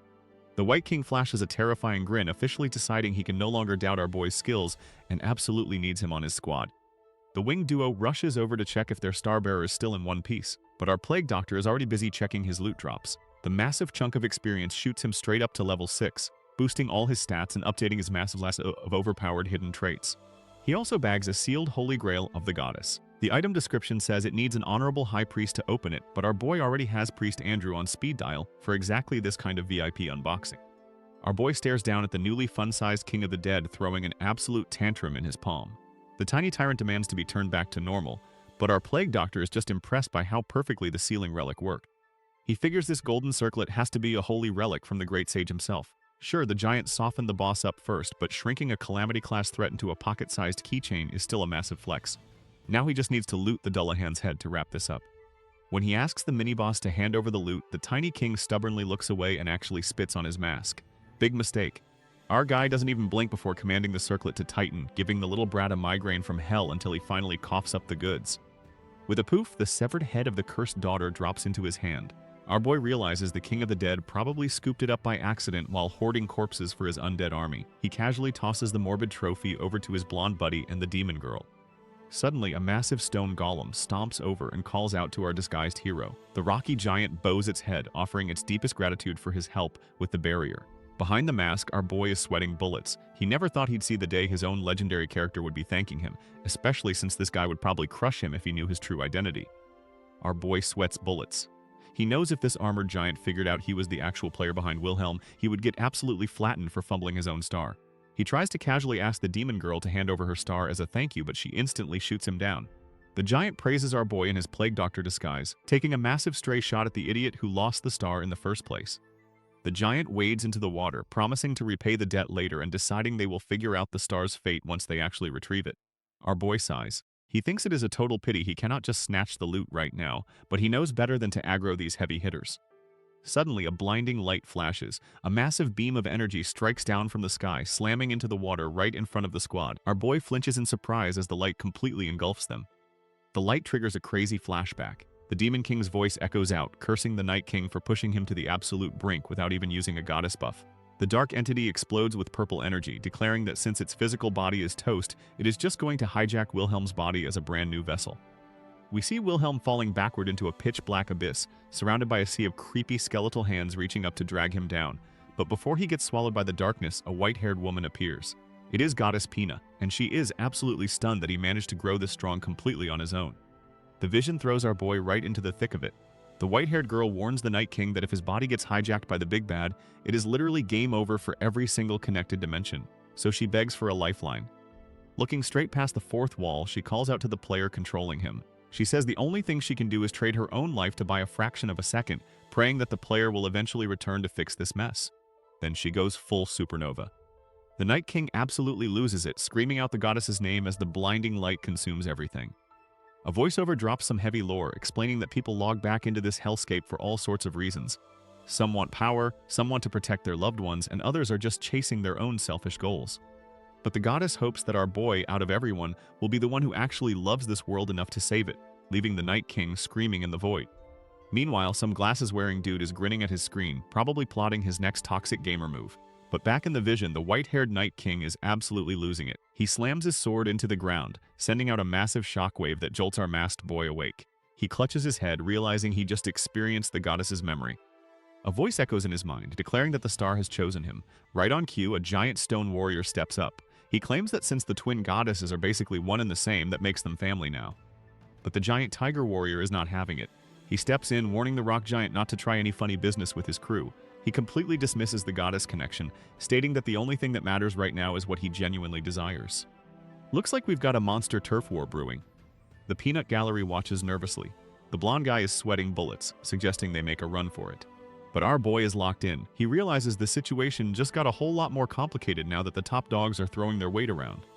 Our demon-horned girl enthusiastically waves him over, telling him to hurry up and join their side. Our boy, still rocking the Plague Doctor drip, just sweats, realizing she almost blew his cover by calling him master. Even the giant snake chimes in, urging him to cross over to safety before things get ugly. The giant stone warrior readies its weapon while the Tiger King growls that they can do whatever they want, but he will just tear them all to shreds instead. But our boy is not about to let these giant NPCs dictate his life. He steps up, asking why these bozos are deciding his fate for him.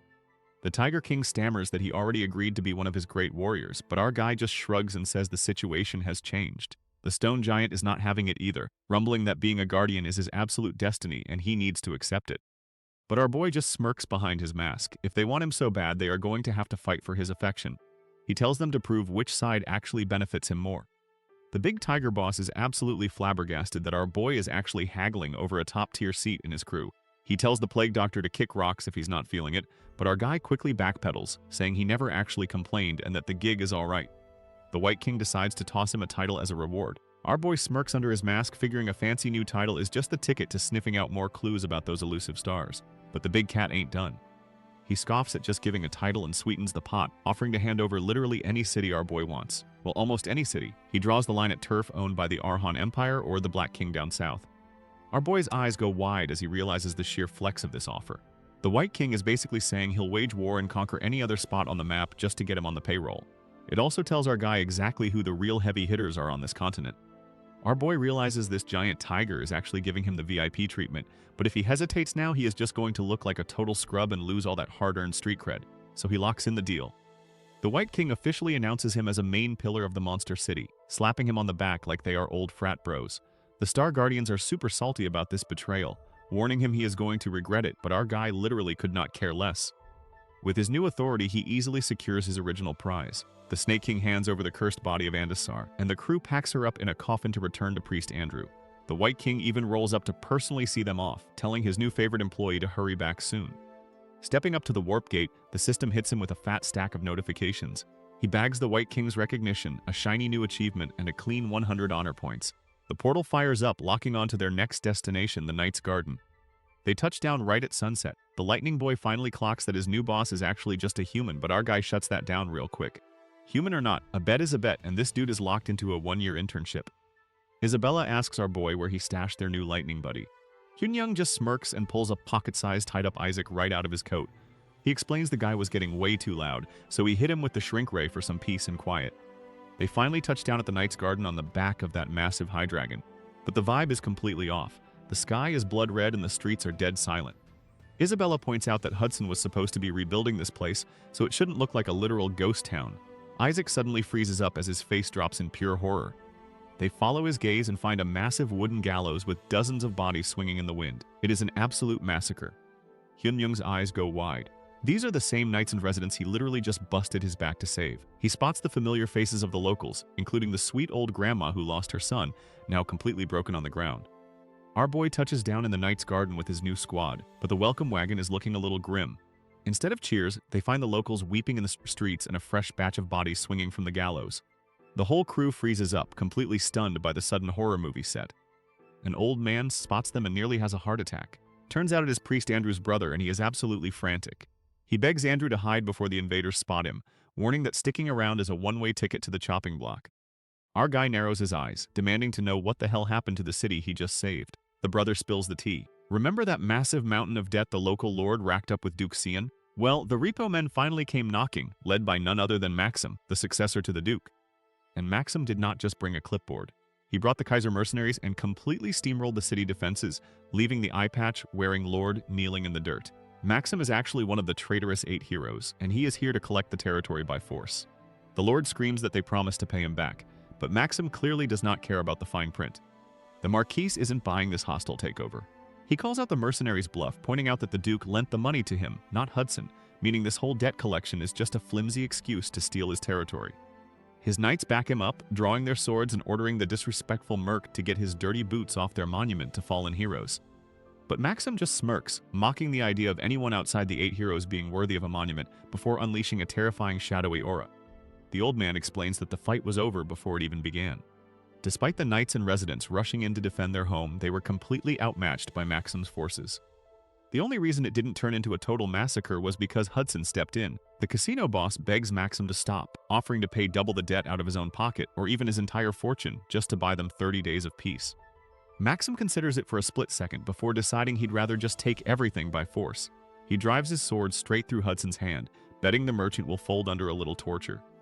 Outside a massive estate, a couple of guards are bored out of their minds. One guy is yawning his head off, complaining they are stuck on guard duty for a whole month, but his buddy is holding out hope for a fat bonus check at the end of it. Their dreams of a payday are cut short when our boy struts up the driveway looking like an absolute menace. The guards immediately clock that he is not a local and tell him to freeze. One of the rent-a-cops gets a little too brave, pulling a knife and getting right in his face to ask why he is snooping around. Big mistake. Our guy does not even blink before grabbing the dude's hand and slicing his throat open with his own blade. The second guard watches his buddy drop and starts tweaking, screaming if this intruder has any idea who they are. But our boy just steps over the body, face covered in blood, and drops a single question. Where is Maxim? Inside the mansion, the guards are absolutely losing their minds.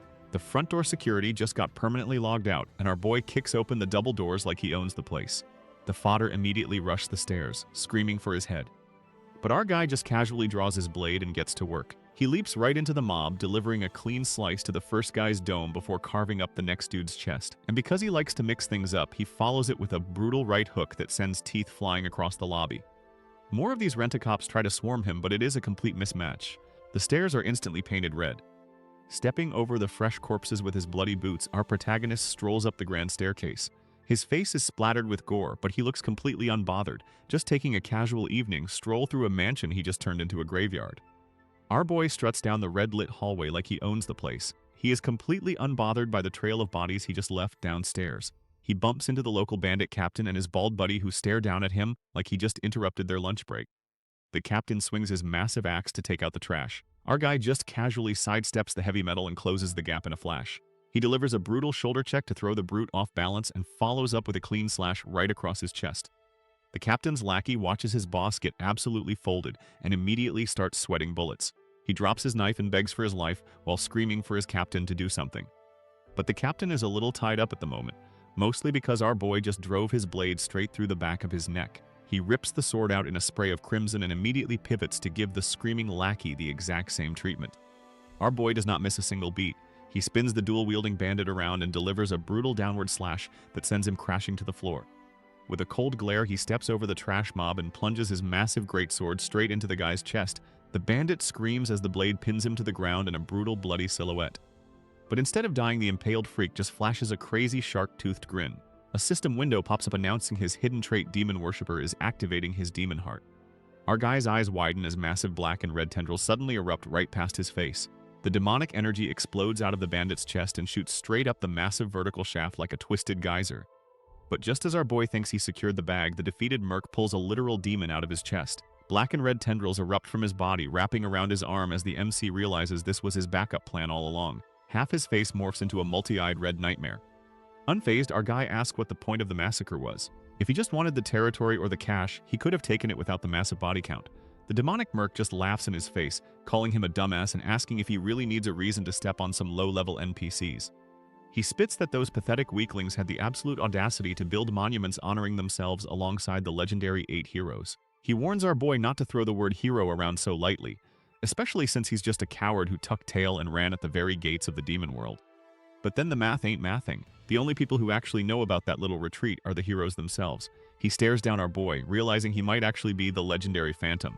To be sure, he pops a level appraisal skill, only to see a measly level 6 floating above the MC's head. Seeing that single-digit level, the merc's fear instantly evaporates into a cocky smirk. He rushes our boy, mocking him for not hiding in a hole to grind his stats. He calls him an arrogant has-been, completely intoxicated by his past glory, and goes in for the kill. The demon-faced merc sends our boy flying with a brutal right hook. He lunges in for the kill with his dagger, mocking the legendary player for becoming so weak. Phantom crashes hard into the rubble and coughs up blood. But Phantom is completely unfazed. He catches the razor-sharp blade barehanded, not even flinching as it slices into his palm. He coldly tells the merc he should have just taken the money and ran, because now his entire squad is getting wiped off the map today. The merc grits his teeth and spits back that Phantom's little friends back at the mansion might drop dead first. But our guy just stares him down and says that is not happening. He already sent his own reliable backup to handle the trash. Isabella and Hudson are currently busy styling on the remaining guards. Back at the main event, Phantom pops his level 2 Star Pierce skill. Starlight energy floods his veins for the next 76 seconds. He instantly closes the gap and blasts the demon merc with a blinding strike. The guys is left completely shook as Phantom winds up a glowing fist to finish the job. Flashback time. The legendary #1 player drops a massive bag of cash to hire this spiky-haired mercenary captain for the big raid. He makes it clear he doesn't want a whole useless fodder wasting his supplies. He just wants the captain. He turns to leave and tells the guy to consider the cash an official acceptance letter. The captain is absolutely hyped that the strongest guy on the server needs his skills, but then the post-raid clarity hits him like a truck. If they actually beat the final boss and clear the game, what happens to him? Does he get to stay a powerful player, or does he get sent right back to being a depressed nobody working a dead-end desk job in the real world? He absolutely refuses to go back to being a total loser in real life. So he makes his choice. He charges forward and fully embraces the dark side, letting a demonic mask consume half his face just to keep his power. Back in the present, our boy is locked in and ready to throw down. The traitor fully transforms into a giant red multi-eyed slug monster and immediately starts talking trash, mocking our boy for thinking he can take down a demon. The traitorous hero Maxim goes full Resident Evil on our boy. He sprouts a dozen glowing eyes and lunges forward with a barrage of fleshy red tentacles. The sheer force of the demonic strike sends our guy skidding backward across the shattered floor. Maxim stands tall in his new freakish body and tells the low-level player to know his place. But our boy isn't about to get stat-checked by a giant calamari. As a fresh wave of tentacles shoots toward him, he summons his extreme iron sword and effortlessly slices the appendages into ribbons of black energy. It is time to stop playing around. He instantly equips his Hermes boots and Michaela's armor. The high-tier gear snaps onto his body and activates the Celestial Dragonborn set option. Because his current level is only 6, the armor adjusts its appearance to match his stats as he charges right back into the fray. Our boy pops his swiftness skill and starts zipping around the battlefield in his full armor. He effortlessly weaves through the demon's clumsy strikes, parrying and dodging with perfect precision. He's making this big red monstrosity look like a total joke, proving that all those extra eyes don't help if you can't actually hit your target. Maxim gets absolutely triggered, screaming that those little attacks won't do squat against his new body. He throws a massive tantrum and summons gigantic tentacles that erupt straight out of the ground. They tower over the buildings, leaving Hudson and Isabella completely shook as they watch the chaos unfold from the sidelines. But our guy isn't even breaking a sweat. He casually dodges the barrage of fleshy pillars, roasting Maxim for relying purely on raw stats with zero actual technique. Maxim yells at him to shut up and stop dodging like a fly, but he's about to learn the hard way that all the stats in the world don't mean a thing if your opponent is just built different.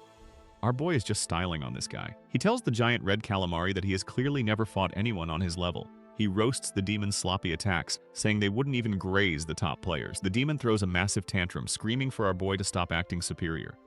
But our winged menace just replies that his attacks are weak. He proceeds to turn this giant raid boss into absolute sashimi. A blinding flurry of slashes completely dices the demon's massive body into bite-sized chunks. Out pops a gross little red slug with eyes. It is the demon's core. Our boy spots the squishy little heart immediately. The slug panics, realizing it needs to regenerate its body fast, but before it can even wiggle away, a massive blade pins it straight to the floor. Our boy stands over his pathetic catch, calling out the traitor's name. His buff timer finally runs out, but it does not even matter. The squirming little heart immediately starts begging for its life, screaming that it yields since its abilities are locked. The traitor starts crying about the past, apologizing for ruining the expedition and offering to refund the money. He pathetically admits he only betrayed everyone because he was terrified of losing his shiny new powers and going back to being a nobody. The traitor tries to justify his massive betrayal by projecting hard. He tells our boy that anyone who grinds this dead game so much must be a total loser in the real world too. We get a quick peek at his sad reality as a depressed nobody. He begs our guy to sympathize with his pathetic villain origin story. But our boy is not having it. He drives his blade right into the squirming demon heart. The traitor screams that the people he sacrificed were just NPCs and not even real players. But our guy remembers the very real tears of the grieving mothers and the desperate fathers in the city. To him, they were just as human as anyone else. Standing over the pathetic little slug, our winged menace tells the traitor it is time to pay the piper. The guy immediately starts squealing like a pig and begging him to wait. A system warning flashes that destroying the heart will permanently wipe his powers. The traitor completely loses his mind. He is absolutely terrified of going back to being an insignificant little ant in the real world.